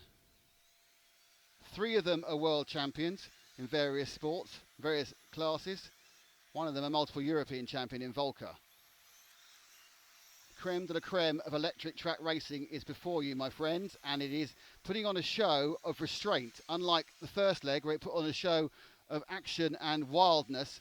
But at some point, Coelho has got to get past the Yakomo of Volker, and he's done it again. He's tapped him again, and it's all gone through again, and then wow, and the big loser is Bruno, but the big winner is Hagberg. And the secondly big winner is obviously Mark Reinhardt. But that is Bruno Coelho out of the European Championships. He now cannot win unless he manages to get through the entire way and take everyone over. Because the fact is that both Reinhardt and Hagberg will have scores he can't match. But Hagberg now leads through. And looks like Hagberg might pick up the win for this one. This is not a disaster for Volker as long as he can stay in second place. Because he would still have a chance if he can win the third leg. But it's looking now at this, concentrate on Volker and Reinhardt because they're much closer. Reinhardt now, if he could get through, will get a second. We're down to 1 minute 19, and once again the ace in the pack, the wild element was just that Coelho finally got fed up with being blocked by Volker and just punted him again. So Volker suffering from a double attack of the Coelhos. This time he came off only slightly worse. It did let through Hagberg. And now Hagberg's pulling away. But interestingly, it doesn't look like that Reinhardt has got the pace to get him. Now, if Reinhardt has used his new set of tyres this time, not really sure what he can do in the third leg. So he might have to settle for a first and a third, which is why I think it's really, really important he gets past Volker, because he might find a first and a second would do it. Whatever happens, unless something remarkable happens in the next 35 seconds, we're going to a third leg. But look, Reinhardt now really trying to get Volker. Hagberg's car is looking a little bit understeer. It doesn't matter because he's been let over. Volker now has to close down and pick up this second place. That will still give him a chance at the European Championship if he can just pick up the second place. Hagberg's away and they're going to have one more lap. They're about to start the last lap. Hagberg. Oh, and Volker's been tipped by Reinhardt, but he waits, and that's fine. No, the result of that really is that they've worried themselves of being close to Kotoven in fourth. So it's the bottom car to finish. It's the last lap for Hagberg. Hagberg will come over the line to win leg 2. Come over there to win leg 2. And there are the rest of the drivers.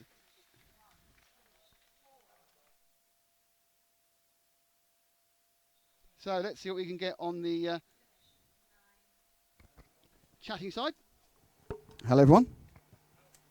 Hello, everyone. So I'm going to try and run round. I don't know if we run round, it's too hot, but I'm going to walk round and talk to Hagberg, if possible. See if I can see what he thinks. I mean, I don't think he's able to talk to me. I've got his shirt undone.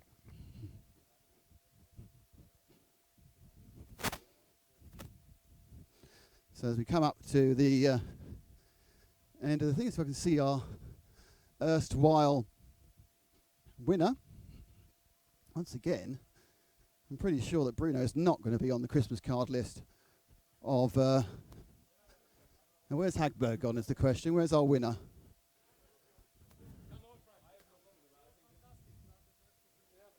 Oh, there's an argument going on. That's quite good.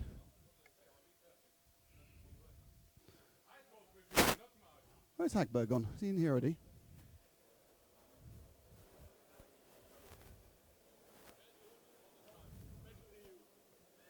Oh, there's lots of verbals going on. People usually bad losers. It's not a very good idea. Interesting.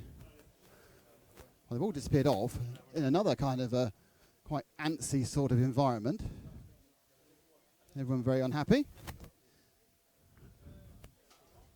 So we will grab a word with Hagberg in a few minutes when he comes out to Marshall. But that's another controversial one for hopefully not for any replay. So the next final is about to start.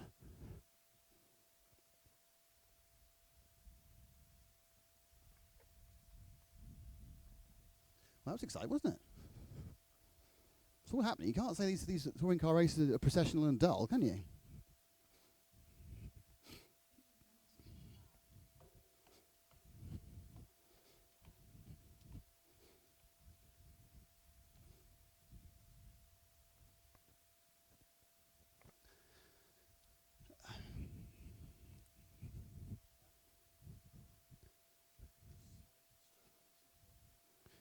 Okay.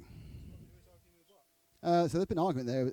Francesco Martini was having a right row with who's kind of like X-Ray's team manager, having a massive row with Mark Reinhardt, and they're kind of calling each other names in their second language, which is quite funny, really. Oh, really? What, like you, Wally? Yeah, you're always so fair. That kind of sarcastic way, you know. Yeah, you wouldn't do anything wrong because you're this, that, and the other. So it was great. I would like to have seen that, but we couldn't capture it, unfortunately. But how about this bit anyway? So that's right. Are we going to have to do a very brief downtime and uptime again? Yes. Okay, everybody on the stream. We had a little bit of a technical problem, probably caused by the heat. Probably caused by the heat, I would expect. Undoubtedly caused by the heat. You've turned everything right down for some reason. Something certainly caused by the heat. So we will. We're going to go off the air. Not do after the. We're going off the air for about 2 minutes to reset everything. So don't worry about it. We're back in 2 minutes' time.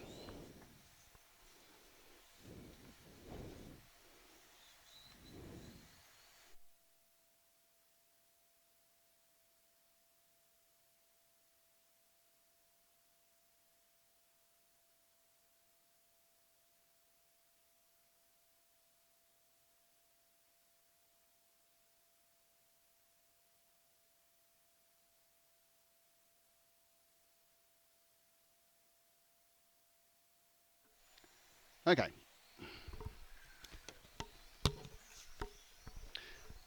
Okay, we're back now. Apologies for that. There is a massive heat issue here, which is obviously affecting not just us, but the computing devices as well.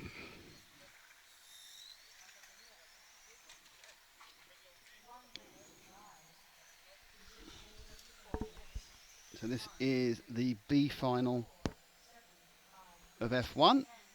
So we've got the A final coming up.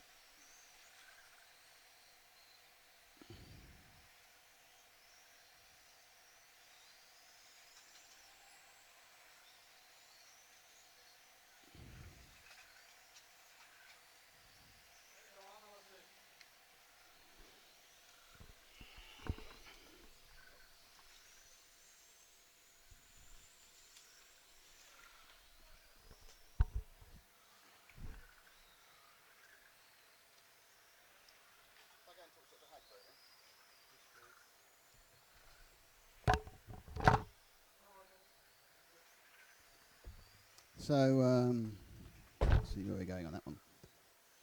Okay. Right, this was kind of the end. We're going to go and have a quick word with Alex, who's come through to win that one.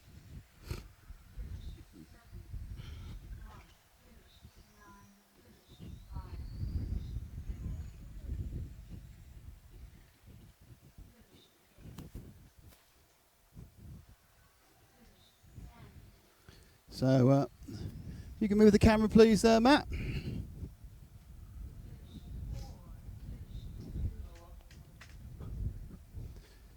I shall grab a word with a man who, well, leg 2 win, surprise? A little, but I was expecting some commotion up front again, but I didn't expect to be that lucky. So obviously happy with the win, and I didn't make any mistakes, so it's all right, I guess.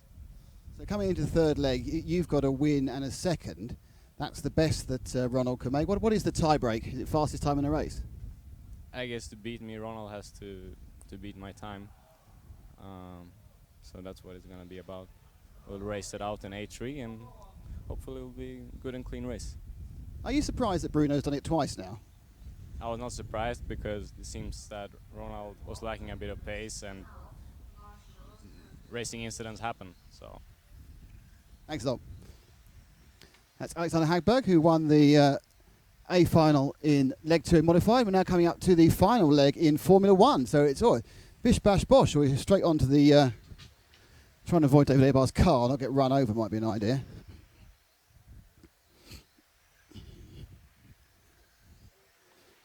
So it's the final leg of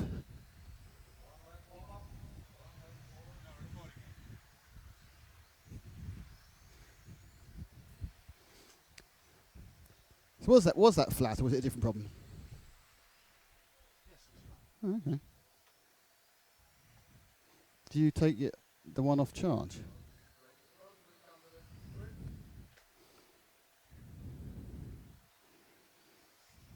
Okay.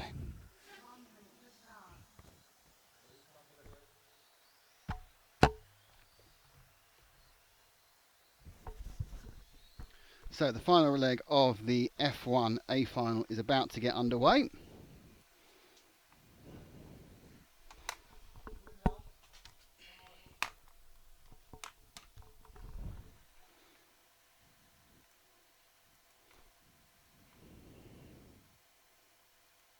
So here are the first 10 drivers, 30 seconds to go.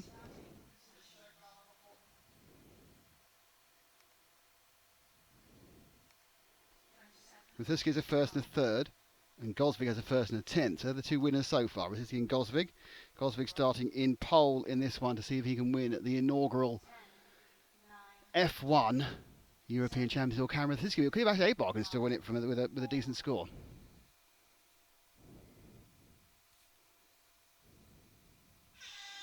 And they're away.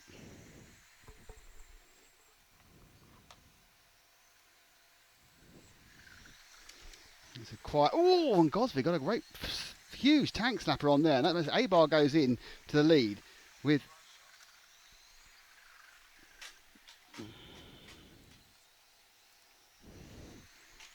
Abar goes into the lead with Hasinski second. And this is the battle with Gosvig in third. So Abar, who is so far has picked up a second and 11th, so he's got a second. Ruthinski's got a first and a third, and Gosvig has a first.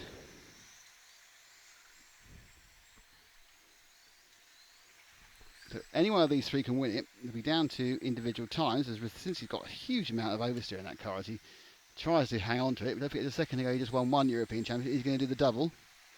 That's the question. He dips into the whole thing. Abar very nicely settled the car flat and running ahead in this first ever European F1 final.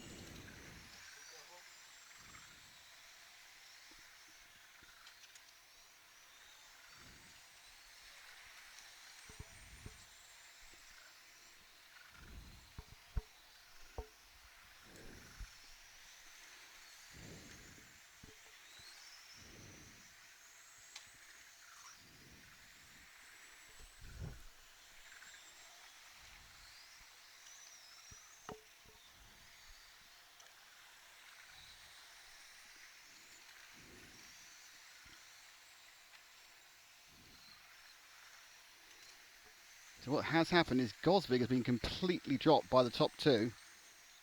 He's down in fourth at the moment, so it's all about these two now. Because both of them probably can get a better point score than Gosvig, who's actually going back now. He's in fifth, I think, with maybe a lapped car. So Ruthinski now building up to his attack on Abar with 2 minutes and 10 down, 2:50 to go. Lost a bit, he made up for it and didn't really be able to keep the whole thing working too well. Comes around the HPI hairpin. Now they'll go through the short chute into the LRP loop and then now in the X-ray section. Oh, looking very carefully. Can they get through? Oh, a nibble and a bump there that didn't quite go right.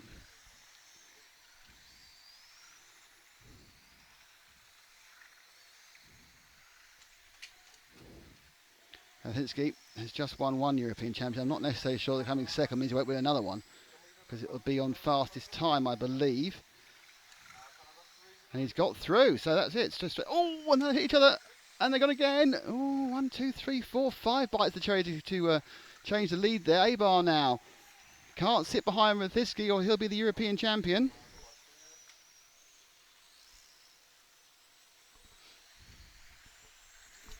As they come underneath us now. First and second already coming up to lap traffic.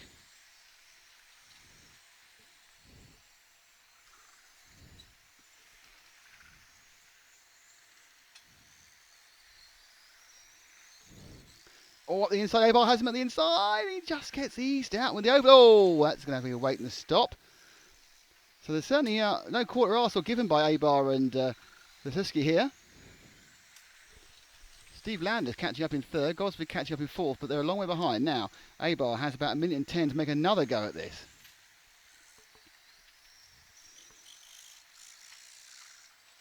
And he's up the inside. Needs to win. They are right behind each other. 54. Rothenski's made a terrible mistake and he can't get the thing pointing back again. He's dropped to third. So Abar. Now, Rothenski has to finish second or he can't win because Abar have a first and a second.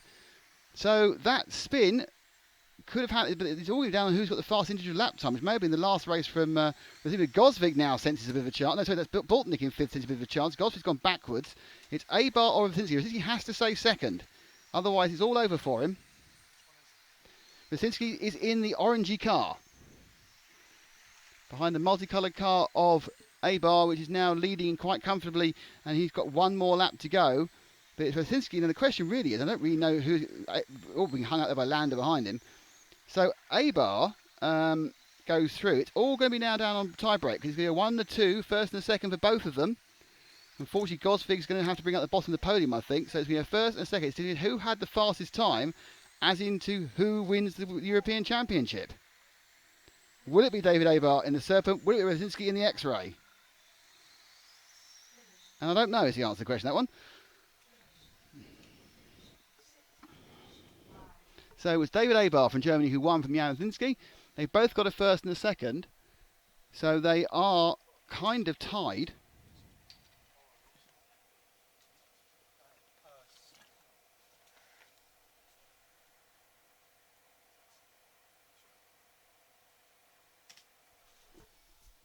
So let's see what the refreshed results tell me is the final order. Well, it's saying it's Jan Rothenski who has won this from David Abar. So it looks like Rothenski has got a double win. Let me see if I can find out if that tallies up with what I think. Abar did a 13.5.12 against a 13.5.9. Gosvig was even faster, but the fact is that those two, the tiebreaker, it is indeed Jan Rothenski on tiebreak who wins the European Championship for the second time.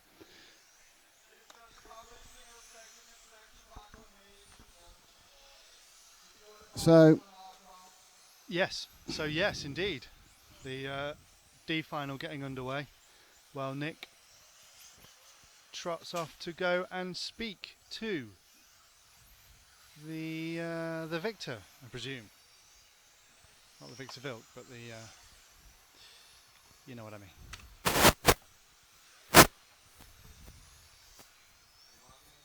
Anyway, we're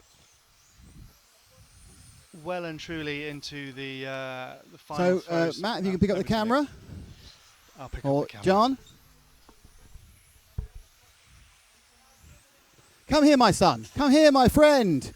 There's a camera there. Double European champion. Of course, and I don't know it. You are? Yeah, thank you. Well, if it's on fastest time, you are anyway. No, it was all super shit. I was fighting, can't block, sliding, no power, no brake, no nothing. And I won, so super nice. Yeah, you had one major moment just there, didn't you, where the car just wouldn't have. Was that just finally let go? Yeah, I tried to stable the car all time, but one time it doesn't work. Luckily, this time I don't stuck at the curb, so I can return. And I thought, okay, I finished on podium on this Euros. Okay, I'm happy about that. But, okay, the time was fast enough. I don't expect this, so yeah. Congratulations, well done. Double European champion. Thank you, Jan. Brilliant stuff.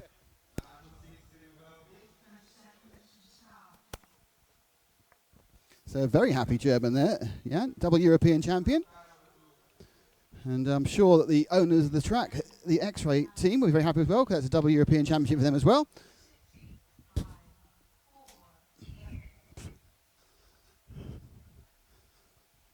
Now we dive into the lower reaches of the finals.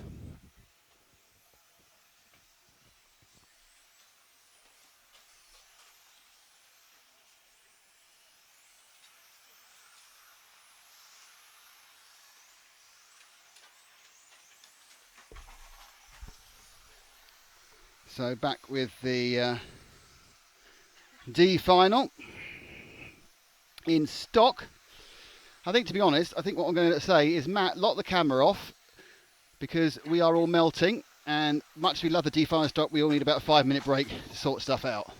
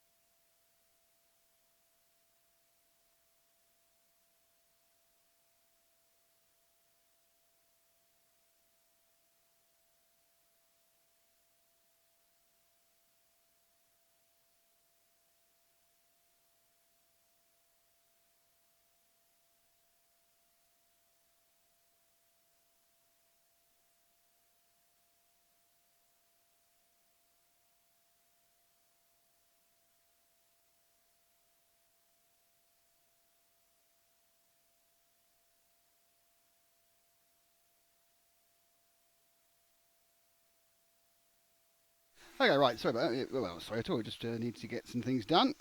And we're now coming back for the B final of the stock.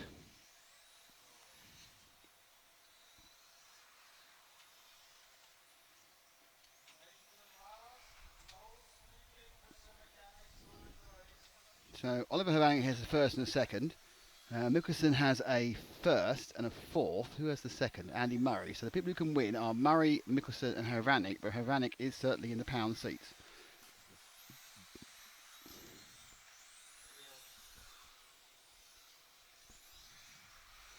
So, as I say, we're trying to relax and get some relaxing time before the final event of the day, which of course is the modified A final leg 3, which is all up for grabs, as we know.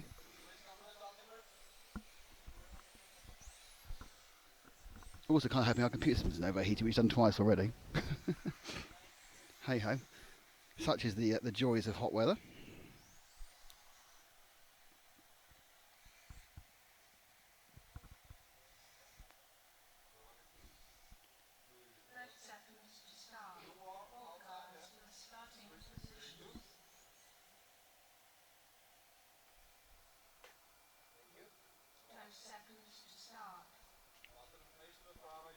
So it is Hovanik on pole, Mikkelsen second, Murray third. Let's take him away. 9, 8, 7, 6, 5,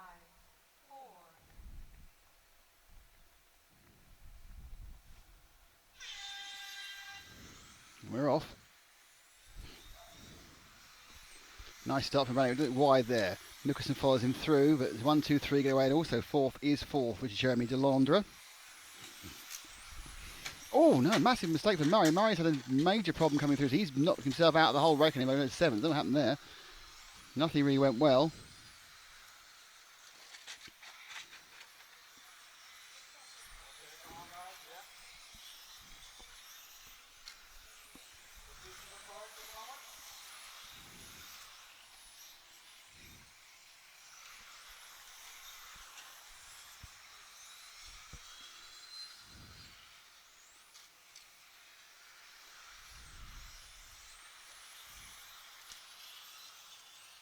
Hello again.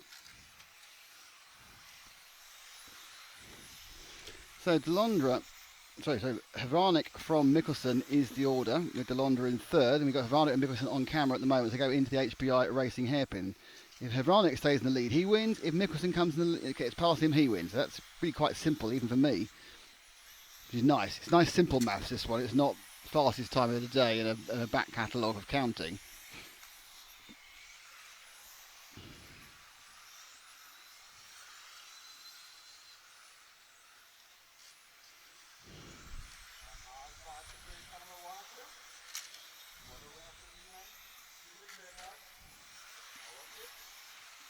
He's right behind him.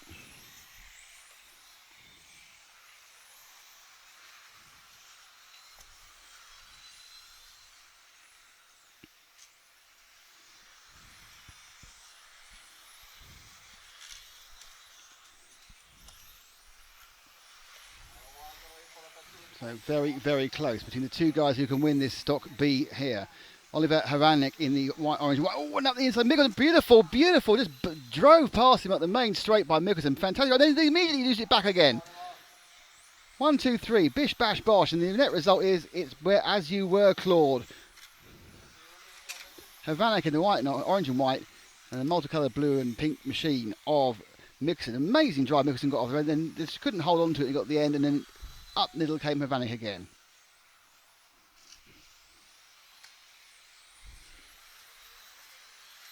They carry on now. We still have just halfway down, half the race to go, and after that little brief 3 corners in the lead, Mikkelsen slightly drops off, and Delandre now is really certainly beginning to catch up a little more. Coming to join the family, but Mikkelsen again got better drive off the corner onto the main straight there, the Montec main straight. So the loop into the R, crossing backwards and forwards.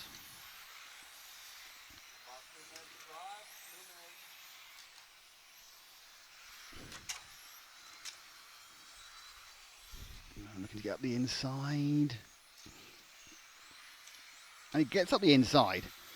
But, oh, brilliant move again there. So some great very, very clean overtaking. But now it's down to, as Mikkelsen now has this B final, it's now down to Havanek to get past him. Oh, that's not a very clean way of doing it. After all, the very nice... And then suddenly Mikkelsen straightway gets past Delondra without even trying. He's going to try and hunt him back down again. But I think at this time he might... Oh, Delondra. Takes him off. Let's be with the second place man, please, Jan. John, that's it. Because he's either going to go forward or he's going to go back. Havanek. Very, very aggressive.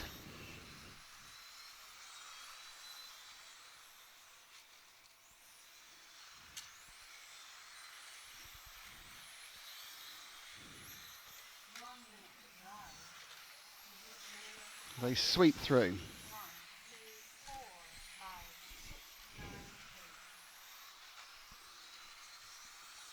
Not long to go now. We have about 3 laps, I would say. And in fairness, Mikkelsen, who was quite badly treated, I think, by Havanek, who's relatively lucky not to get a bit of a slappage from the ref for that one. I think he'll probably say Mikkelsen's tail of fishtail, and he just caught it.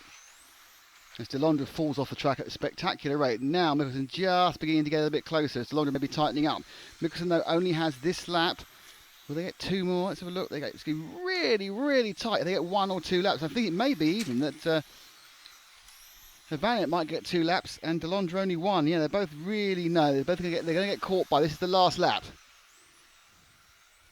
It looks like Oliver Havanek of Slovakia is going to hold off Frederik Mikkelsen of Denmark and pick up the Spec B final. And they have finished, and that's the way it finishes. So another little bit of bash and crash, I think, a little bit overall, not so sure. But it's Havanek from Mikkelsen, from Fabiano, from Delondra, from Ferrando, from Staszewski, from Bart Zambrucki, from Andy Murray, who had a bad for opening couple of laps. And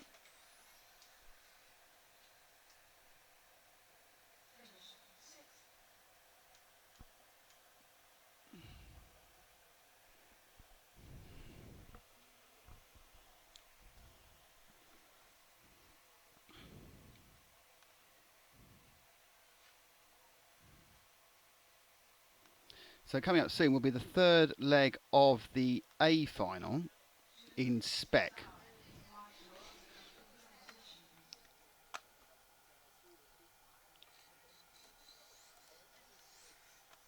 Just to remind you that the final for Modify comes up at 3:05. As you can see, we're right on time. This is 2:20, and it's time for the main, the A final, 3rd leg of the A final for the Spec boys. There's a lot of on-air bottle opening on this event.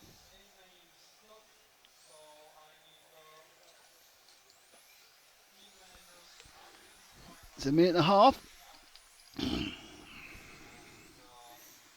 So the A main stock leg 3. I'm not sure whether Redhirsky doesn't have to take part. He can do if he wants to. I'm not sure. It may well be an empty space in position 1, giving Gosvig a chance to look for 2nd.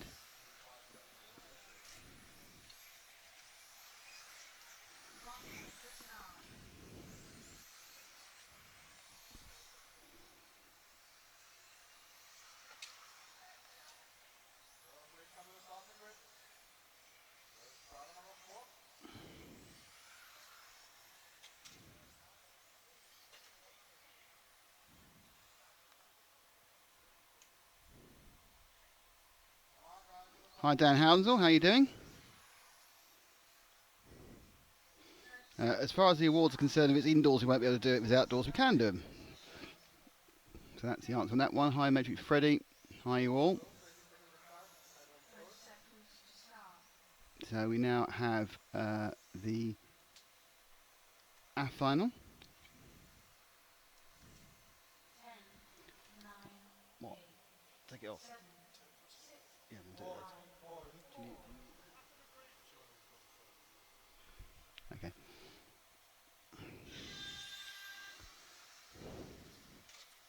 I'll do it after this. So away they go in this, the A final Spec, and it's the 3rd leg, and there was no Jan Rathesky at the front. We've got Mike Gosvig. And we just got the wrong... I do apologise, I got the thing on the count on the screen still. Silly Billy.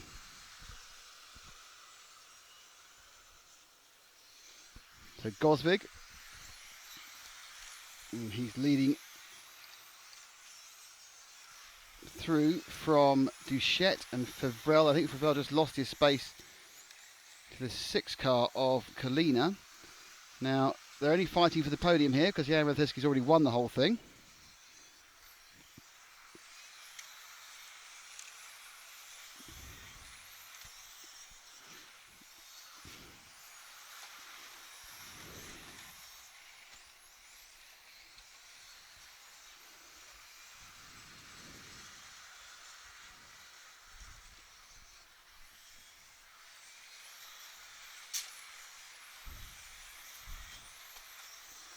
So let's just drop back to this battle for 4th that's spinning around here, led by that green car, which is the number 3 of... it can't be number 3, so I can't even read numbers, which is a bit of a disaster. I think it's the 5, let's have a look.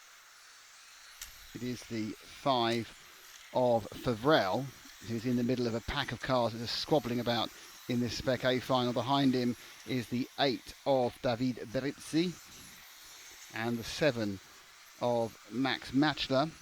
Everyone very matched along the straight there for speed.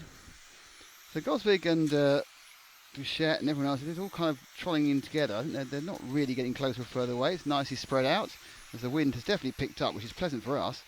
Maybe a lifesaver for our electrics.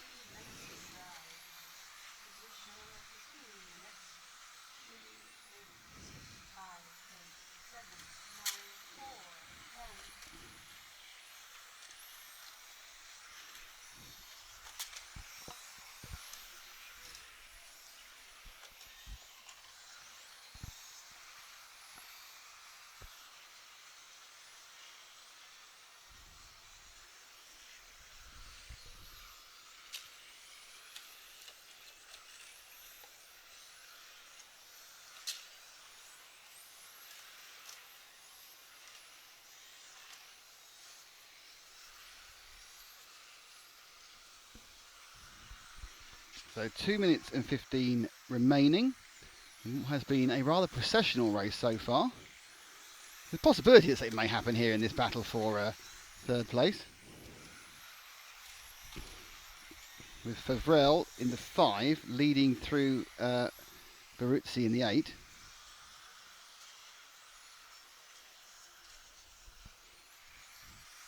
And Gosvig just has a major problem coming around the corner. So Gosvig now is the car ahead. He seems to run out of tyres. So just move forward, try and move forward one car. The car that's battling on the main straight now. That's Gosvig, who was leading comfortably. Just had a huge off-track moment going through the point of the track here. And has handed the lead to Duchette. Now I'm not sure whether that means that Duchette's going to get 2nd place. Gosvig now suffering from terminal understeer on that car. He's run these for one run too many in this temperature. I'll hold back Favrel. This is the battle for 2nd.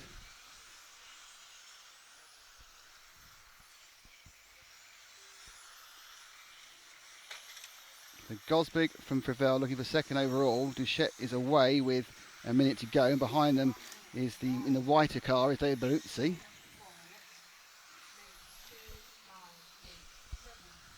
They set themselves down the straight, turn round.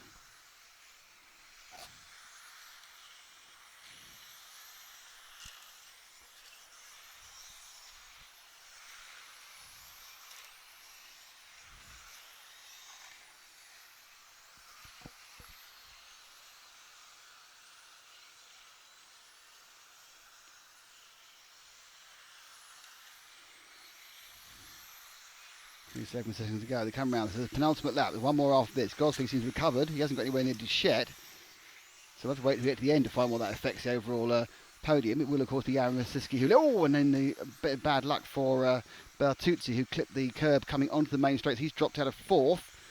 And they're going to just clip one more lap. Let's see if you want to move forward to Duchette in the lead. Let's take a leader over the line. And some of the lower cars have already finished. They're just getting this last lap off and done in the A final stop leg 3. The question really is whether Gosvig isn't it here about 5 laps ago is going to cost him 2nd overall. And they now come across the line. Duchette wins it. So who has got?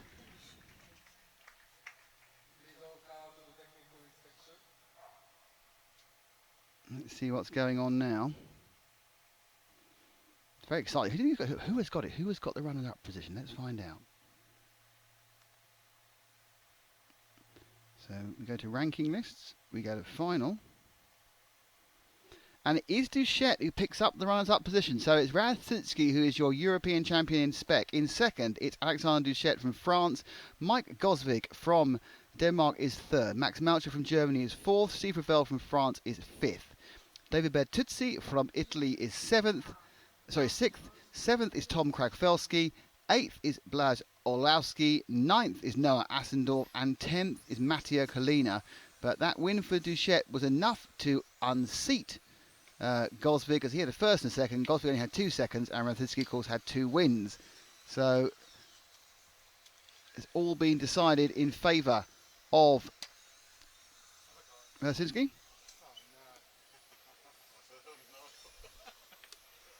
The referees turned up again.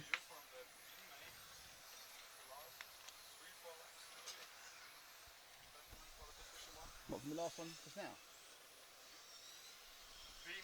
Hang on a second. The B main in stock the last 4 laps.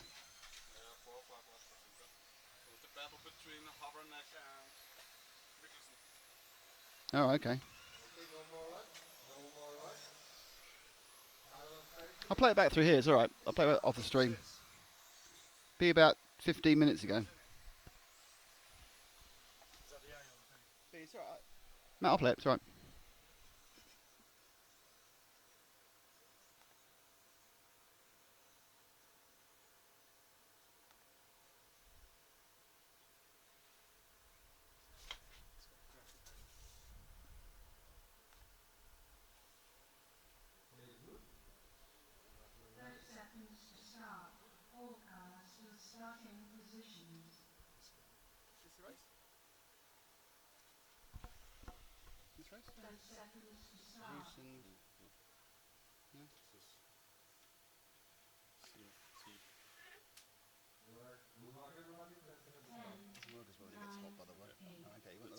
Last couple of laps.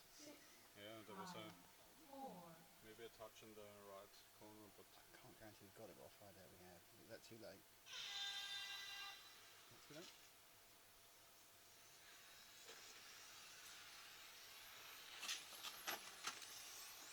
You take the Nicholson, go back behind again. yeah. The Nicholson was what time first? Oh, I know what you mean. I know what you mean.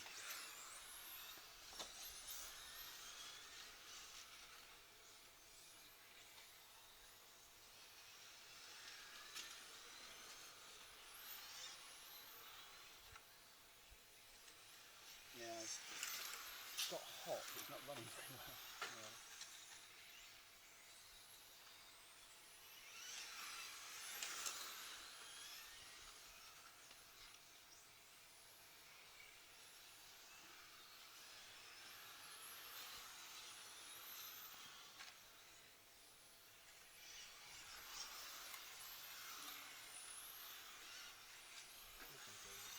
Yeah, I'm afraid that the computer's got too hot to play it very well.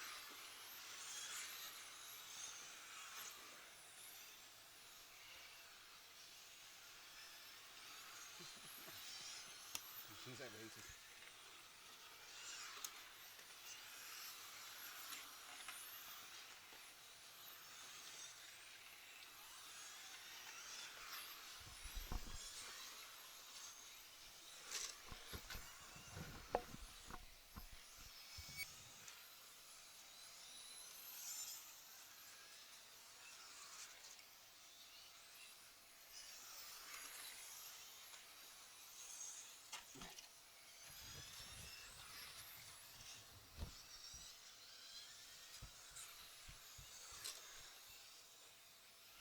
Someone's got the screen in there where the car just my computer's too hot now.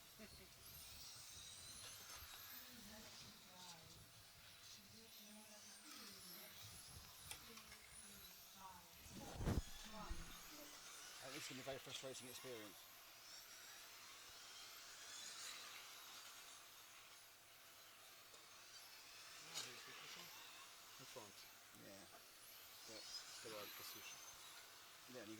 that point there. They came in there and got nibbled away, but obviously you can't see it because it's not working properly.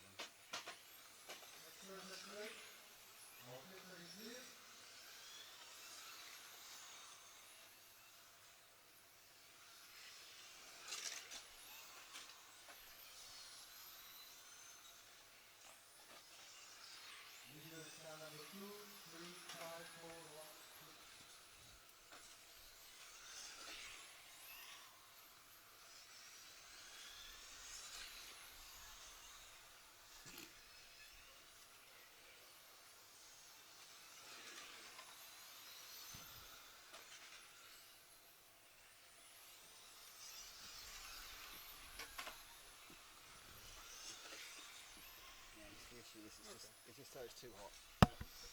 If you go and find some.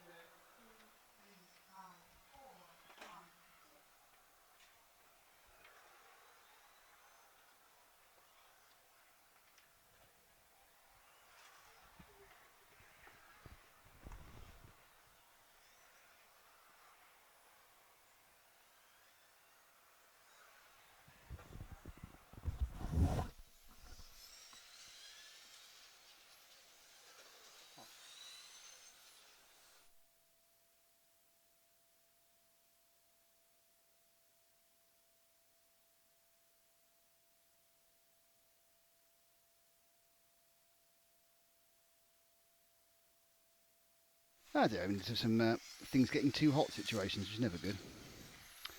Even the cameraman's got too hot. I got too hot. The computer got too. We were being asked by the steward to show him a bit of a replay. But unfortunately, the replay camera, the computer just overheated. I know we keep mentioning how hot it is, but you know it's really, really hot.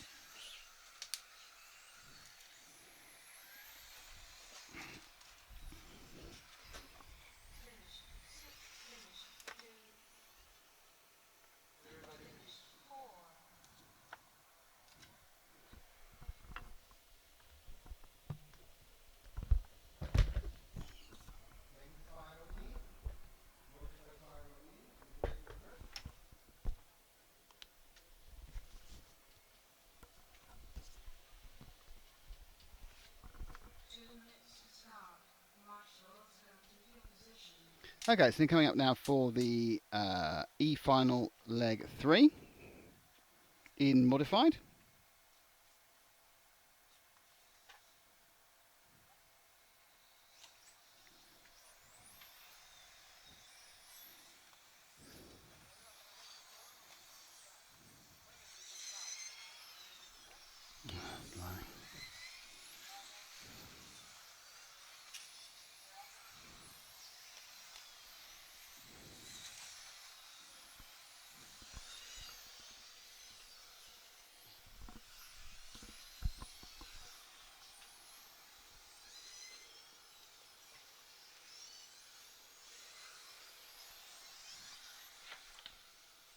I think Nick's trying to find a way to cool down his MacBook Pro.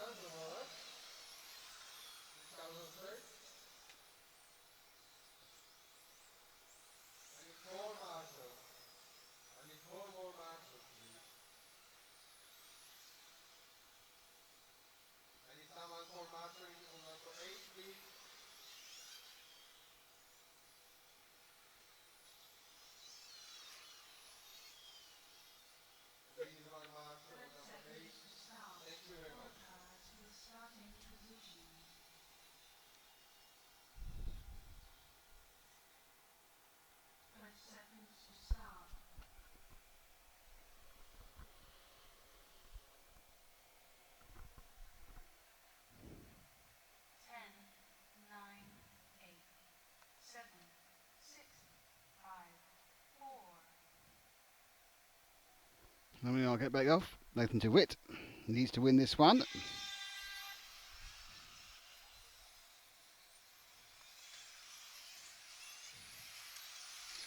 And this is the E final. So DeWitt leading from Florian Lawyer in the bright blue car, and then it's the orange car of Jan Bettin.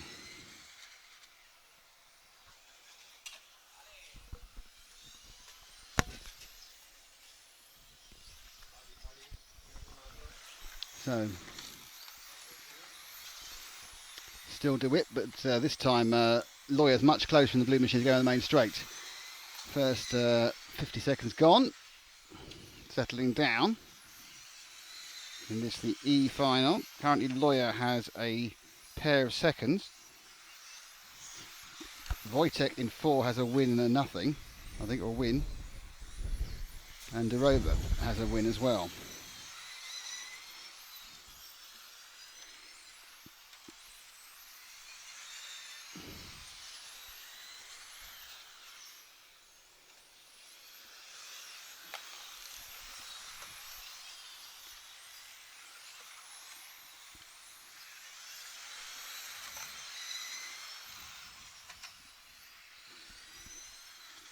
And so the lead's changed. It's DeWitt, sorry.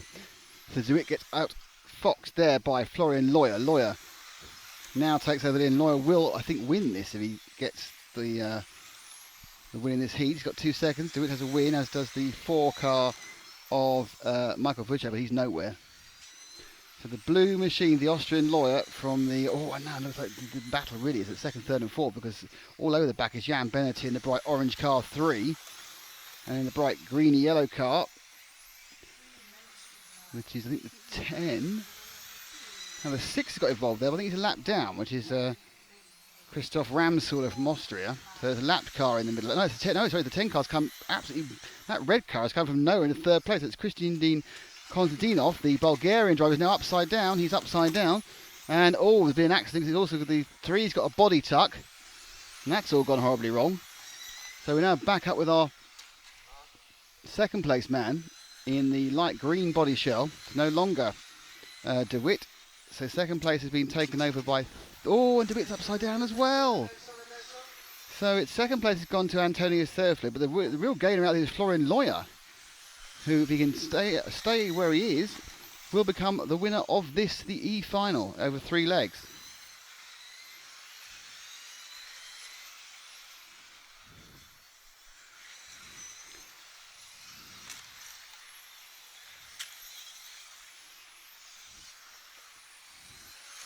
Try about that one car, just because it's got the world's weirdest paint job. Matt, just about one car, it's on the main straight now, and going into the HPI corner now. He's got every single can of paint on there. He's got a green base, he's got a pink tail, he's then got black and white stripes like a zebra on the top. And that is the number 9 machine. Currently in 3rd is Stefan Huyss. So when you're going away, you can see about 4 different colours. Well, it's black and white. And it's going on the grass, you can see all the colours at once. He's not doing much. And so sprinting back through again has gone the 10 of the Bulgarian youngster, Konstantinov, in the red machine. So he's now, so he moved forward because the red machine now is trying to catch up the 8. So onto the EFRA turn in now. That's the battle. It's the battle for 2nd between Antonio Thurfru and Christian Konstantinov, the German and the Bulgarian. In fairness, Lawyer is miles away, so he doesn't got to worry about anything. Now, the Bulgarian youngster, Christian Konstantinov, he's got a lot of pace in that car, but he, as many youngsters, he's not the most. He's prone. He's prone to erratic outpourings of driver directionalisms. Jeez. My vocabulary is now down to 9 words. I have 9 words in my vocabulary. Luckily, not many of them are swearing. So down to the last 34 seconds of this lap and one more. Can Konstantinov take home 2nd place? Lawyer has made an absolute, he's 7 seconds ahead at least, and he's really enjoyed the carnage behind him, and that will give him this E final overall. As Huyss throws his car, but it's the last lap now. Konstantinov Not the same pick-up, but can the young man from Bulgaria make a last-minute pass into second? You've got to say he's probably going to have a go. That's what young men from Bulgaria do, but no, he's just got the wrong thing. He lost the momentum, and that's going to hand that to second place to Theoflu. Now going to hand it over to Matt to fill in why I go and do something I've been wanting to do for the last hour and a half.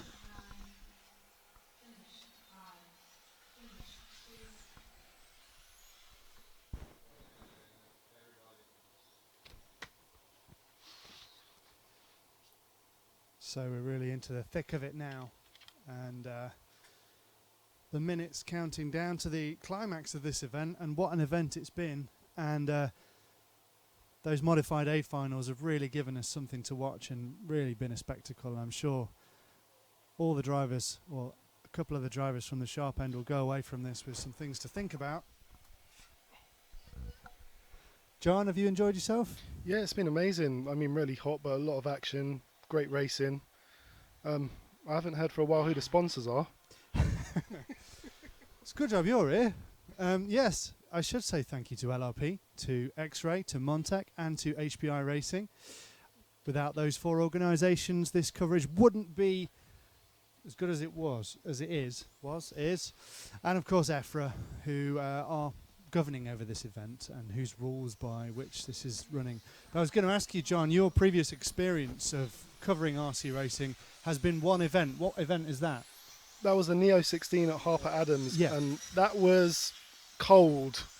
So they probably couldn't be two more different events, actually. Yeah. From freezing cold, smoke-filled tractor shed with mud everywhere to dry, hot, intense electrical cars whizzing round much faster. Harder to film, do you think? Yeah, maybe, perhaps, yeah. Yeah. I mean, when we're switching between the stock and the modified, you know, the speed change, the transition, it's taking a few laps to get used to it with the camera. Yeah. Yeah. It is. It does take a while to get used to, and the 12th, of course, which we had here at the Hudy Arena just a couple of months ago, is even faster and even more intense, but fortunately not quite as hot. These guys are all gearing up for the main event, which is the Worlds, which is going to be in China this year. Oh, wow. And so that will be truly a spectacle. Some of these guys are going to be challenging for the win, so there's plenty of global contenders here. Europe has a great selection of top drivers. Mark Reinhard, to name but one, who has held the crown a few times. So we're about to go into the D final of modified touring car. That's their third run out, and we have Maxime Fravel, and it will be on pole unless he won the first two. I don't think he did, and I'm only judging that by looking to see if he's actually on the grid, and he is on the grid.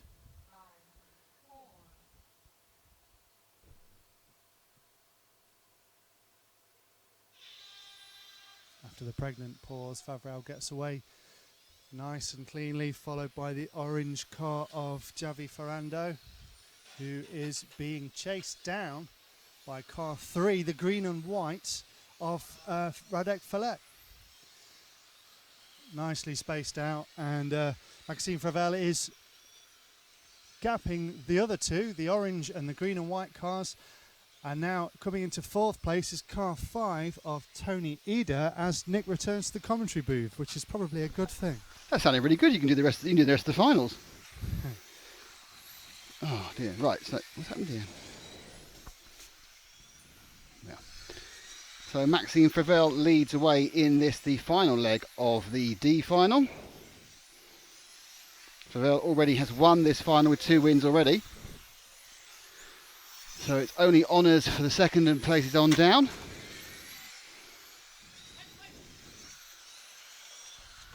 So let's not bother with him because he's won already. Drop back to the orange car one behind him. That's the number 2 of Javi Ferrando.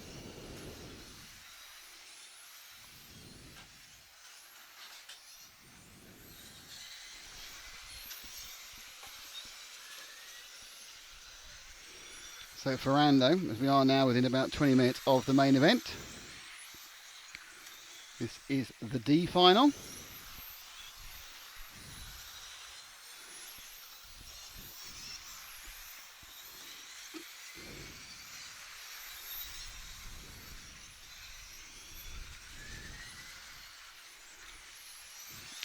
So Ferrando now getting a bit closer to the leader, which is Favrel. It won't make much difference to the overalls, of course.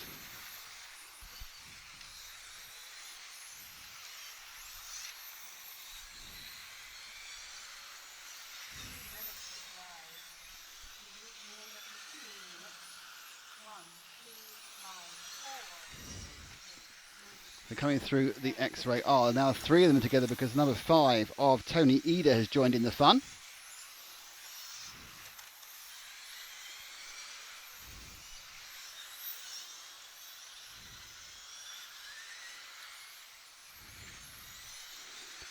So the 1, 2, 3 in the heat are back to back.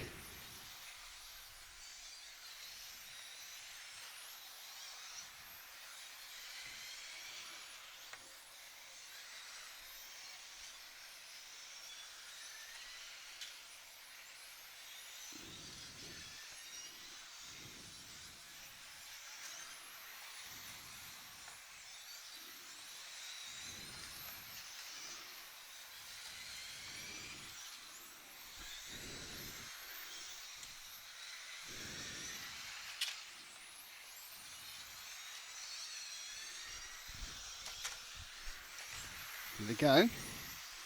We're kind of messing about as Eder tries to get the back of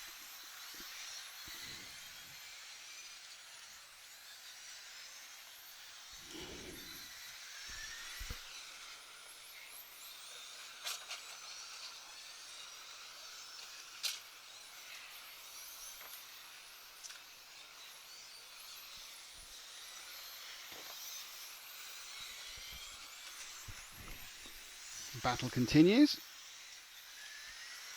Favrel finally gets past. So Ferrando finally gets past Favrel. Now Mika Tepanino is in third.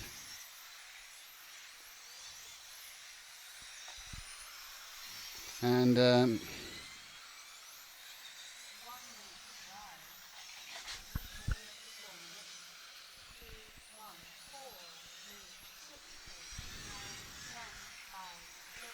so the first and second underneath is now to try and knock out Matt there with my elbow.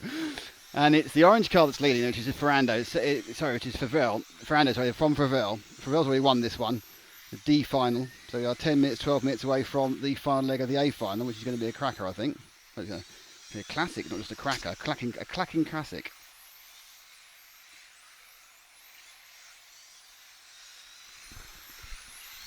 And this one is in the absolute blistering heat of the middle of the day. We were going to start this the whole day early because I thought it was going to rain. Well, there's no sign of rain whatsoever. It's 3 degrees warmer than it was yesterday, but it was already too hot.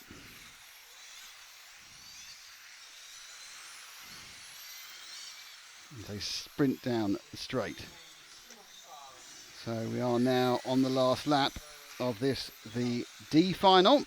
Just the C, the B and the A to go. Ray Moon, nice here to see what chassis the race is running. Well, all the chassis from the A final, you certainly will be telling, we know what they are.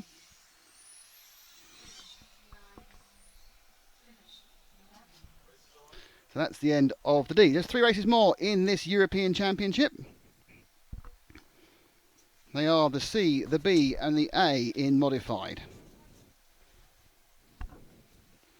Certainly the B and the A are not decided yet. Let's go and check and see if the C's decided.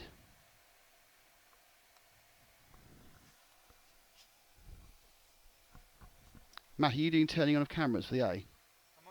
I don't know, are you? Am I? Do you need me to? Someone needs to. Okay.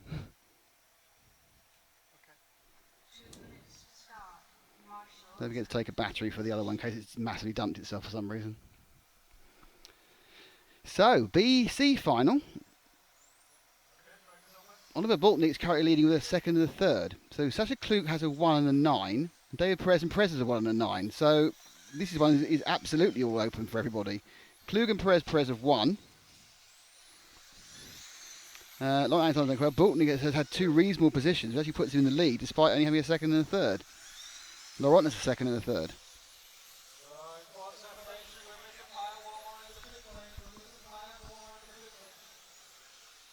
Just can I repeat the all points bulletin? The person who mentioned about his daughter going out on 12th racing.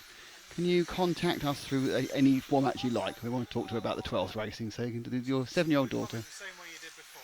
Yeah, just comment again in the HBI thread, and we will say hello to you.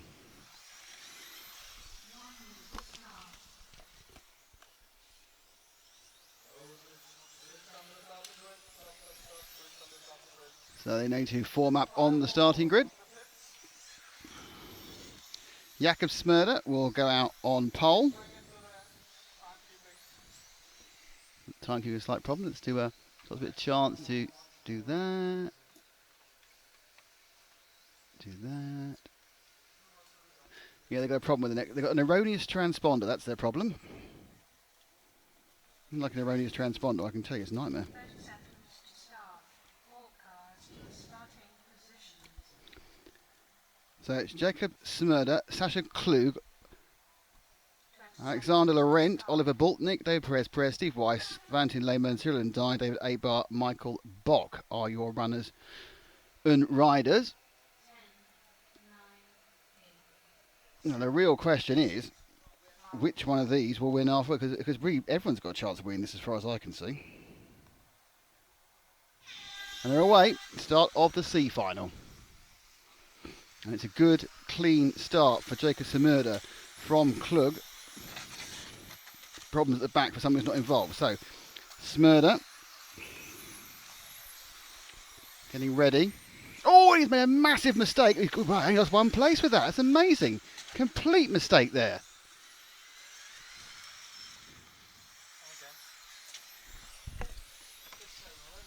And it's all over the place. So straight into it's gone Klug. Second place now is the 3 of Laurent Alexander again. Our leader who's never been happy in the first couple of laps. And he's not happy again. I think this time he's down to 3rd, which is less bad than often. And then Perez, with the win in the first heat, is in 4th. So it's all to play for. Now, what's tending to happen is Klug, I think we should probably move up to our second place man, Alexander Laurent, down the straight, because something happened either way of him. He's now trying to attack Sasha Klug of Austria.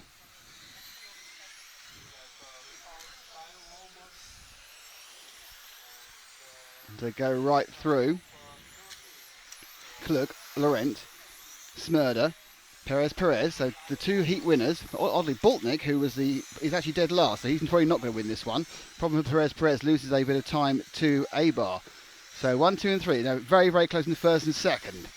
Klug looking to win this C final in Modify. Comes through the X-ray section and then up in and into the EFRA. Oh, he got punted. He's got to wait. And the big winner out of this. Oh, what do you do now? No, it's not your fault. Keep going. Oh dear, so sporty from number 3, Alexander Laurent. Wow, that was over sporting. Because Klug made the mistake after being punted. He went straight and sat in a bowl of flowers effectively for a while. Wow, so that's changed everything around. So suddenly now we have in the lead is Jakob Smurder. We need to go back to the front again, Matt, and that's down the main straight now. Because second place is David Abar, who's not had a lot of fun, but Perez could still win this whole thing because he has a win from the first round, and now this will be a 3rd at the moment. So can Abar, who's not really looked comfortable at any point with this car in the finals, do something special? Abar is the green car with the green, even darker green stripes, with a metallic green from looks like a muscle car from the late 60s from America, like a Dodge Charger.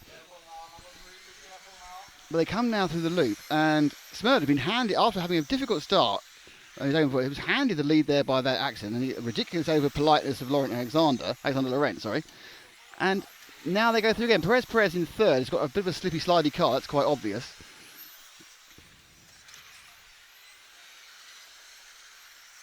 And here they go.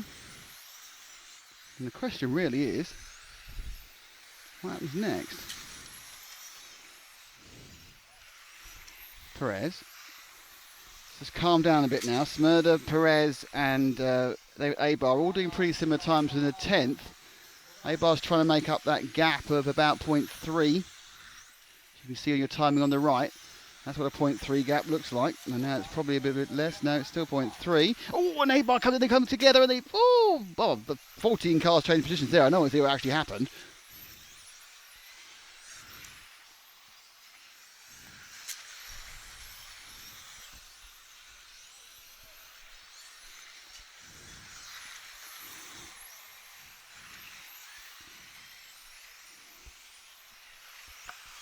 So the top three go down, and suddenly, is that Perez you got? Is it Perez, after all that coming together, is now in the lead, and this could give him 2 wins in this final, which will give him the C final modified. He's got Smyrna behind him. I think even if Smyrna gets past him and wins the second enough. So Perez, with a minute to go, is absolutely in the box seats as far as this final's concerned. What more can you ask for?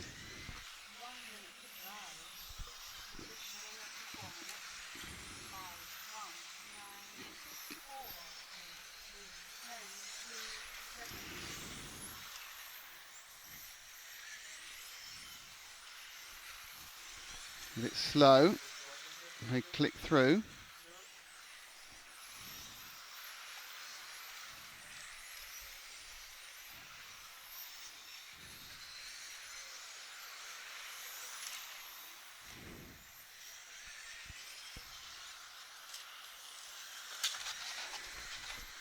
And that's one of our earlier attendees trying to catch up, but they're on the back. So now down to the last 20 seconds. And Perez has Smyrna behind him, and this is the last lap. They won't get another one. And he holds on to this. He is the winner. Oh, Smyrna thought about it. A-Bar thinks about it. They both think about it, but nothing happens. It looks like Perez is going to pick up the C final. David Perez from... Oh, no. Oh, no one was there to take advantage of his big mistake. And offers gone Smyrna. He's driven off the track in excitement. Well, that was carnage at the end. So Perez wins that, and then he will be absolutely the winner overall of this one.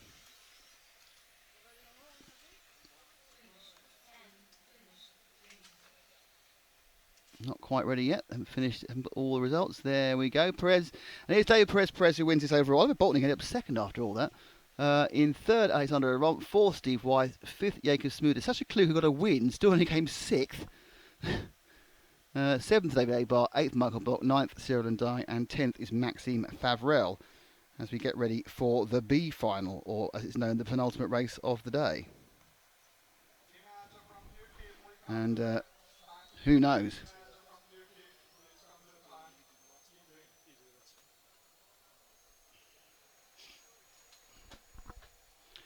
So, 2 races to go from the European Championships. Felix will be very fond of David. I think David A-Bar, I think rather than Perez.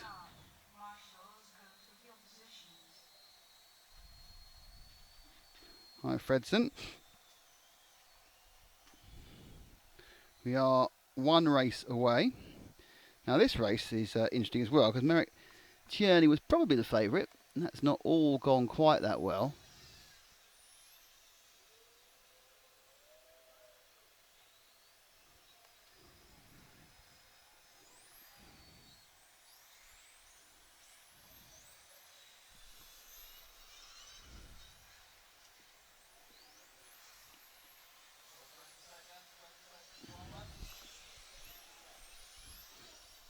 So let's see what the actual run at the moment is on this one. Currently in the B final, Merrick Tierney has a first and a fourth. Alessio Minicucci has a second and a third. Thomas Pumpler has a first and an eighth. Loic Jasmine has a third and a sixth. So Pumpler can win, Tierney can win, Minicucci can win, Donis Stadler can win, and that's about it. So about most people can win basically in this B final.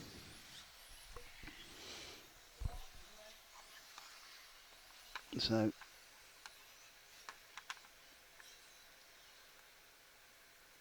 these are your runners and riders. Merrick Tierney from Czech Republic, Eric Jasmine from France, Alessio Minicucci, Dennis Stadler, Patrick Gollner.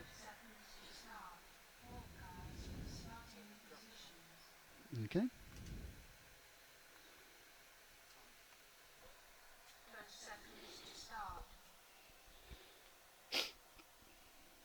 So Tierney will be the favourite. He had a bit of a bad run the last one. We're hoping for a bit of better luck this time. 7, 6, 5, 4.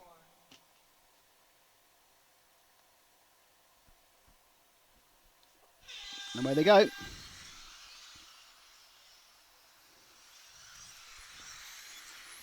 And Cherney gets a good start from Jasmine in the blue and white car. Orange and white in the 4, it's Dennis Stadler. And then Lesso Menucci is in 4th, but then already Stadler has managed to get past with the 4 car, so a great start. He's got past Jasmine as well, so that's where the action is. Stadler really showing some speed at the moment. He's let Merrick get away a little bit, and now he's going to try and bridge the gap. So it's Stadler, the young German, after the Cherney, the only slightly older Czech. And as they push hard now in this, the start of the B final modified. Coming up next is the big one, the A final.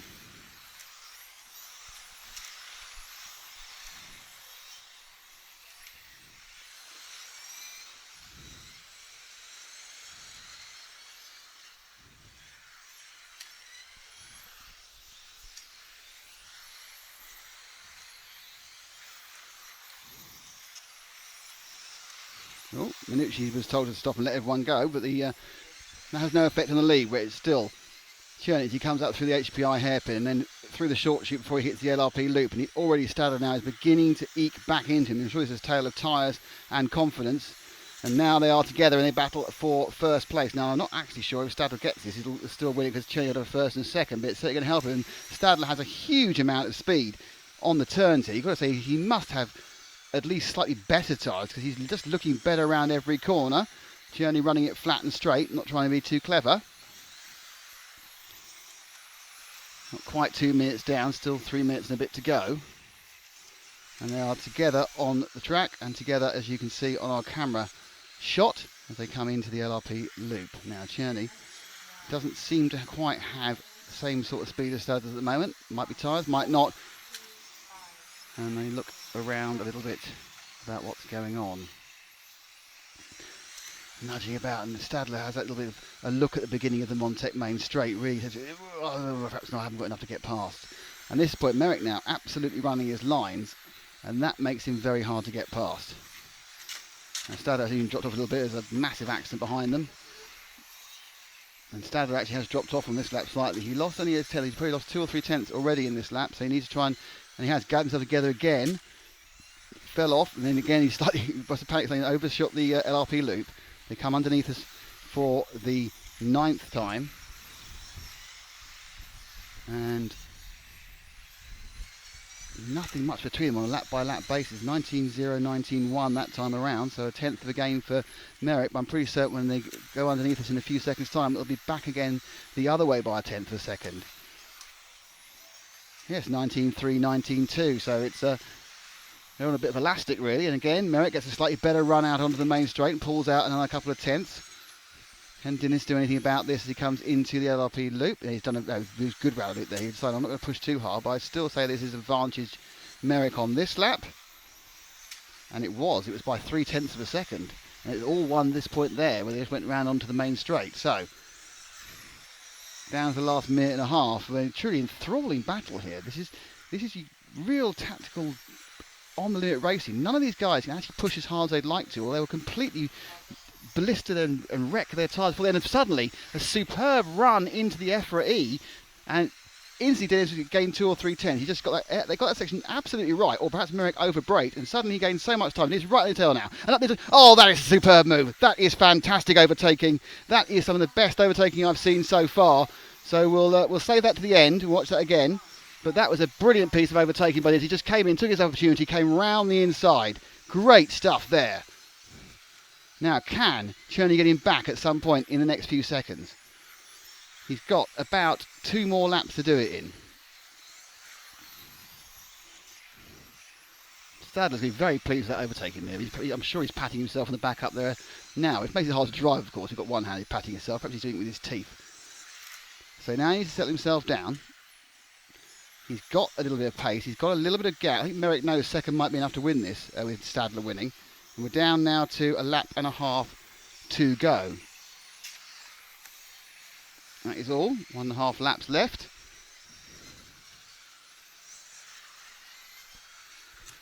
Actually, Merrick now making a bit of a push for it in the last couple of seconds. He's just got over one more lap, so it's the last lap in the B final.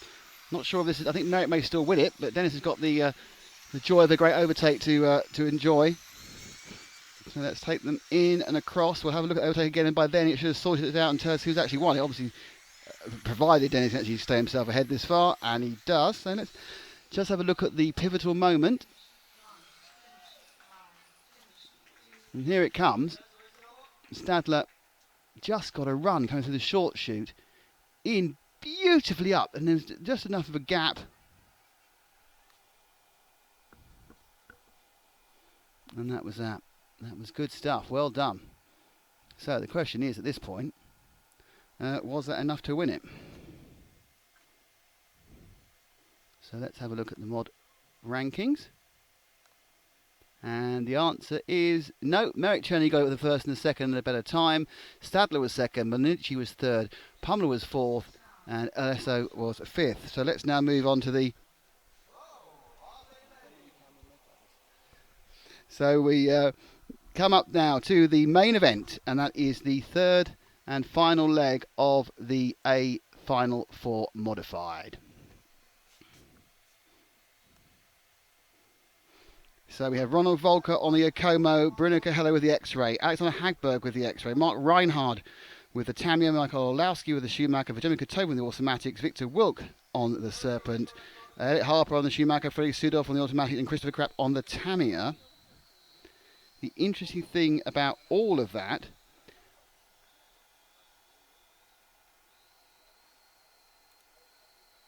is it doesn't really matter about the grids, because already we know one person who can't win, and that's Bruno Cahello. Because at the moment, after 2 rounds, Alexander Hagberg has a first and a second. Mark Reinhardt has a first and a third. Volker has a second and a fourth. So it's really important about what the times are. And the winning times at the moment, Reinhardt got a 16 in 5:11.2. So Reinhardt has a better time. 5:11.2 Reinhardt. 5:12 flat for Hagberg. It kind of means Reinhardt comes second and Volker wins, and it's going to be all down to who does what on the time. So remember this: 5:11 for Reinhardt, 5:12 flat, and 5:11.2. But it's maybe the 5:12 flat is more important because Hagberg has the first and second. It's all going to be down to the speed of this particular run. So I can't really stress how close the whole thing is. So we are underway with the final leg of the Modified A Final, the last event from here from the wonderful Hudy Arena. We will try and get some interviews at the end, and we will try and bring you some of the prize giving maybe inside. It's all about this. We are on record. 7 seconds to go. Volker needs to win, that's all that matters, and then it's about the time he can do it in. Otherwise Hagberg may pick up a back-to-back championship from an unlikely third place on the grid. Cahello can't win. You can certainly ruin Volker's day though. And they're away and they're clean, and Volker gets off straight away. So it's a very clean open start. Volker. Cahello.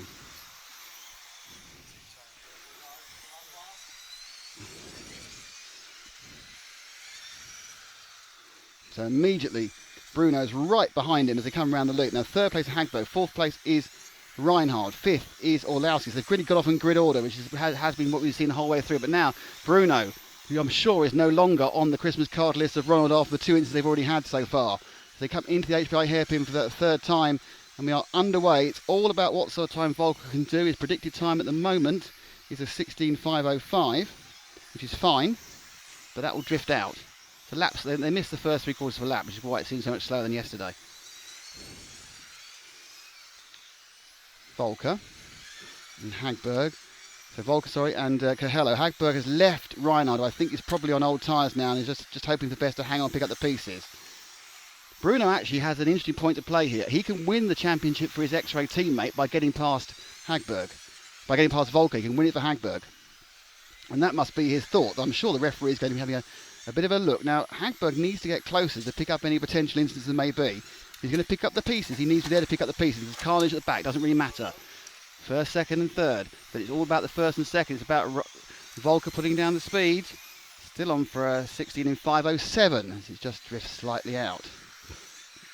At the moment, Volker is on to win the European Championship on time, but the cars will get slower in the next 3 minutes and 18 seconds. But it could be Volker will pick up on time, or it could be it'll go to Hagberg, or it could be that Bruno will do something incredible. So Bruno now, Hagberg is getting a bit closer. Bruno now looking as the corner speed appears again. He's slightly disappearing from Volker's Giacomo. The white and orange car in second of Bruno Cahella from Portugal, the X-Ray, is just not quite as far. He just lost a bit on that corner then. Volker is controlling this. He must be quite nervous in having Cahella behind. Perhaps Cahella's not really so aggressive this time around. He gets very, very close. And Hagberg is also very close. And at this point, Bruno and Hagberg are kind of almost holding each other up slightly. It's got out to a 15.09. The time's disappeared. If it goes past the 12, then the win will go to, because Reinhardt's nowhere in this one. The old tyres have put him out. So Volker now needs to win it, and he needs to win it in quicker than 5.12. And currently he's predicted for a 5.9. So will he lose 3 seconds over the next 2.5 minutes? Don't forget, you go much faster at the start and the finish.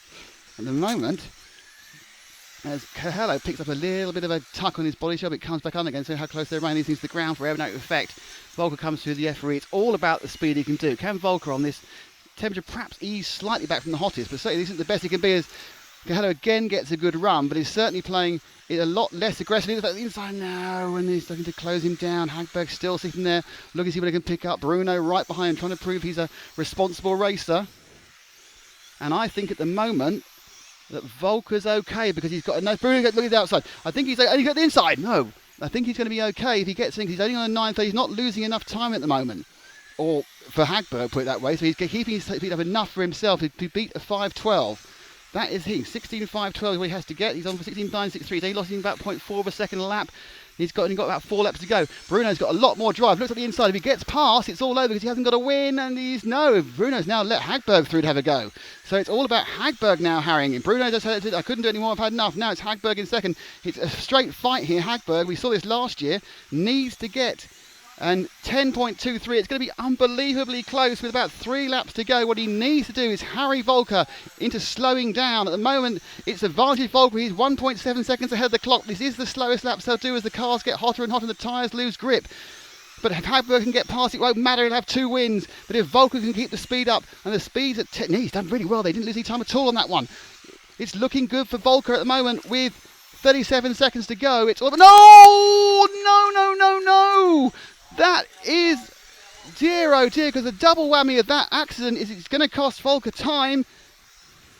And he's now that accident may be enough to win the championship for Hagberg because he's delayed Volker by a couple of seconds. Volker has this lap and one more. It's the 12.03. At the moment, it looks like Hagberg is going to win this on a countback and on a controversial time because he's cost a second and a half by hitting Volker in a very optimistic. It's so close. The forecast is within thousandths of a second. It is literally thousandths of a second in it. As they come around the last lap, they're both on a 12. Bruno now comes up to annoy and harry and fuss with, and it's going to go across the line. And Volker does it in 12. Volker's got it! Volker, I think, has got it by a few hundredths of a second. That's what I think. There's a few hundredths of a second. May have got Volker the win.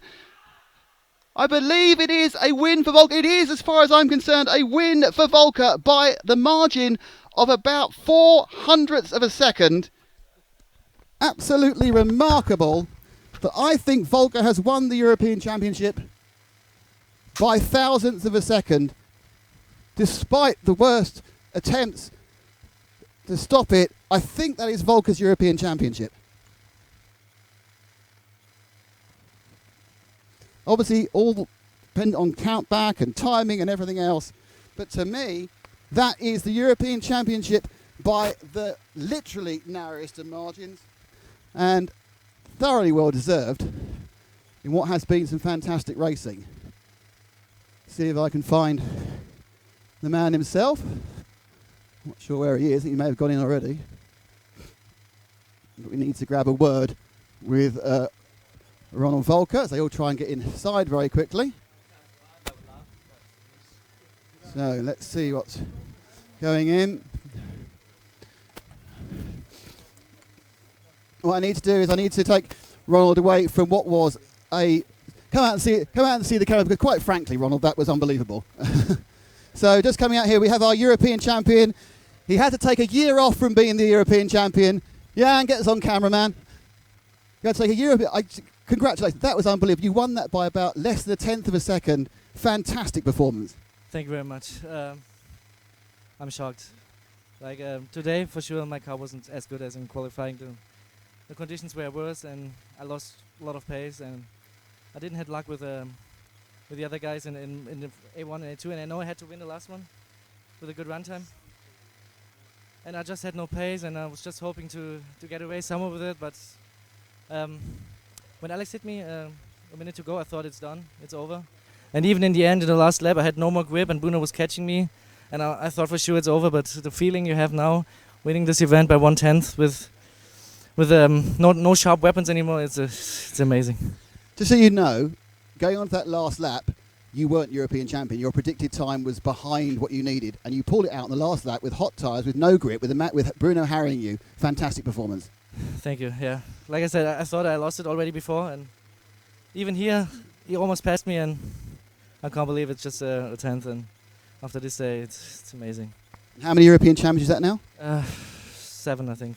4 outdoors. Or 5 outdoors. You deserve all of them. Fantastic performance. Brilliant driving today. Fantastic. Thank you. Brilliant. Thanks.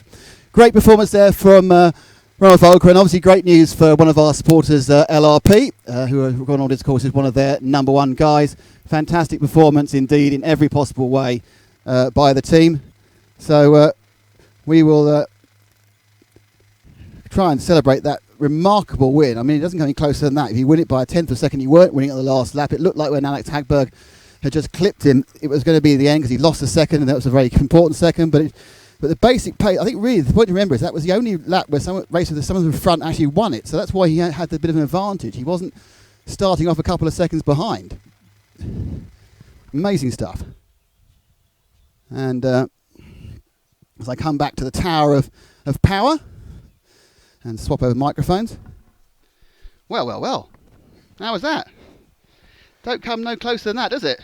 It doesn't indeed, no. Just standing in the timing booth, which gives you a great vantage point of the drivers and the emotion. You actually saw Volker where the race ended, and he shook his head and made to walk down the stairs. And then someone said something inaudible that obviously gave him an inkling that there might be a chance that the timing had gone his way, and it was just an amazing moment that you won't have seen on the stream, but I captured, and it will be one of those end of season review moments where Volker's realisation that he was in fact the champion and that the timing had gone his way, and he was the fastest man on the day and the best man on the day, and it was just what a beautiful moment just to see, and you could hear him. Yeah, I could hear him, and a big embrace from his countryman, but his fierce opponent Mark Reinhardt. But that was great just to see the two embrace and just to say, look, you did really well, and it's a well-deserved victory. Well, Ryan kind of knew his powder was blown because he hadn't got new tyres for the last run. Hagberg tried everything. He was even let through by Bruno to give it a go, and obviously he did slightly sideswipe Volker in an attempt to get through. And and it comes down to, obviously, the reason that Volker was having to fight in this last leg was because he'd been tagged twice by Cahello. It's all swings and roundabouts. And whilst I always say we don't have any favourites in RC racing, when it comes to electric events, all we want to do is see it go to 3 legs. It doesn't normally go 3 legs this well, but I have to say I feel the right man won this. I really do. And that's, I know X-Ray are with us, and I know that LRP are with us, and, X-Ray won €2 this time, and I think the right person won the modified Euros on the performances in the 3 finals. Well done to Ronald. Well done to them all, because they all showed great heart and they all desperately wanted it, and they all had the skills to put in what we anticipate to be a remarkable world's performance on behalf of Europe when they go to China later in the year. And we've definitely got some of the cream of touring car drivers in the world. Yeah, I can't see. It'd be very, very surprising if we didn't win the touring car championship. Only Naoto really has any form outside of he's current reigning champion, of course. Any form outside of the Europeans these days is most basically dead in the States. But yeah, so we're not quite sure if the trophy presentation is indoors or outdoors. So what we're going to do is we're going to stay on air with a wide shot here, and if it happens outdoors, you'll see it. If not, you'll get lovely pictures of Slovakia for 20 minutes. It'll be at least an hour until the trophy presentation. Is it? That's what I'm hearing, yeah. Oh, terrific. And it usually is anyway, Oh, more right. like an hour and a half, because of trying to call all the drivers into position. Yes. Terrific. So hang on for that if you want to see it. I haven't been asked to do it yet. I suppose I will be, will I? I haven't heard.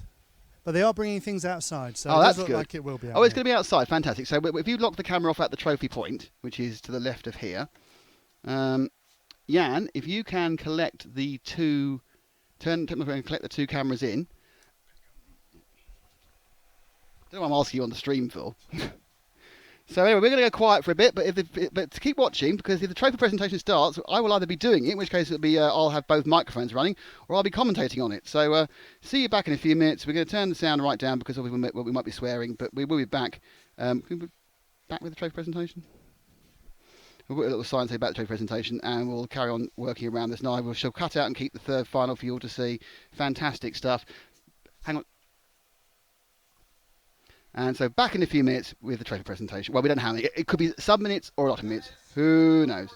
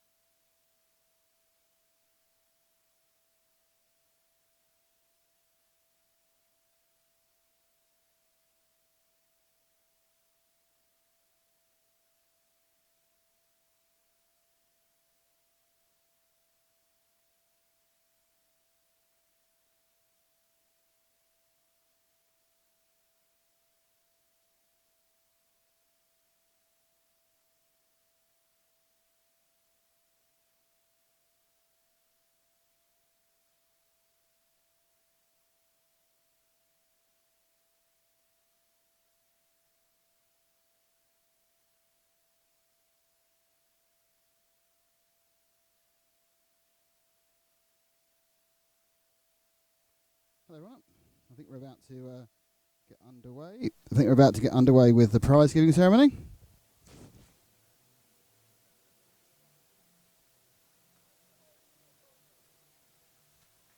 So let's get on with it, I suppose, is the answer to that. It's probably going to be too loud once I start shouting, isn't it?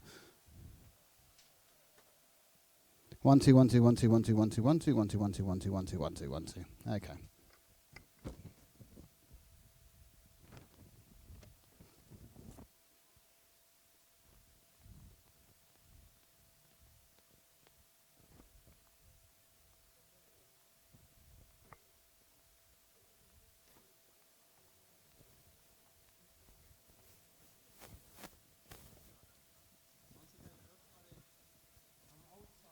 Calling everyone for the excitement of the ceremony.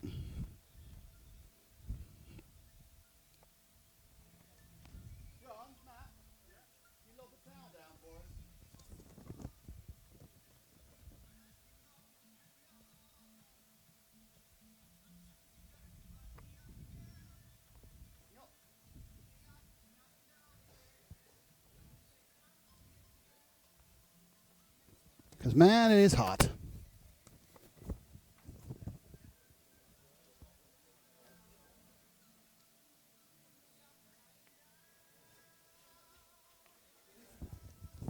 Ah, the slow gathering of the clans of the trophy presentation. Actually, I could hide here as well. That's quite a good idea. Yeah, I'm behind you.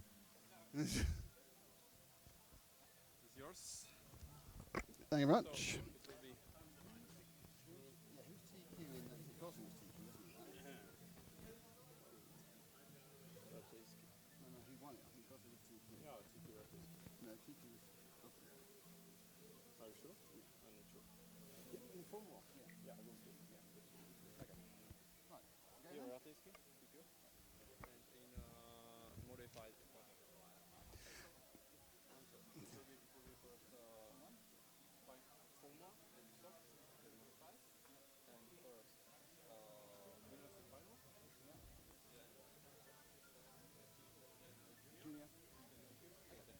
Okay, everyone, it's time for the part we've all come here for. The fantastic sparkly trophies that make the whole thing worthwhile. So you've all come out of the very nice, cool environment, out into the blazing Slovakian sun, which some of us have been in all day. And I think you're going to get to shake the hand of Chris Hardesty, is that right? Chris, you handing things out? Yes. So we're going to start with the Formula 1, the Formula Championship. Then we're going to have the Spec Stock Championship. And finally, we are going to have the Modified Championship. And will be trophies for all the finals winners. There's a trophy for the Junior European Champion, for the TQ, and for all the 10 finalists. So please join us out here. There's a pleasant breeze now. It's a pleasant breeze. You won't melt in the pleasant breeze. As the cameraman can click. And you can see over here behind the Hudy area, there are the various podia. Okay, so we're going to start now with the Formula Championship, the Formula 1, the inaugural, the first European Championship in Formula 1, a great entry, a great race. Lovely cars on the track, lots of good feedback from those watching at home.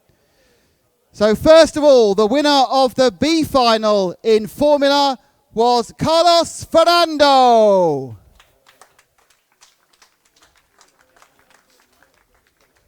And we are 1 for 1 with people not being ready. Carlos Fernando. Oh, here he comes. There's a fabulous echo inside there, isn't there? Congratulations to Carlos.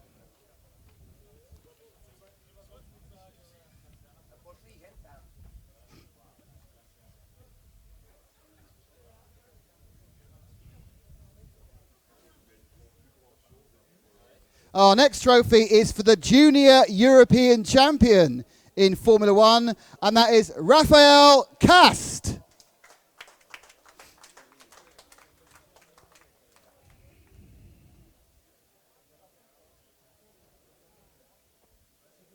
Lovely medal there from Chris Hardesty from EFRA, acting electing chairman. And now for TQ, the TQ in Formula, Mike Gosvig.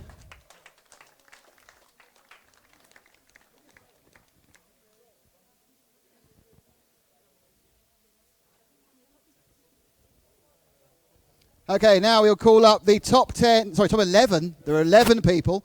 The top 11 in reverse order. In 11th place in the A final, Andrea Selva. Great support from his fellow Italians.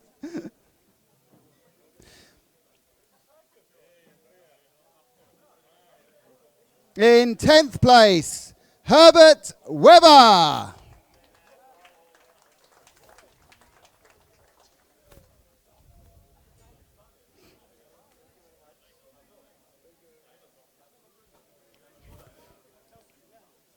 In 9th place, Andrei Vunuko.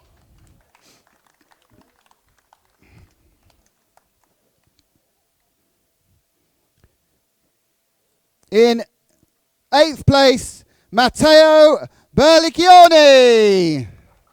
Approximately.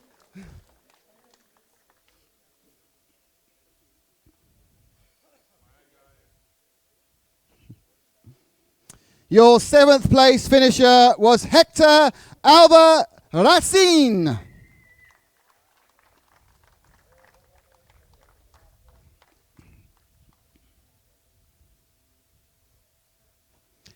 And in 6th place, Martin Hudy.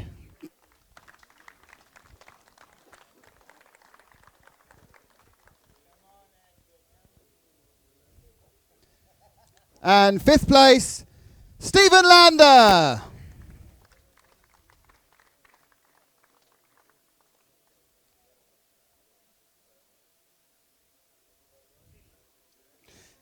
In 4th place in Formula, Oliver Boltnick.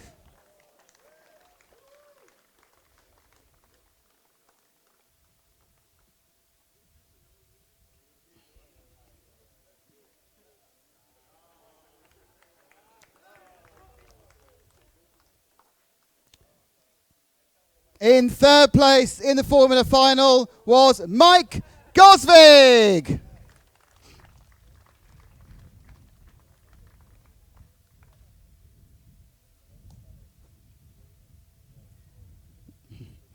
And the runner-up, David Erbar.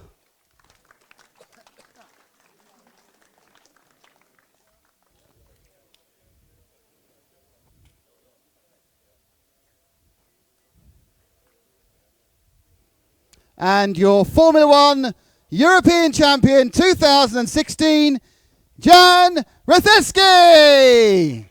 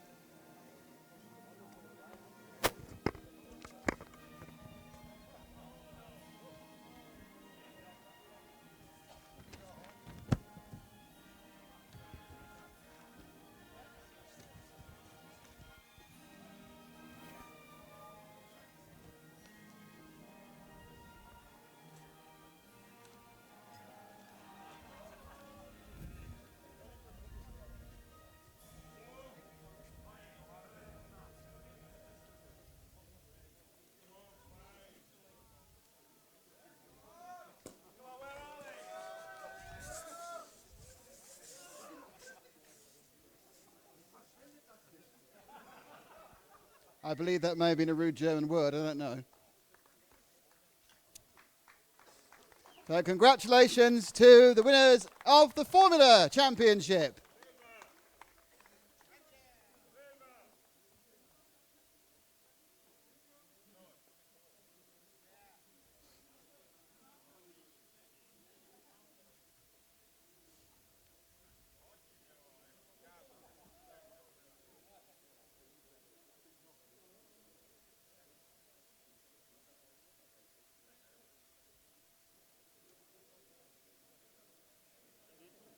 Okay, now it's time for the Spec Championship, because any second now, Chris is going to melt. So the winner of the D final in Spec was Christophe Charlier.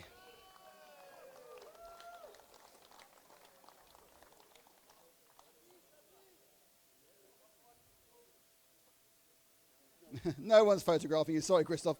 The winner of the C final was Umut Osterman.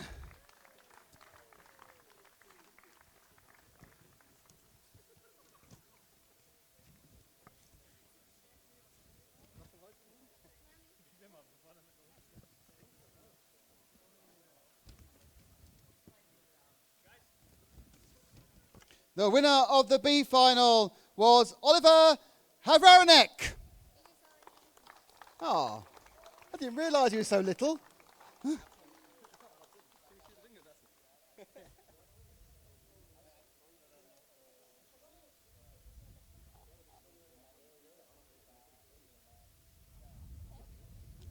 The junior European champion for 1/10 stock is Steve Favrel.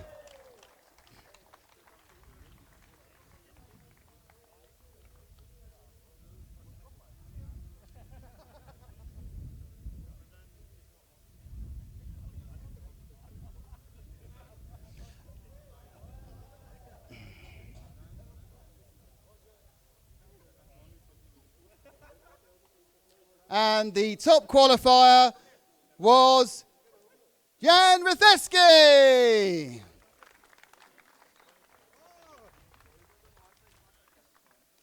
Hope you got a big car, Jan, to drive this stuff home.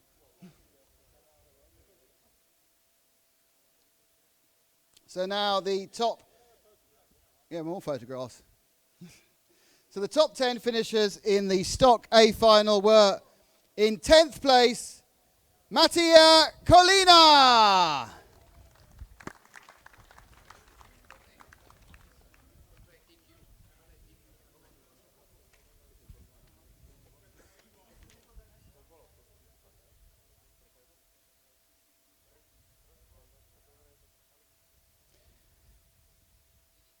In 9th place, Herbert Weber.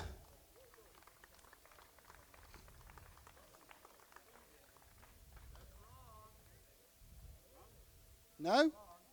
9th place was... I've lost the ability to read. It's too hard. I'm very sorry. So, despite trying to give an award to someone else who wasn't in the race whatsoever, but hey, it's late. Actually, really in 9th place was Noah Assendorf. I'll get reading sorted out soon, don't worry.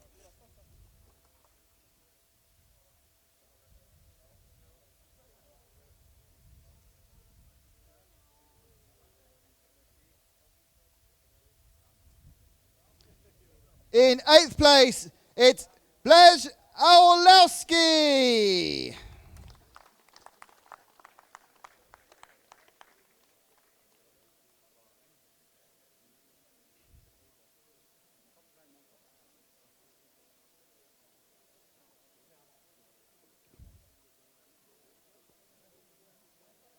In 7th place, Tom Kragfelski.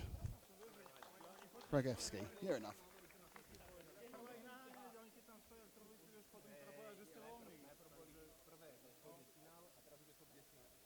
In 6th place, David Bertuzzi.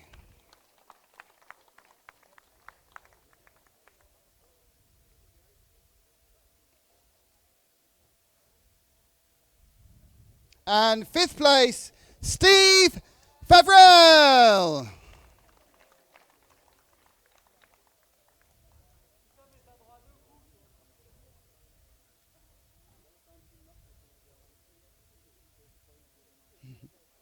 In 4th place, Max Matchler.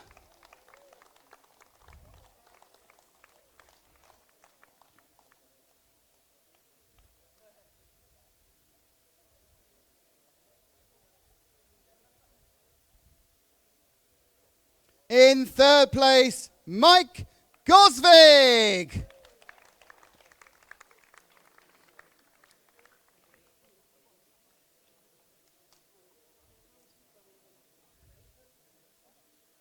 Your runner-up was Alexandra Duche.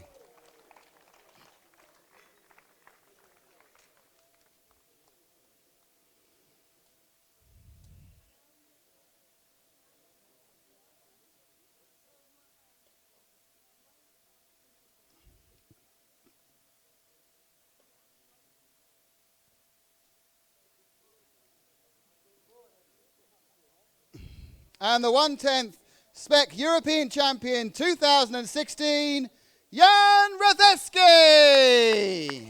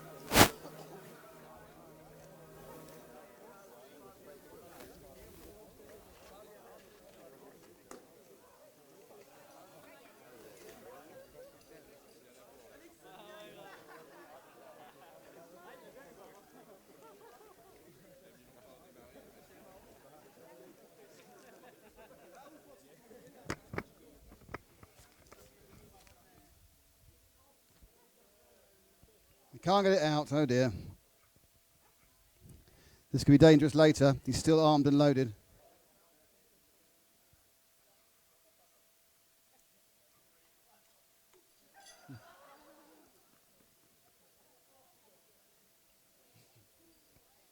Okay, now it's time for the final presentation for the Modified European Championship 2016.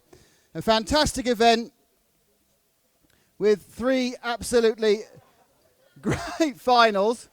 Mike does no longer need a shower.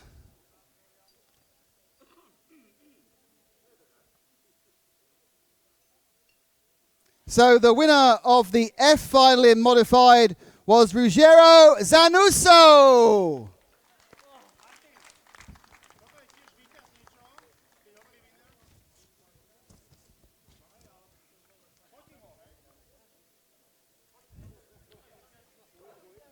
The winner of the E final was Florian Loya.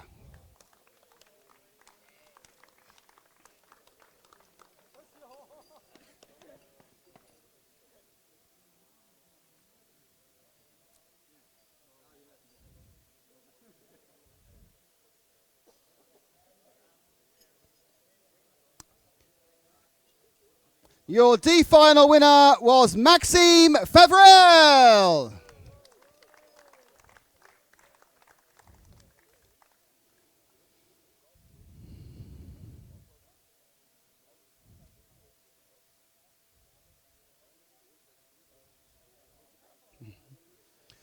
The winner of the C final, David Perez.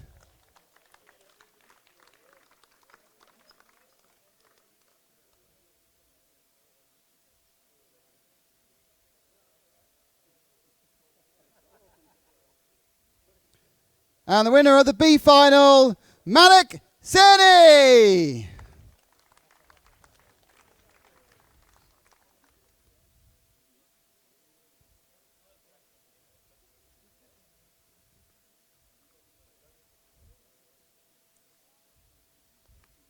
Your junior European champion, there you go, Chris, Michael Orlowski.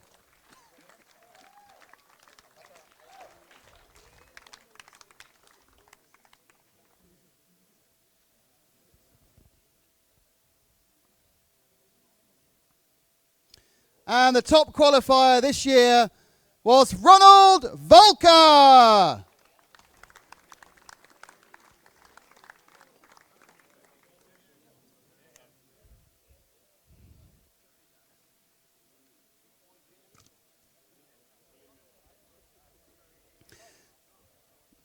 So it's now time for the top 10 finishers in the A final, and fantastic A finals they were. In 10th place, Freddie Sudoff.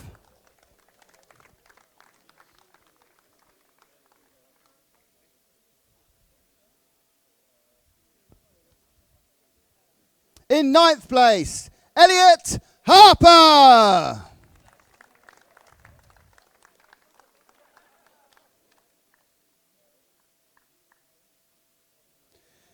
In 8th place, it was Christopher Krapp.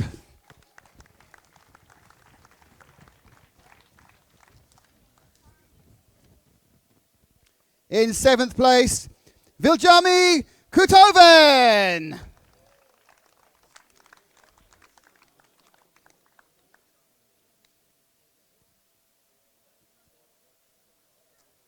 Your 6th place finisher, Michael Orlowski.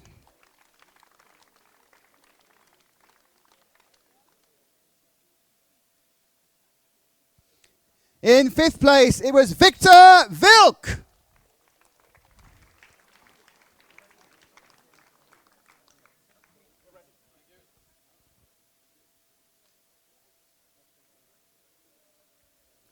In 4th, Bruno Coelho.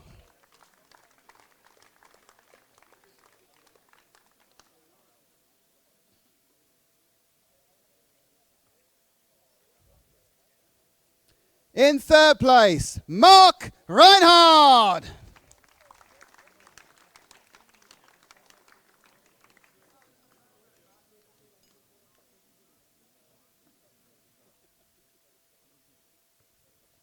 And your runner-up was Alexander Hagberg.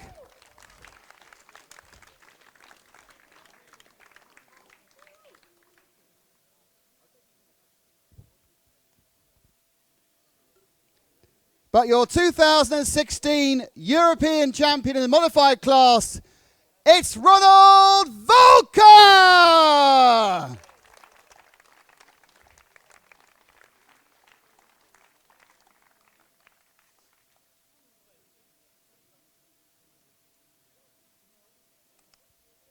Congratulations.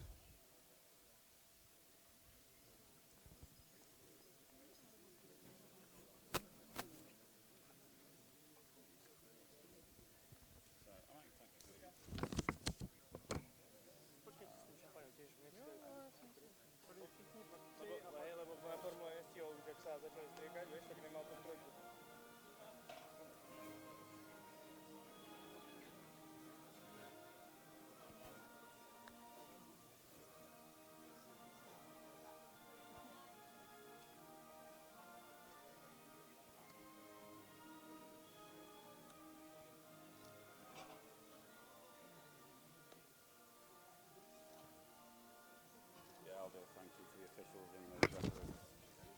Unless you want to do it. I have no media partner.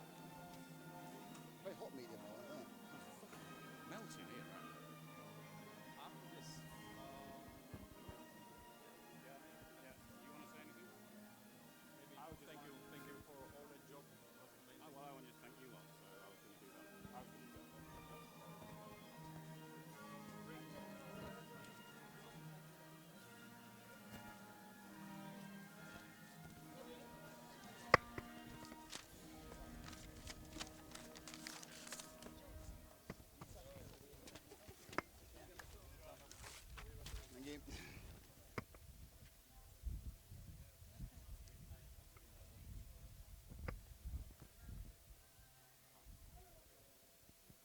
Dun, dun, dun, dun. Well, I think that probably concludes what we're going to see from the live stream broadcast today. And they're starting to play copyright music, so I'll talk over this to avoid the stream being strange to you. But chance a bit of champagne fun. Whoa, there you go. We are the champions. So only remains me to say goodbye from RC Racing TV in association with LRP, X-Ray and our friends at HPI Racing and Montec. We will see you just next week at the Spanish circuit in Alicante with the 1/8 Off-Road Championship. But first of all, I'm going to pass the microphone to someone else and I will catch you in a week's time. Goodbye.